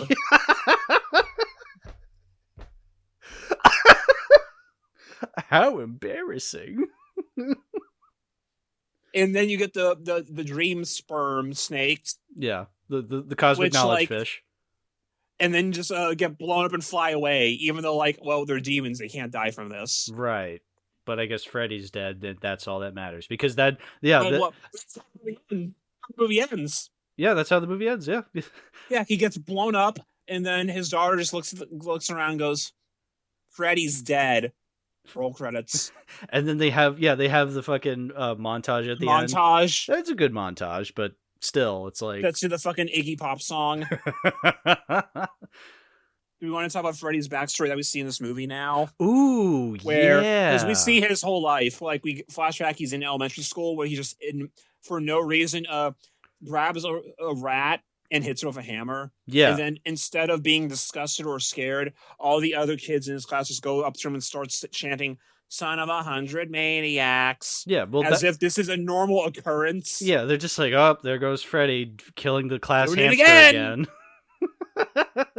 Yeah, which, yes, he is the son of 100 maniacs, but yeah, the fact that we forgot to talk about that scene in the last movie where, like, we get the flashback of, like, Amanda in the asylum. Yeah. And it's like we see the Robert Englund character in there where it's like, okay, so that's actually Freddy's dad. Yeah. It's a cool moment that in that movie, not in this movie. This movie, they don't do anything. They just have scenes where they have him as a kid. He kills a hamster or something, and then we cut him as a teenager, and his dad, who is drunk Alice Cooper. Not a joke. That was actually Alice Cooper. I know. Not a joke. Alice Cooper is in this movie. I was like, wait a minute, is that him? I looked it up. I'm like, yep, the street schizo from Prince of Darkness. There he is. There he is.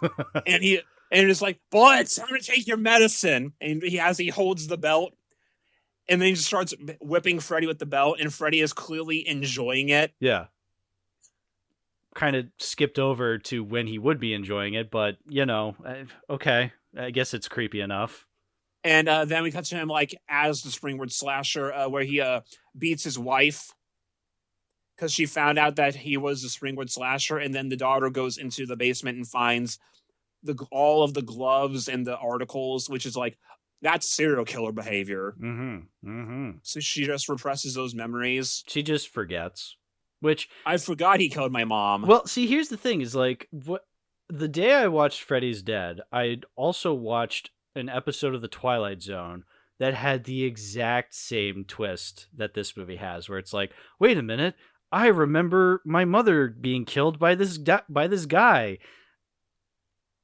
And I'm gonna be honest, I think The Twilight Zone did it better. I can't believe the critically acclaimed and beloved TV show The Twilight Zone did something better than Freddy's Dead. But it's weird because he did, The Twilight Zone is half an hour long, and it was able to, pace that out much, much better. And it wasn't just, oh, I forgot. There was a little bit more psychology to it, but in this one, it's just, oh, I forgot, I guess. I would hope that 30-minute TV show is paced better than an hour-and-a-half movie. Yeah, I don't know. I feel like because you have a movie, you can do a lot more with that, but they do Well, less. you also have to do more, Right. is the other thing. But they do way less in this movie than the Correct. half-hour episode. Which means that this would be better as an episode of The Twilight Zone. Yes, yeah. Oh, yeah. Freddy Krueger would rock Twilight Zone. I mean, he tried to rock Tales from the Crypt. Oh, that's right, yeah. He plays the guitar at one point. Mm-hmm. Yeah. So so all of them team up, the doctor, his daughter, and Tracy, to blow him up. It's cool that they bring him back out of the dream again. Yeah. Which I guess kind of explains why he's killed, but also I don't believe it still anyway. No, Freddy's one of those characters where you really can't, even if you make a big deal out of killing him, you really just can't at this point. And that's the thing with Freddy versus Jason, where they hand wave, where he eventually would be able to come back, but they've effectively forgotten him in Springwood, because I guess people moved back in there and started reproducing. Yeah. After that, so that they were able to successfully forget him, so there's no fear anymore that he can't really go back. Right. Which I guess is a good segue to briefly talk about Freddy versus Jason again. Oh yeah, we can do that now. That's fine. I rewatched it. I did not rewatch it, but I don't think I need to, because we're not gonna spend that much time here. No, but it was an interesting rewatch, because now watching it under the impression that it was more of an Elm Street movie than a Friday the 13th movie, the movie made a lot more sense. It's still not great, but for what it is, I actually enjoyed it a lot more having the context of Elm Street. I would say that because last year I made the comment that it's an Elm Street plot with a Friday cast. Yeah, that definitely makes more sense now. Because the cast in that movie is 2 or 3 characters who are actually fleshed out, and the rest are just there to get killed. There's only one watching the part of the documentary about it, there's only actually the one character who actually gets killed by Freddy. Yeah, the one guy. Yeah. Who apparently, because there's a scene where his older brother's ghost is there, and apparently his older brother is the bully in Christmas Story. Yeah, Scott Farkas. Yeah. There's a lot of really funny cast members in Freddy vs. Jason. Not just that, but we talked about it. The guy who plays Dipper in Gravity Falls is the main character, or one of the main characters. Yeah, that's the main thing of that movie, where it's kind of the both worlds, where it's because the weaker elements of Friday are bringing some of the strong elements of Elm Street down a little. Yeah. But I still think the movie's a lot of fun, so I can forgive it. Oh yeah, and it was fun seeing Jason again after having seen all the Elm Street movies. I was like, I really missed seeing Jason, and it was a lot of fun to see him be such a vastly different slasher to Freddy, because Freddy is this comedy guy, this guy who's always talking, always being this asshole, trying to fuck with people, whereas Jason is far more interested. Who is a brick shit house. Yeah, he's far more interested in just going for the kill. Yeah, it's vastly different. It works, but it's different. it's, and like Robin Allen even like makes a comment that's saying that like, yeah, so this movie has basically been in development ever since the first 14-year-old came up to me saying, could you kick Jason's ass back in 1984? Because like that's always been the thing. Yeah. And it's like you understand why, but also like looking at both series with the knowledge of what they are completely fucking different. Yeah, which it honestly makes how consistent or coherent in big quotation marks Freddy versus Jason ended up being, you know? Like that's kind of a miracle. It wasn't, because again, it took like 10 years to make that movie, and there were so many different scripts and pitches. Yeah. That like there's an entire book called Slash of the Titans that is just like going through like not even all of them, but like a good portion of like the pitches for the film. Yeah. There were so many attempts. There's like the one attempt where like Jason apparently gets captured and put on trial because apparently the OJ trial is happening at that point. Yeah. Topical. There's like the very fun anecdote about one of the guys wanted to end the movie with them going to hell, and a Pinhead shows up and says, "Gentlemen, what seems to be the problem?" That would have been cool. Yeah, I remember we were talking about this last year. But that did not happen because they do not own Pinhead. Nope. There is like the comic sequel. Like they wanted to make it as a movie at first at one point, but it never came together. So they made 2 comic series for Freddy versus Jason versus Ash. Mm-hmm. So that you can have Ash Williams as like an actual protagonist. And like that's the that series is like very fun because the second one is like the whole bit there is that Ash assembles all the survivors of both Freddy and Jason to fight back against them and bring them down once and for all. So like you have like Tommy Jarvis and like Alice show up to help Ash Williams. Yeah. They get like the spirits of some of the people that Freddy killed shows up. So like Kincaid and Nancy's ghosts pull up for round 2. Oh, that's awesome. That sounds awesome. I got to read these. Yeah, you can look them online. Because I will say that like the ending for the second one is probably a little too much because like they definitively kill Freddy twice in 2 minutes. That's funny. And because like the bit is that like what they do is like aside from like the first one, they then go the extra mile to alter history so that the search warrant was actually filed correctly.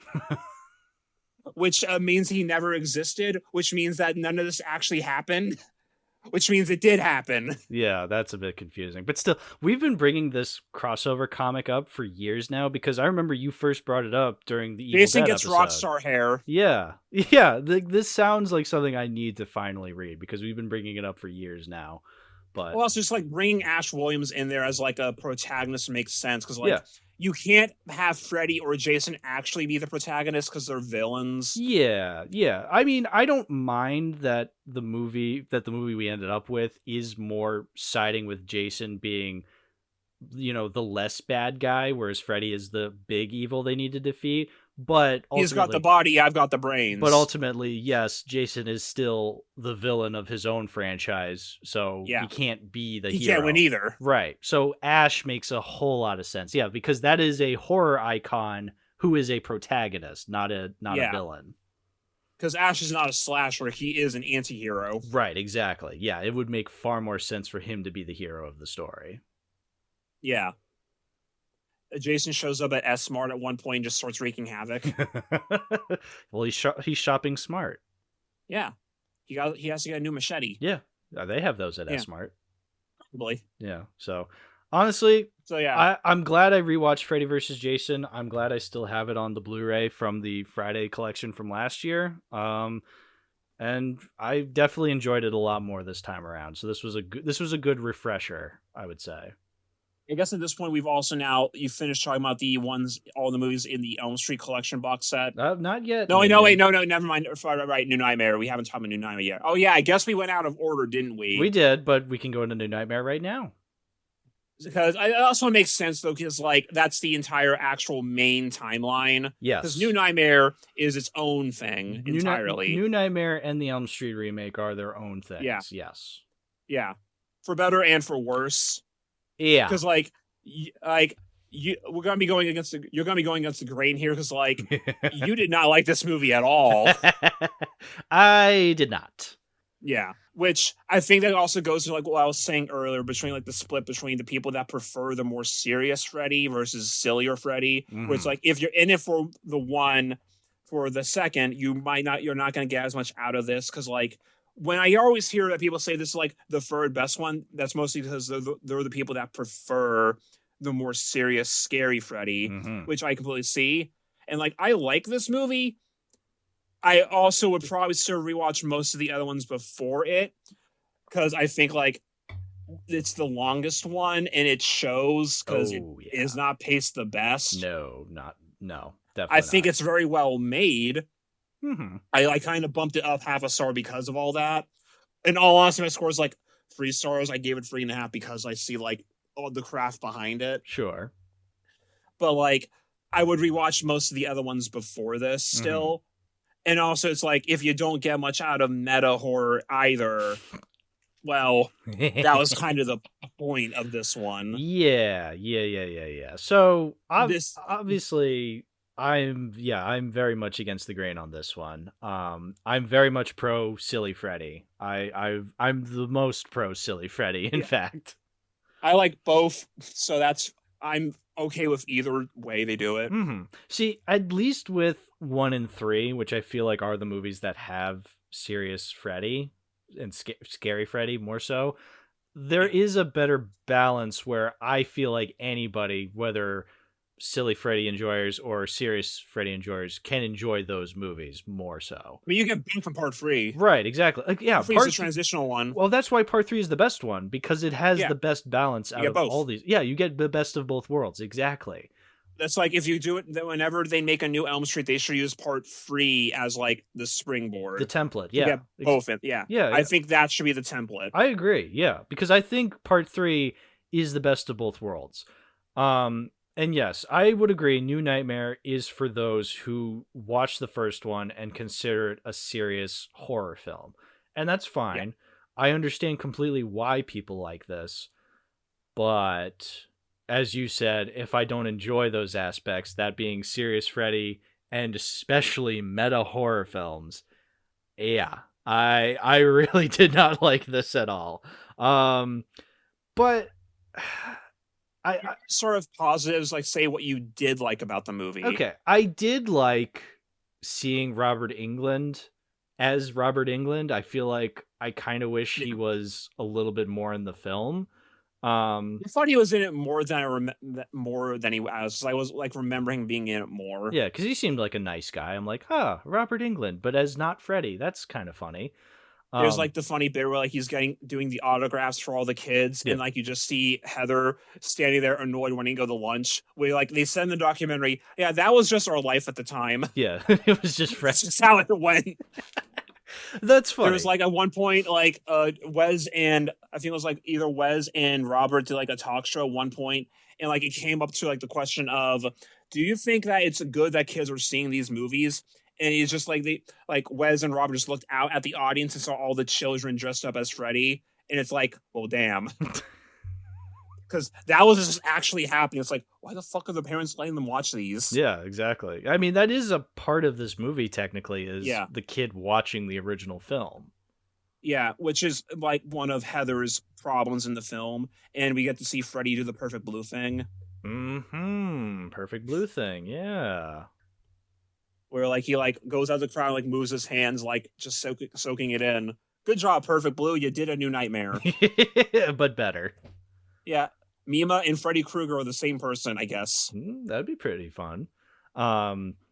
Yeah, and I don't hate this movie in principle or in concept, I would say, because I think my thing is I can see this working if it was maybe less 20 minutes shorter would help, but also less focused on it being a horror film. I think if it was more of a drama and it really amped up the kind of psychological aspects of it a little more. If it wasn't so literal, I think I'd like it a little more, because that was something that did kind of annoy me, is that you have this concept of the movies affecting Heather Langenkamp in real life, but they make it so literal that no, actually Freddy is this ancient being who is affecting her real life, and also everything that, her psychosis is just real. It's just confirmed to be real. And that to me was way less interesting. Like if it was a lot more psychological and you didn't know if what she was experiencing was real, then I feel like I'd probably like it a little more, because again, that's like if they kept it more vague throughout the movie until like it gets to the point where like, okay, now Freddy actually has to start killing people with. So like if they show their hand later. Well, because they did show their hand later is the thing, because I feel like they do have the husband die more towards the beginning.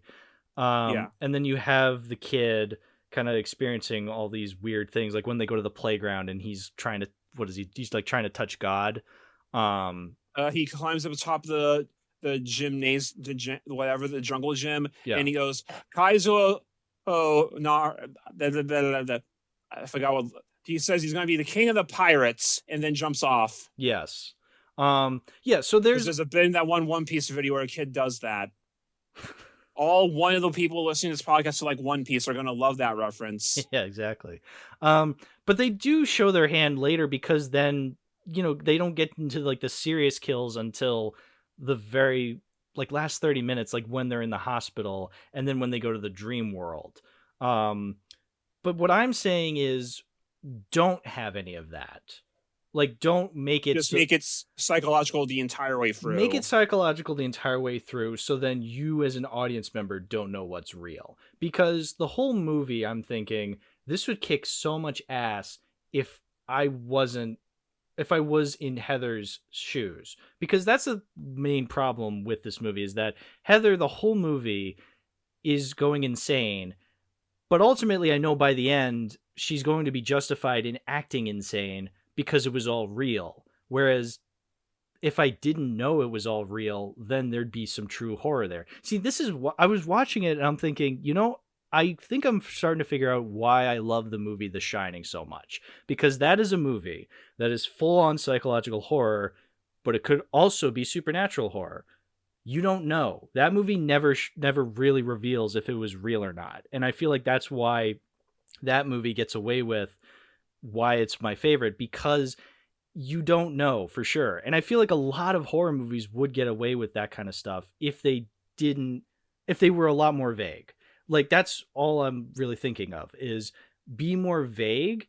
And so it makes it a lot easier to see the character's perspective and feel their perspective a lot more naturally, Like you can see where Heather's coming from, but also where John Saxon's coming from. Exactly. Because honestly, this kind of movie, I'm looking at it from John Saxon's perspective, and I'm thinking, yeah, you're not giving me much of anything. I know in the long run, Heather's right, because, eventually Freddy is revealed to be real.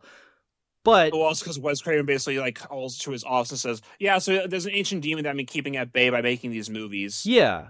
And it's like, that's stupid. I'm just going to be honest. That's kind of stupid that, Freddy is this real demon and I've been keeping him at bay with these movies. It's like, that's too much. That's honestly too much. If it was just, honestly, the way I thought this movie was going to go about, I honestly thought it was going to be that Freddy, like, comes to the realization that he's a movie character, and so then he goes into the real world and starts killing the cast members for real. Oh, so an isekai.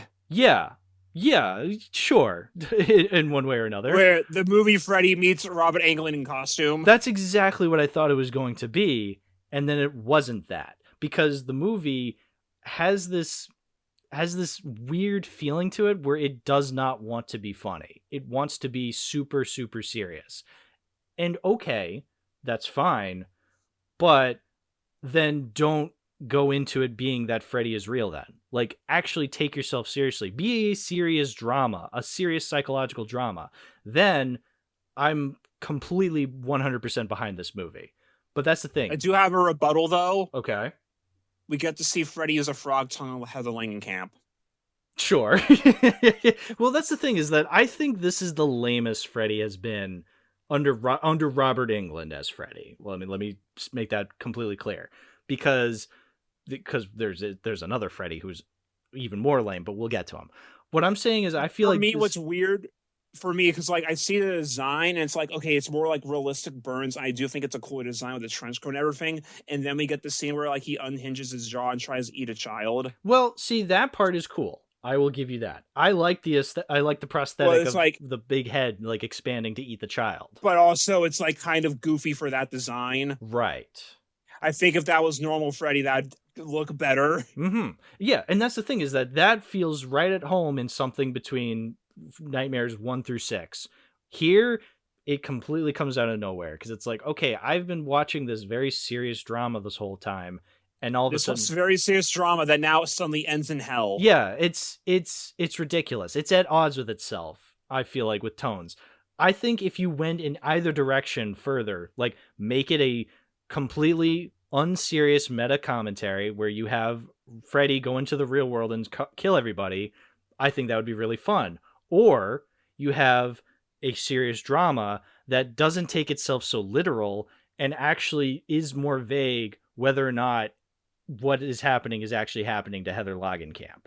Like, as to really drive home the psychological aspects of, you know, how much these movies have affected her. Because again, the fact that it's revealed that Freddy is real by the end, I don't know, it's just not as psychologically satisfying. It's dumb at the end. You can still get away with that same design in either context. Sure. Because it could just be like a more like regular person who just happened to be burned or something because he's wearing the trench coat and hat. Honestly, yeah, the design, I've noticed a lot of people don't like the design of Freddy. The design of Freddy isn't the part that bothers me the most about this movie. I'm actually fine. I think design's fine. I'm fine with it working in either scenario, which way it goes. I think the design could still work. Yes. But I think it's the fact that the movie tries to play both, but also, well, it doesn't even try to do both. It tries to be a serious drama, but also try to appeal to the horror fans who want to see Freddy and Heather/Nancy go at it at the end in an actual battle. It's the same reason why I don't like something like Matrix Resurrections. You know, that's a movie that starts off trying to make you believe that maybe the original Matrixes didn't actually happen, but then halfway through the movie, it's like, no, actually it did happen. It's like, okay, you had a really interesting idea that you could have made work, but then you just abandon it halfway through to make it, no, this is actually like real. It's like, okay. Or like Halloween Ends, where like Corey is actually just the new Michael. Michael's actually been dead, and he just transferred the power to him, and then like Corey is actually the killer. Instead, no, Michael is still there, and Laurie and Michael fight for 10 minutes at the end. Yeah, it's these movies are trying to appease both sides, and it doesn't work. Pick one. Yeah, pick one. Exactly, pick one. Again, even though I am so pro Silly Freddy, I don't mind seeing a serious Freddy. I would be completely open to that. But this movie doesn't really convince me that that works in the form that it is. I really just prefer Freddy to be this silly guy who says bon appetit bitch. Like that is the Freddy Krueger I know. It is weird when he does also do some one-liners in here with the tone like skin the cat. Yeah. It is weird. I will say though, like I still think the movie is solid enough. I still like it. I don't love it, but I still like it. I will say I think my favorite part of the movie though is the freeway scene. Sure. It is fun. It is like edited very well. The freeway scene, yeah. Yeah, because like it's a very intense moment of like, oh, my son is walking into the LA freeway during peak traffic hours. Uh-oh. Well, it would be stop and go then, so he'd be fine. Oh, true. Okay, not unpeaks traffic hours. Yeah, that's what makes it scary. the scene in Clueless at night. Though I think like from an effects standpoint, this is probably also a step down from the others because like it is mostly optical effects. Yeah. And as we've established, those are the ones that age the worst usually. Yeah, but also it's not that there isn't that many special effects scenes. Like that's usually what these movies are known for, is the limitless creativity in their kills and their dream sequences, and most of the movie is just flat. There's only two kills, right? There's only really two kills. Yeah, there's the dad and the babysitter. Yeah, and The Babysitter. And The Babysitter is a remake of Tina's Death. Right. So it's not even that original. Well, I like this version of the remake more than like the one in the actual remake, but we'll get there later. Right. Yes. Absolutely. Yeah, and I do have a comparison to make when it comes to New Nightmare and the remake, because these two are my least favorite. And the way I try to rationalize, or the way I try to compare the two, is like I'm trying to compare them as I would something like Ghostbusters Afterlife versus Ghostbusters 2016. And what I mean by that is, in the case of Ghostbusters 2016 versus Afterlife, those are two different versions of a Ghostbusters like continuation, let's say. You have a version that is trying to be what the first one was, but failing miserably. But then you also have one that's kind of this weird sequel that isn't really the same tone, but it's not what the other version is. You know what I'm trying to say? Because that's what New Nightmare and Nightmare on Elm Street the remake is to me. Nightmare on Elm Street remake is this remake trying to be what the first one was, but fails miserably, whereas New Nightmare is this weird pseudo sequel that doesn't really line up tone-wise with the originals in any satisfying way, but I guess it has some kind of cool ideas. You know what I'm trying to say? In that comparison, and I'm going to be sacrilegious here and say that I'd probably watch Ghostbusters 2016 before Afterlife again, just because I think Bill Murray getting thrown out a window is funny. Right. Yeah. That is one of the very few funny scenes in that movie. Yeah. But that's what I'm saying is, like, you have these two things that I don't really like, but which one do you prefer? Do you go for the version that is trying to be what the original was, but failing so miserably at it? Or the one that's doing its own thing. That's doing its own thing, but so disconnected from what the original thing was to begin with. It's kind of like this. Yeah, you're picking and choosing. And yeah, for me, I will admit, New Nightmare I did not like, but the few cool things about it and the ideas that could make a good movie with it, I do appreciate. But again, like I said, there's also like the note that like between like this and Ghostbusters Afterlife is actively a sequel, whereas this is its own separate canon. Sure, that's fair too. But that's what I'm saying is, like, it's trying to do its own thing, but in a really, really weird way. Now, since it's not actually a sequel, though, I think it gets a way of not lining up perfectly because it doesn't have to. Right, no, it doesn't have to, but it's still a little too distant from what I'd like out of a Nightmare on Elm Street movie. I do like Nosferatu Freddy, though. Nosferatu Freddy. Like, that's like, he literally based like his movements on Nosferatu. Like, they even do like the fucking shadow against the wall. That's cute. I like that. I think like I can also tell like the orchestral score got a big upgrade because like it's a much grander score than what we had in the others, which were all more synth based. Yeah, but I like that synth. I like the synth. I'm just saying, like, I like that. I do like it. The movie feels a lot bigger than the other ones. Like, you can tell that New Line is definitely in a much better state at this point. They're a much bigger company now. Yeah. Like, I can see the money on screen. What I couldn't see the money on screen for was the remake. Yeah, so I guess we can get into the remake now, because I've pretty much said my piece about New Nightmare. I think it has elements to it that could make for great movies going one way or the other, but the final product itself, I'm not a fan of. Freddy Krueger would still kick Ghostface's ass. Yes. Oh, yeah. He would. But yeah, Nightmare on Elm Street, the remake.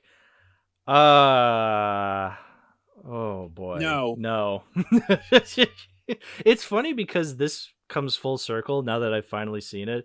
I remember when, I think it was the very first Kyle Gallner video that Red Letter Media did, where Jay brought up the story about him being the stand-in in this movie. And I remember thinking, oh man, I got to see this movie now, but I can't because we're talking about Friday the 13th. So I had to wait a year. And now we finally get to the movie that Jay was a stand-in in. And yeah, I can see why nobody wanted to make it and why people were miserable on the set. You really get the idea that they only made this movie because, like, well, we did the other free series. I guess we have to do Elm Street now. Right. Because no one, like we had like the clip on our meter where Jay basically said everyone looked fucking miserable and didn't want to be there. Mm-hmm. And like looking up like the director of this movie, his name was Sam Bayer, I think it was. Yes. Let me double check that. That guy was from commercials and music videos. That's what he was doing. Right. The only reason he did this movie is because Michael Bay asked him to.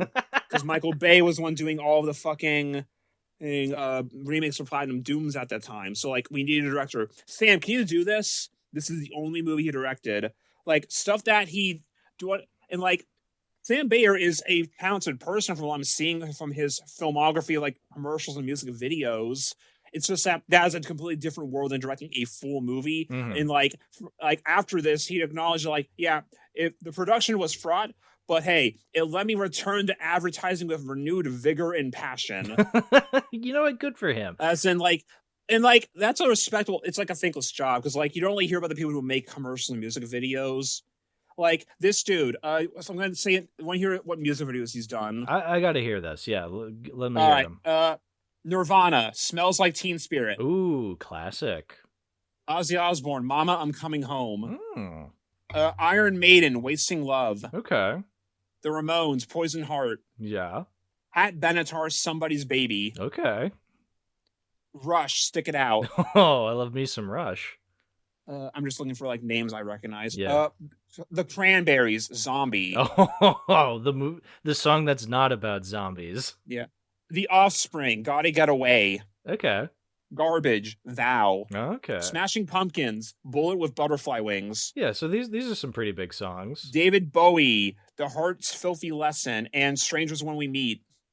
Metallica, Until It Sleeps. Okay. Rolling Stones, Anybody See My Baby? L.A. Cool J, Father. Rolling Stones against Saint Me. Sheryl Crow, My Favorite Mistake. Marilyn Manson, Rock is Dead. Blink 182, Stay Together for the Kids. Aerosmith, Sunshine, Green Day, American Idiot, Boulevard of Broken Dreams, Holiday, Waking Up September Ends, Jesus in Suburbia. Holy shit, all the hits. He did Welcome to the Black Parade's music video. Oh, wow. Working Class Hero. He did the fucking Payphone music video for Maroon 5. Nice. Commercials, like, okay, I don't know if anyone remembers some of these. I gotta hear some of these because commercials, huh? Bud Light, Voodoo, Lucky Chair. I don't remember that. Blue Shield Tough, 7-Up Vendor. Like, the thing with commercials that like it's like a code name. Unless you remember the commercial actively, you're not gonna know. Right. He did a Spice Girls Pepsi commercial. Okay. Like a couple of Coke commercials, Eat Sleep Drink Brazil, Ice Dancer. The commercials I don't think we're going to get much out of. No, but you can tell that he has a career and he has talent that is usable somewhere else that isn't filmmaking to the degree of what we saw in this movie. Yeah, like fucking Black Parade. Yeah. all the most well-known Green Day songs. Yeah, that's insane. That's awesome. You Only Live Once by the Strokes. Justin Timberlake, What Goes Around Comes Around. Michael Jackson, A Place of No Name. Pearl Jam's Quick Escape. Like a bunch of stuff here. Yeah, this sounds like the career of a very accomplished commercial/music video director, and that's awesome. I'm happy for him. But no one wanted to make this movie. No one wanted to make shows. This movie. And you know what? I don't entirely blame him then, because you know what? I think this was a group effort in failure.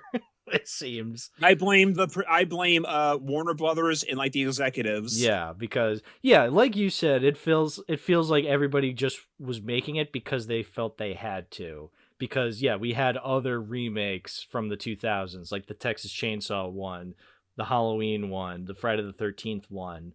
And you know what? From my understanding, like I haven't seen Texas Chainsaw or Rob Zombie's Halloween yet, but I have seen Friday 09. And like from my gathering, at least those movies knew to be their own movies. Yeah, I'll go to bat for the Friday remake. It's not that bad. I hated Rob Zombie's Halloween and the Texas Chainsaw remake, but those had elements to them that I did like. Like the Texas Chainsaw one had Arlie Ermy. I do like seeing Arlie Ermy from time to time. And the Rob Zombie one does have Rob Zombie's fingerprints all over it. So I can be like, okay, I hate this movie, but it is undoubtedly Rob Zombie's version of the movie Halloween, which is cool. I would question, like, in retrospect, why did Rob Zombie make Halloween? Oh yeah, no, it I makes feel zero like, sense. if anything, it'd make more sense for him to do Elm Street. Yeah, that could have worked. I mean, it would have sucked because I don't like either of Rob Zombie's Halloween movies, but It makes more sense as a pairing. yeah, I guess it would be kind of cool. Like, yeah, if he took his pretentious Halloween 2 visuals and put them in an Elm Street movie, that could probably work. Again, it would be awful because I hated his Halloween 2. It's one of the worst movies I've talked about on the podcast, but I don't know. Yeah, it would make a little bit more sense, I guess. You know, food for thought, I guess. So, okay. Half this movie is just trying to do Nightmare 1 again. Yep.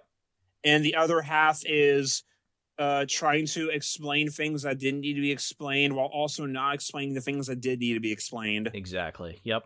It is. It is embarrassing because, yeah, it is trying to tell the story of the first one, but worse. Yeah. Way There's no worse. John Saxon character this time. Nope. Clancy Brown shows up for 2 scenes. Oh, he would have been a great replacement for the John Saxon character, Clancy Brown, but yeah, they just utterly waste him. So, like, we start off at this diner for our first dream sequence and this is one of those movies where, like, half of the dream sequences are just look like real life, and the other half get a little more creative, but still like the template of it's heightened reality, like Snow and Nancy's room and stuff like that. Yeah, there's like 2 dream sequences I can give credit for. The other is Yeah, they don't also follow consistent dream logic either. No, but it's like we open at this diner. We have the guy, Dean, walking around the diner. He's falling asleep, and then Freddy kills him in the lamest way ever. And it's like, hey, Dean, watch this. When I read your review, like you sent it to me, when it was like, "Hey Dean, watch this," fucking kills him. It's like that I could not stop laughing at that for hours. It was so funny. Yeah, if only the movie was as funny as that. Oh my god, yeah! If he actually said, "Hey Dean, watch this," I would have been like, "Hell yeah, brother!" But he just like kind of like grapples Dean, and I guess Dean stabs himself in real life. I guess, yeah, it's. Ugh. And that's just an excuse to have a character die early in the movie. So then they can get the plot rolling, as it were. So that we can get one of our legendary Elm Street funeral scenes. Yeah. And they still do the thing where, like, we think this one girl is going to be the main character before Nancy's the actual main character. Except Tina dies very quickly in the original. Yeah. And here she's, like, in it for, like, an entire third of the movie before they remember to kill her. Yeah, it just keeps going and going, and it's not... And here's my biggest problem with this movie. The acting is so bad. It is so bad. Especially from characters like Nancy, but it is apparent in every single actor. They see it. They are phoning it in. They're phoning it in, and I get it. Everybody did not want to work on this movie, but still, it is so embarrassing. It made me want to fall asleep. It was that bad. Yeah, this is not Scream, the work of the guy who did the award-winning commercial Born of Fire for Chrysler in 2011. Not in the slightest. And I hear Rooney Mara is a good actress. I haven't really been that blown away from the movies I've seen her in, but good God, man, she was so bored in this movie. And like, okay, do we want to talk about Freddy in this movie? Yeah, we might as well. We can bring him up now because he is a big part of this movie. Worst makeup. Whoa. Oh. The worst. If Freddy in the original movies was inspired by pizza, this Freddy is pizza. It is. That's an insult to pizza, but yes. It is horrendous, the makeup. Because I thought it was CGI a lot of the time, because he looks like how the orcs in Peter Jackson's Hobbit trilogy looked like in CGI. They probably did use some CG too. Yeah. But it's and awful. Like the CG in this movie is also just bad overall. It's really bad.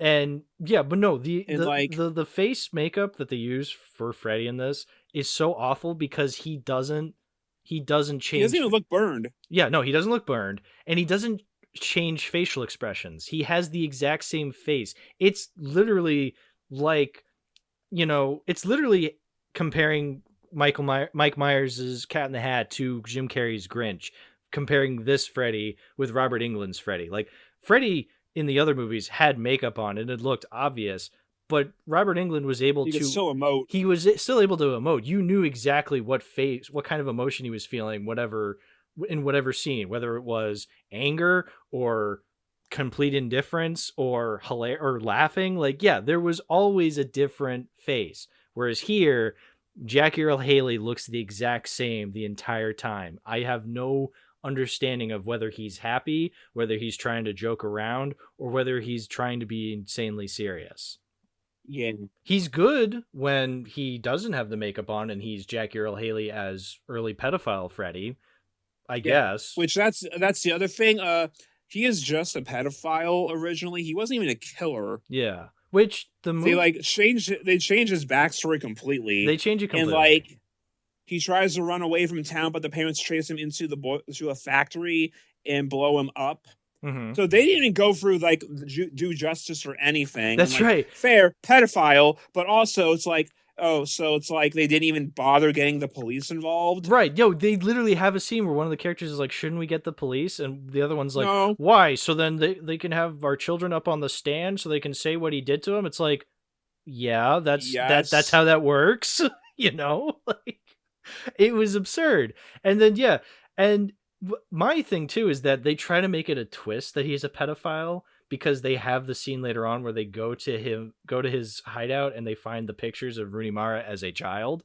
And it's like, I feel like it's less that though, and more just her remembering what happened. Right. But still, they still make it a point to have a part where Kyle Gallner is just like, we made an innocent man die. It's like, no, he's killing you from beyond the grave. He clearly wasn't that innocent. Like, why do we have this in this movie? You already know that he's fucked up from like the flashbacks, even, and like the parents' testimony like implied what he was doing. Right.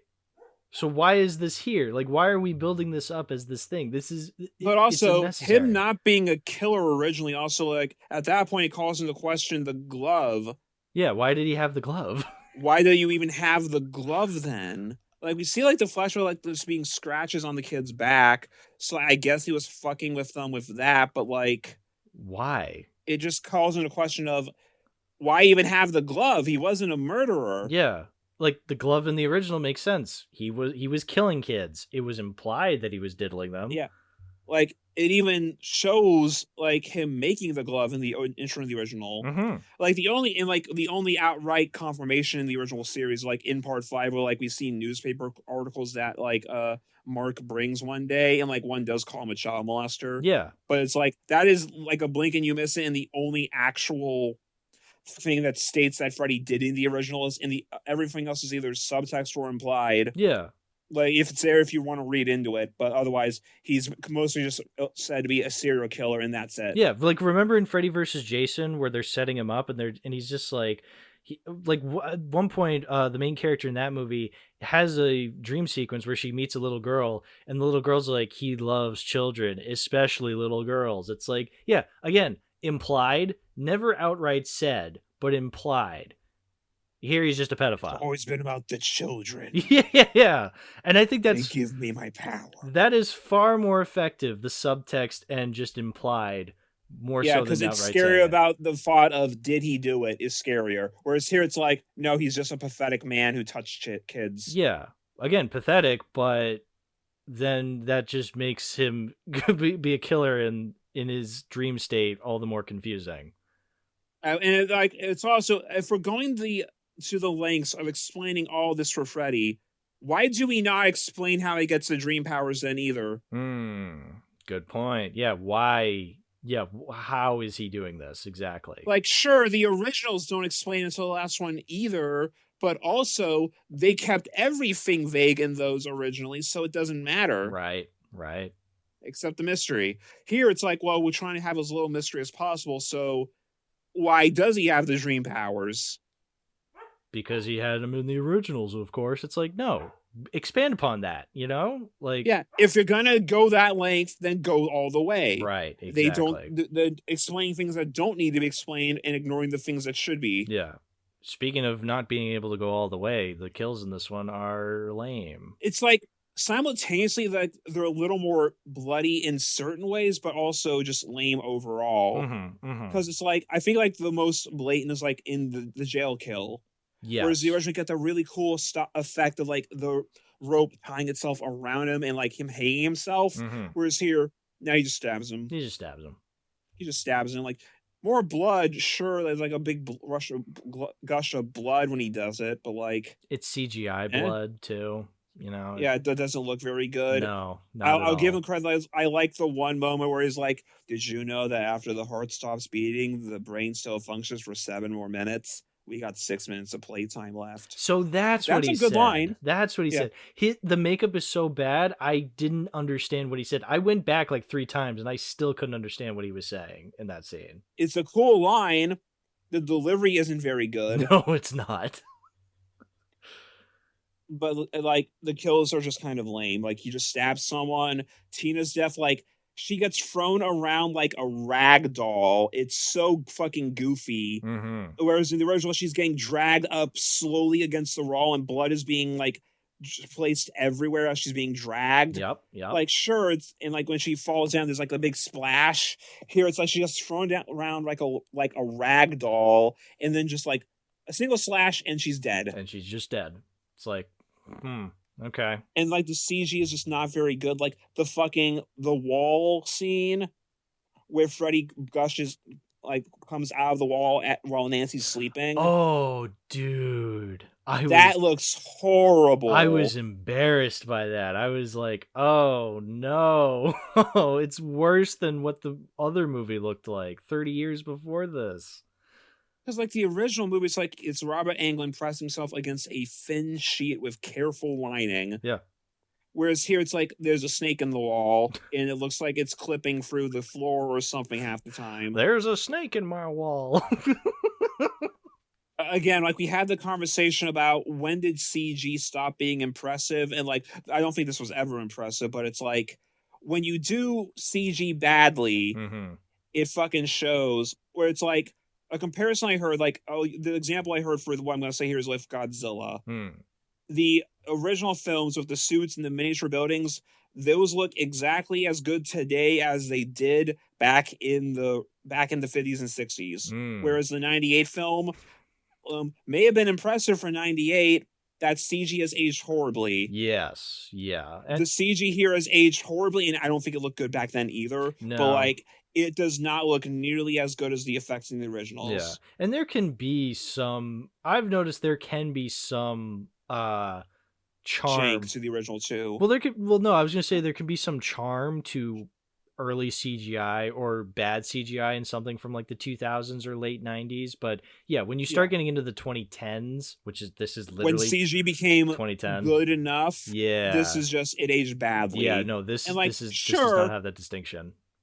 Some of the original effects have some jank too. Like you can tell that Freddy's arm is very flat when he drags Johnny Depp into the bed. Yeah, but it's still a really cool scene anyway. Absolutely. That you can forgive it. Yeah, you can forgive a lot more practical effects than you can CGI. Plus, effects. like they're not putting as much emphasis on his fucking arm there. Whereas here, the Freddy is dead center. They are putting full emphasis on that. Yeah, Freddy like poking his head through the wall is the special effect. That is what you should be focusing on. And if it looks like that, it looks terrible. Yeah. The worst practical effects are still usually going to look better than the worst CG. Which I know I usually don't like being like, oh, CGI bad, practical good. It's like, because there are pros and cons to them, but in most cases that is correct. Yes, the worst practical effects are going to look and feel more charming than the worst CGI effects. Yeah. Because, like, if you just, middling practical effects are still going to look worse than good CG. There's pros and cons of both. It's just, for situations like this, like, if you can do it practically, why aren't you? Right, exactly. Yeah, no. Especially in this day and age where it's blowing up the budgets. Yeah. Isn't there a scene, because I remember when watching the Red Letter Media video, when Jay explaining behind the scenes of the movie, there were some shots where it showed like Freddy's head, like somebody's head being split open and Freddy revealing himself. And I don't think that scene ended up in the movie, but it looked like a practical effect from like behind the scenes. But then I don't think we saw that effect in the movie. Do you remember what I'm talking about? For the first movie? For the remake. Oh, for the remake, I don't know. I don't know about that one. There's like a very I always remember like that was a shot that really stuck in my mind, being like, oh, there's going to be a really interesting Freddy reveal where he, like, I don't know, pretends to be one of the kids and just like splits open and it's him. But we never saw that in the remake. So I'm wondering, is this The Thing 2011 situation where they had practical effects? Full thing. I don't know. I didn't really look into the production of this one. Otherwise, I just know people didn't want to make the movie. Yeah, no, that is the main point we want to make, is that nobody wanted to make this movie. Even Jackie Earle Haley, I was thinking about this while watching the movie, because Jay said when he was on set that day and they were talking about the original Elm Street movies, Jackie Earle Haley heard them and made it a point to chime up, being like, oh yeah, I saw those movies. They were so shitty. It's like, okay, you don't even care for Freddy Krueger as a character or Elm Street as a franchise, and you're the face of this new version of the franchise. It's like, nobody gives a shit here. Yeah. Like, also, he's wrong. Yeah, out of all horror movies, you're really going to watch the Elm Street movies and be like, yeah, these are the biggest pieces of shit I've ever seen. Like, consider yourself privileged, man, if these are the worst movies you've ever seen. And then he went on to be in the worst one. I like look at like some of like the production, but I'm not seeing a whole lot. Yeah, because again, I think everything can be explained in nobody wanted to make this. Apparently, like he was wearing actual makeup. It's just they CG'd over it. It didn't look any better. Yeah, I think it looks bad in both cases. He does not look burnt. No.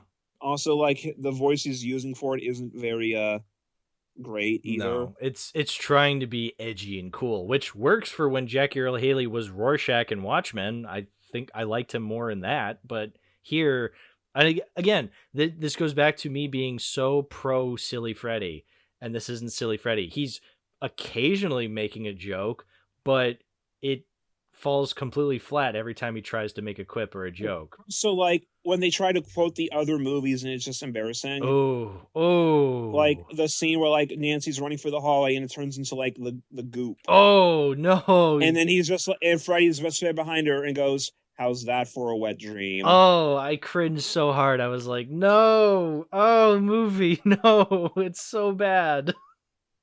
Because that's one of my favorite Freddy quips. And the original also makes sense in both ways. Because yeah, he's in a waterbed, but also he was just fantasizing about a naked woman. Yeah. Whereas here, it actually made sense there. Yeah. Whereas here, she just falls in bloody goop. I guess it was kind of a cool effect how it looks like it's the real floor, and then she just falls in. Like, that was cool, but yeah, then it's ultimately ruined. So they've done that in the other movies. Yeah, they've done that better in other movies, exactly. And then it's ultimately ruined with the out of context line there. Yeah, it's bad. Where like they set up the, oh God, no, this is God. Where like instead they fuck it up like, oh God, no, just me. Like you couldn't even get the line right. Oh God, it's so embarrassing. Yeah, no, there's really not a whole lot I got out of this, even ironically. Like I tried to find enjoyment out of it, and it's also just so boring. Yeah, no, it is. The pacing is terrible. It's a slog to get through. It's so slow. Yep. All the only attempts to try to be scary are traditional jump scares and scare chords. Mm-hmm. The music is just barely even there. It's like the most generic horror score you've ever heard. Yep. They only play the actual Elm Street theme once during the opening title. yeah.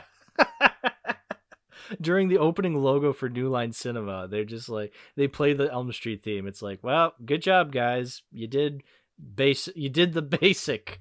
And that's it. And it's like, it just looks so, there's that classic 2010s blue filter. Mm-hmm. Yeah. Absolute classic. It looks nothing like, it looks nothing like it looks nothing like Elm Street. It looks like any other horror film from around that time, which is not a good thing.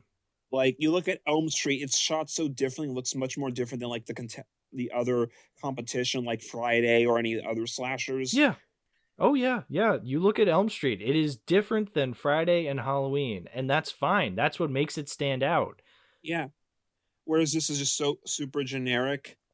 And like the dream sequences, like in terms of creativity, the only two sequences I think that look kind of neat are like the one school setting that's all like dark and fucked up. Like that one's kind of neat to look at. And like when Nancy goes to her room and there's snow everywhere. But then they ruin it by having a shot of her grippers because, you know, of course, someone in the production probably has a foot fetish. Yeah, yeah. Just dead center of frame walking through the snow. Why are you not wearing socks? Also, like, the boiler room aesthetic barely even matters because it's like in the first one, it's like, okay, we see him making it in his garage with the boiler there, like that's set up. And like the second movie kind of retcons it to be like that separate factory. But here it's like, I guess because he got blown up in it or something. Yeah. Why does he care about the boiler room?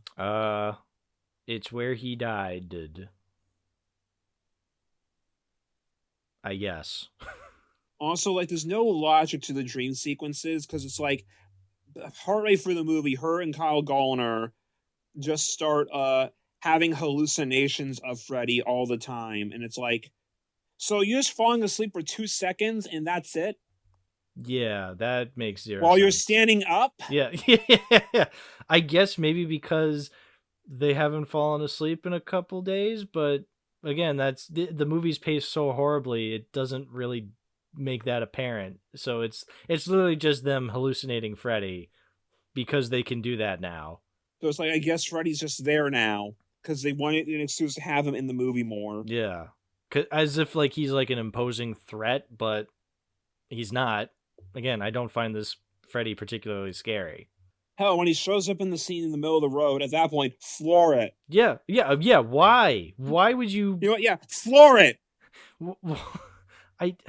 That is so dumb. I'm so glad we get to end on a sour note for the series. Yeah, no, this is easily the worst one. It even ends. Even the movie ends in a really weird way. It's really fucking lame because, like, how does she kill Freddy? Okay, first off, her pulling Freddy out of the dream is not set up at all in any way, shape, or form, and is also a complete accident in this scene. Yeah. Whereas in the original, Nancy finds out she can do it at the doctor's office where she accidentally pulls the hat out and, like, we can pull him out. Yeah. So it's a plan at that point to do that. Yeah, they kind of set it up with her ripping the sweater, but it's... I don't even remember that. No, there is a part where she does rip off the sweater, but you're right in that it's not set up as well as the original. Like the original, they make a point. It wasn't even a plan because they fall because her and Kyle Gallner fall asleep. Well, she falls asleep on purpose, but Kyle Gallner falls asleep by accident. Mm-hmm. So it's like the fact of the matter that he was able to wake up and pull her out at that exact moment was a complete accident. Yeah. Like there was no way of knowing that she was going to have Freddy on her grasp at that point. It's a last second thing. Also, there's that brilliant line earlier where, like, he steals the EpiPens, and she's like, you can't use those on you. You don't know what it's going to do to you. It's a fucking EpiPen. Do you know what an EpiPen is? They teach you this in school. I guess the writers don't know what an EpiPen is, much like how they don't know they what the did internet because they is. used it correctly, but it's like, Nancy, what do you mean what that's going to do to him? It's an EpiPen. It's a shot of adrenaline. That's what it is. You know what it's going to do to you. It's going to give you adrenaline. Hello. So, like, they pull him out of the dream, and you know how they kill him? They just kind of slit his throat a little. Yeah, because she says, welcome to my world, bitch. Well, yeah, quoting Freddy versus Jason. And that wasn't even that strong of a line in Freddy versus Jason, but here it's even worse. Oh, dude, it makes me appreciate Freddy versus Jason. And in Freddy versus Jason, she decapitates him. Yeah. Here, she just slits his throat. Yeah, and she slits his throat a little, and then he's just done. But then, like, they still get the dream sequence at the end anywhere where he kills the mom for reasons, which was kind of cool, but also horribly CGI because the blades go through her eyes and the blood is obviously CGI. It's like, oh, you could have made this cool, but you didn't. Like, I prefer the dummy in the first movie when Freddy grabs the mom and pulls her into the door window. At that point, it's also set up as that it still could be a dream the whole time because like she gets in the car and Freddy's there and it's just like awkwardly daytime all of a sudden. Yeah. So it's like, oh, it feels like it's still in a dream. Whereas here it's like, no, there was already a resolution. Mm-hmm. So why is this happening? Yeah, it makes no sense. It's just for an ending stinger because horror movies gotta have an ending stinger. And even though not all of them do. No, the worst ones do, but you know. Like, okay, there's usually a hint in these movies that Freddy can come back. Mm-hmm. You know, part 5 kind of like does it both ways. Where like he gets like he starts calling out of Amanda's womb, but like the doors keep closing to seal him in. So it's like it gives you the sense of he's done for now, but will probably come back later. But he's done for now. Right. Part 4, like actually, I don't think part 4 has that much of a setup. I think it's just the jump rope girls, right? It might just be the jump rope girls, yeah. Because they're in part 5 too, but like there isn't really a whole thing. There's like the light going on in the diorama in part 3. Yep. Part 2 has like the bus. Part 1 has the dummy. Part 6 has Freddy explodes and never comes back. Never. Quotations. And then Freddy versus Jason has the wink at the end. Yeah. But like here, it's like at least there, it's like a very subtle hint. Here, it's like, well, I guess part 1 isn't very subtle. Right, but you're right in that most of them are subtle, and it's not just like, oh, he could come back, but at least he's done for now. Yeah, here, it feels like it's trying to set up like, oh, I'm coming back, and it's like, well, no, you're not, because they never made another sequel. Because everyone hated this one. Yeah, there is no redeeming qualities to this one. No one was happy about this movie. Nope. I can see why they didn't put it on the Blu-ray. And see, as much as I hate New Nightmare, there are things I appreciate about New Nightmare. This one is I'll just chime in. I don't think the remake was out yet when this Blu-ray collection first got made. I guess not. I'm trying to... I think this was 2009. The remake's 2010.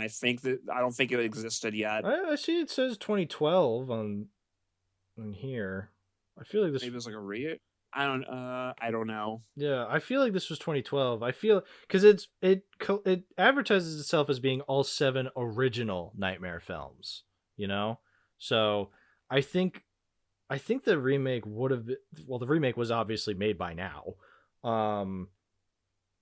But yeah, I would say I think they just wanted it to be the Robert Englund Nightmare films.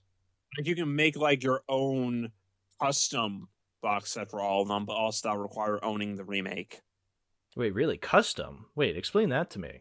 No, there are people who like will make like custom box sets for movies. Oh. Like I've heard about this guy called Blockbuster box sets on like Etsy who like makes like custom box sets so you can put your own releases of films in and like custom slip covers. Ooh. Like a big box set for all of the Halloween movies where like you put like custom slip covers of all of the movies from like the originals to the Rob Zombie and the new trilogy. So it's all one seamless thing. People do that for things. So like there are like custom ones people will make that you can buy. I'm sure there's like a custom one that has all like now actually I guess the problem there is that the Elm Street Blu-rays only have this collection. It's like the only Elm Street Blu-rays that exist right now are the original movie separately, the 1 through 7 collection, and then the remakes. So I guess like doing it for those would be weird. Yeah. But like there are people who like do it for like other movie series and stuff. That's cool though, at least. But like, I guess you could in theory make one that's like a case for like the 1 through 7, like a 2 movie thing for this and then that. There's people who probably have that somewhere. Probably.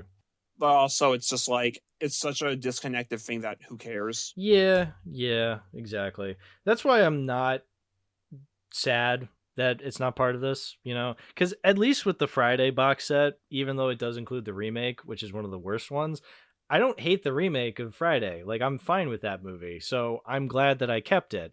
Whereas here, I'm glad the remake was not included because that is easily the worst one and easily the one I can see never returning to. So honestly, I'm fine with keeping this Blu-ray collection, even though New Nightmare is on there and I don't like it. maybe I could give it another chance someday. I've always wanted to give the Scream movies another chance, so it's not impossible that I would probably revisit New Nightmare someday.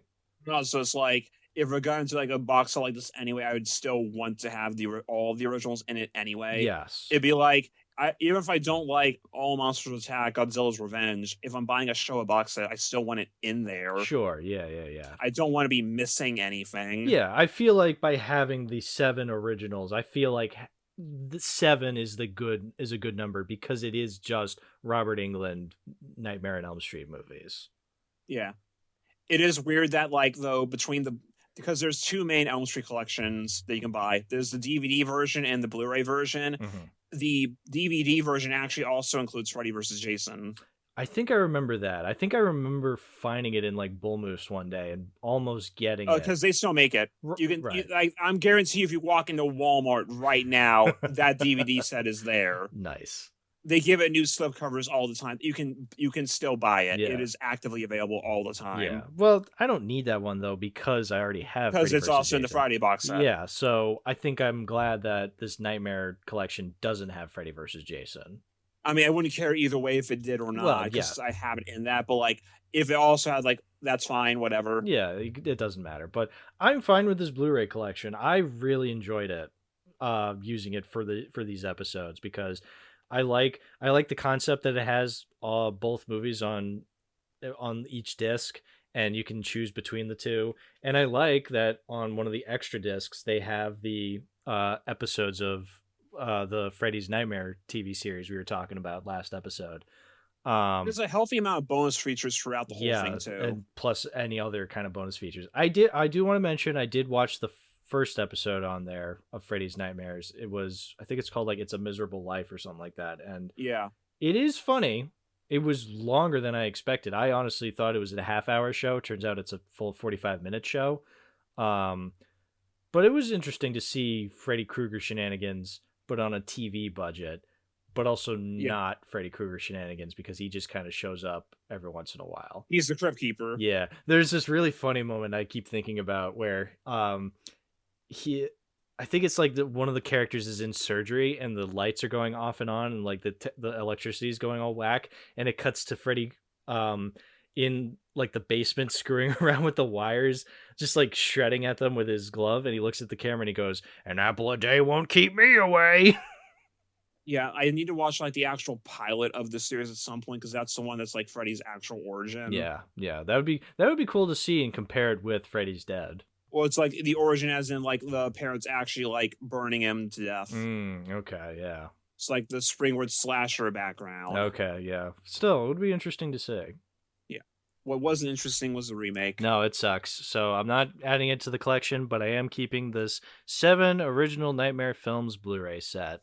So, and like we have heard that after the first one got the 4K, we got pictures of, I don't know who it was, but someone at Warner Brothers posted pictures like her out on the lot, and the next picture was of Freddy's Dead on a monitor, implying that they're doing a 4K scan of it. Oh, that'd be funny.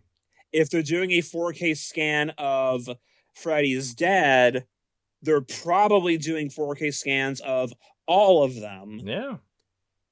So it's very likely that within a year or two, we're going to have everything on 4K. That'd be awesome. That'd be cool. Because like I do know that like the Elm Street 4K, it fucking sold. Like those steelbooks are taking forever to ship out because there was just so many orders of them, and like they knew there was going to be a hit too because like they actually made a straight trailer for the 4K on their YouTube, and it is a 4K that actually translates. It's not one of those James Cameron 4Ks that look like shit.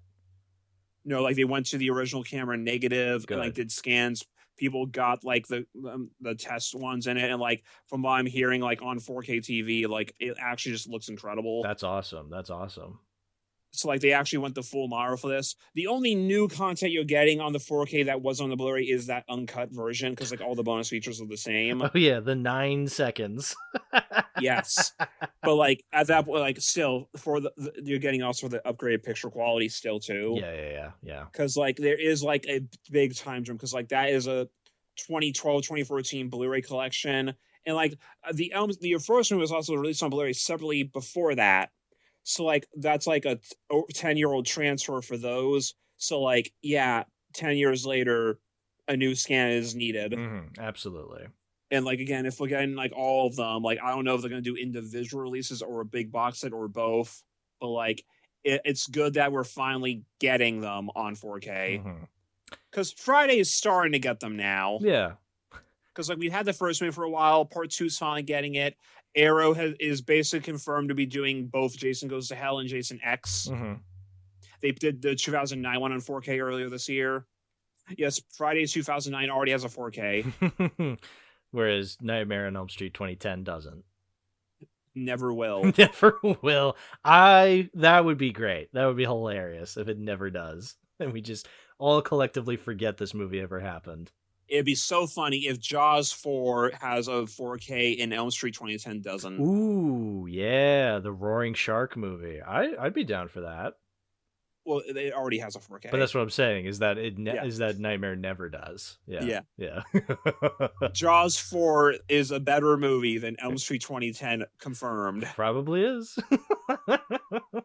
So that's Elm Street. Yeah, I'm glad I finally watched them. I'm glad I got... You know what? It is now official. I have seen all 3 of the big slasher horror franchises. And compared to Halloween and Friday, how do you feel about Elm Street now with that in the mix? I think moving forward, I'm going to appreciate the highs of Elm Street the most. I still like the Friday movies. I still like the Halloween movies that I liked. But I would definitely say out of all 3 of them, Halloween had the worst movies. Just because. Yeah. Whereas I feel as though Elm Street probably has the best highs, you know? Yeah. Whereas Friday is just a very consistent series, which for better and for worse, depending on who you are. Yeah, I still like. Because it also means that movies. If you, it's just that if it also means that if you're not jiving with Friday, then you're probably not going to get won over by sticking with it. Probably not. Which I understand, it's not for everybody, but I still like those movies. I had a good time with them last year, but I also had a good time with the Elm Street movies. So I guess, why don't we, before we wrap things up, why don't we go over our rankings of the movies? Because, I mean, we might as well. Might as well. Let me pull mine up, because like I have it in like the overall slasher list. I don't have ones just for Elm Street. Yeah. Okay, bottom, I have 2010. What's your bottom? 2010. Okay. Next I have part 2. I have New Nightmare at number 8. I based on conversation that makes sense. Yeah. Then I have part 5. I have part 2 there. Okay. Then I have part 6. Me too, actually. Part 6 is my number 6 as well. Understandable. Then I have New Nightmare. Then I have Freddy vs. Jason. And then after that, I have Privet Gap here, because then after this, I have Silent Night, Deadly Night Part 2, Part 3, Part 4, Part 8, Part 2, and then I have finally get the Part 4 for Elm Street is my next one. Yep, Part 4 is my number 4. So I have New Nightmare and then Part 4. Yeah. Yeah. The next one going up, Freddy vs. Jason. I have Part 5 as my 3rd highest. Okay. But I would say 5, 4, and even Freddy vs. Jason and 6, they're kind of all in the same boat in my mind. Even Part 2, I'll even say. Parts 5 for Freddy vs. Jason, 6, 2, like that's the ranking, but they're all pretty much in the same boat for me. Yeah. Like they're not like ranked so high amongst each other. After that, I have the original. The original is my number 2 as well. And then I have the number Part 3 Dream Wars at number 1, which we've probably already established. Yeah, Part 3 is easily the best one. It is so much fun. Actually, I have another number 1. The Simpsons episode, Nightmare on Evergreen Terrace, the segment on Treehouse of Horror. That's my number 1 Nightmare on Elm Street movie. With groundskeeper Willie using the fucking giant rake. Dude, have you seen it? It is one of the funniest Treehouse segments. I was shocked. He just gets burnt alive for like 5 minutes straight and just walks up to everyone else like, "You fuckers!" It has some of the best lines. Lecturing them while his skin, like he's on fire and his skin falling off. He's just lecturing Homer. I don't like the idea of Milhouse having 2 spaghetti meals in one day. Oh, lousy Smarch weather. It is one of the best Treehouse of Horror segments. It is so good. And it's also a decent Elm Street story, I'd say. It's also better than the 2010 remake. I agree. Hard agree. It is so much better than... Yeah. Everybody go out and watch Nightmare on Evergreen Terrace. It is so good. One of the best Treehouse of Horror segments ever. And that's saying a lot because they have some real bangers. Yeah, for reference, because I have the ranking in like my overall slasher list, not a separate Elm Street list. I have 2010 Elm Street literally at the exact bottom. Yeah. Do you want to know what's right above it right now? What is? Muck, Fatal Games, and Jason Goes to Hell. Yeah, Muck. Woo! You know what's better than from 2010 Jason Goes to Hell? I would rather have our boy Trey Duke or our girl Rusty Schwimmer. Our boy Tony the Wonder Llama. Our boy Adam. I would rather. You know what's I like the movie with the guy who kills people with a javelin more than Elm Street 2010. Yeah, that sounds about right. Yeah, I'd have to really think about this because I really hate a lot of the Halloween sequels more, but I can probably Elm Street 2010 is definitely down there. It is amongst the bad Halloween sequels that I've seen. I'll say that. I still need to watch all the Halloween movies. So I've only seen 1, 2, 3, and then the 3 new movies. Yeah, you definitely. I don't know how you'd feel about 4, 5, 6, H2O and Resurrection, and then the Rob Zombie movies. I'll make sure to go into Resurrection on the grounds of it's Michael Myers meets Busta Rhymes. Yeah, that one people hate a lot, and I really don't understand. I mean, I do. Like, if you're looking at it like people who try to look at Freddy's Dead as a legitimate horror film and think that sucks, it's like, okay, yeah, of course you're gonna think it's the worst one. But if you look at it as a comedy, a Trick or Treat, motherfucker, like, holy shit, it is so funny. Best movie ever. Yeah, exactly. Yes, that's why Halloween Resurrection is the best Halloween movie. The best Halloween movie is My Bloody Valentine because it's not a Halloween movie. Mm-hmm. It's a Valentine's Day movie. Yeah, one day for Will and I, because I saw footage of the remake, and we need to watch the remake of My Bloody Valentine for Will and I at some point. Ooh, you have piqued my interest, sir. Yeah, well, I'm not saying the full title of the My Bloody Valentine remake either. The full title is My Bloody Valentine 3D. Oh, it's one of those. Oh, yeah, from the late 2000s, early 2010s. Oh, one of those bad boys. Ooh, I haven't watched the movie yet, but I saw some clips and oh boy, this looks like it's gonna be fun. That sounds amazing.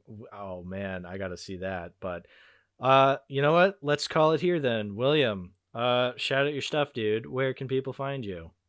Realistically, on James's channel. Mm-hmm. One day I'll get my shit together. One day. Before we, honestly, at this point, it's going to happen when I'm on everyone else's channel first. Let's keep going. I'm going to make a fucking cameo on Jensen's channel soon, probably for no reason. I don't know how. It's going to happen. Yeah, I can't wait to see it. Olivia has to start talking about the special effects in King Kong, and then I'm just there. I appear under the floorboards. Under the floorboards. I am Joe Hendry. Are you? Say my name. It's Joe Hendry. I appear. It's been a while since we brought up Joe Hendry. Holy shit. You know, there's probably going to be comments of people asking what your profile pic is, and those are cowards who will never know the true glory of Sharpan Joe. Sharpan Joe, the main villain of Nightmare on Elm Street 2010, of course. Yeah. You know, I think I tried to look up on eBay Sharpan Joes, and because of how infamous they are, I think they actually do go for money. Oh, that's such a shame. Because it's like the most famous ripoff. I mean, it's no Robert Kopp, but Sharpan Joe, pretty good. Let me look this up. All right, well, you look this up. I'm just going to say goodbye, everybody. We'll see you next time. $194. Oh, what the fuck? All right, that's it. We're done.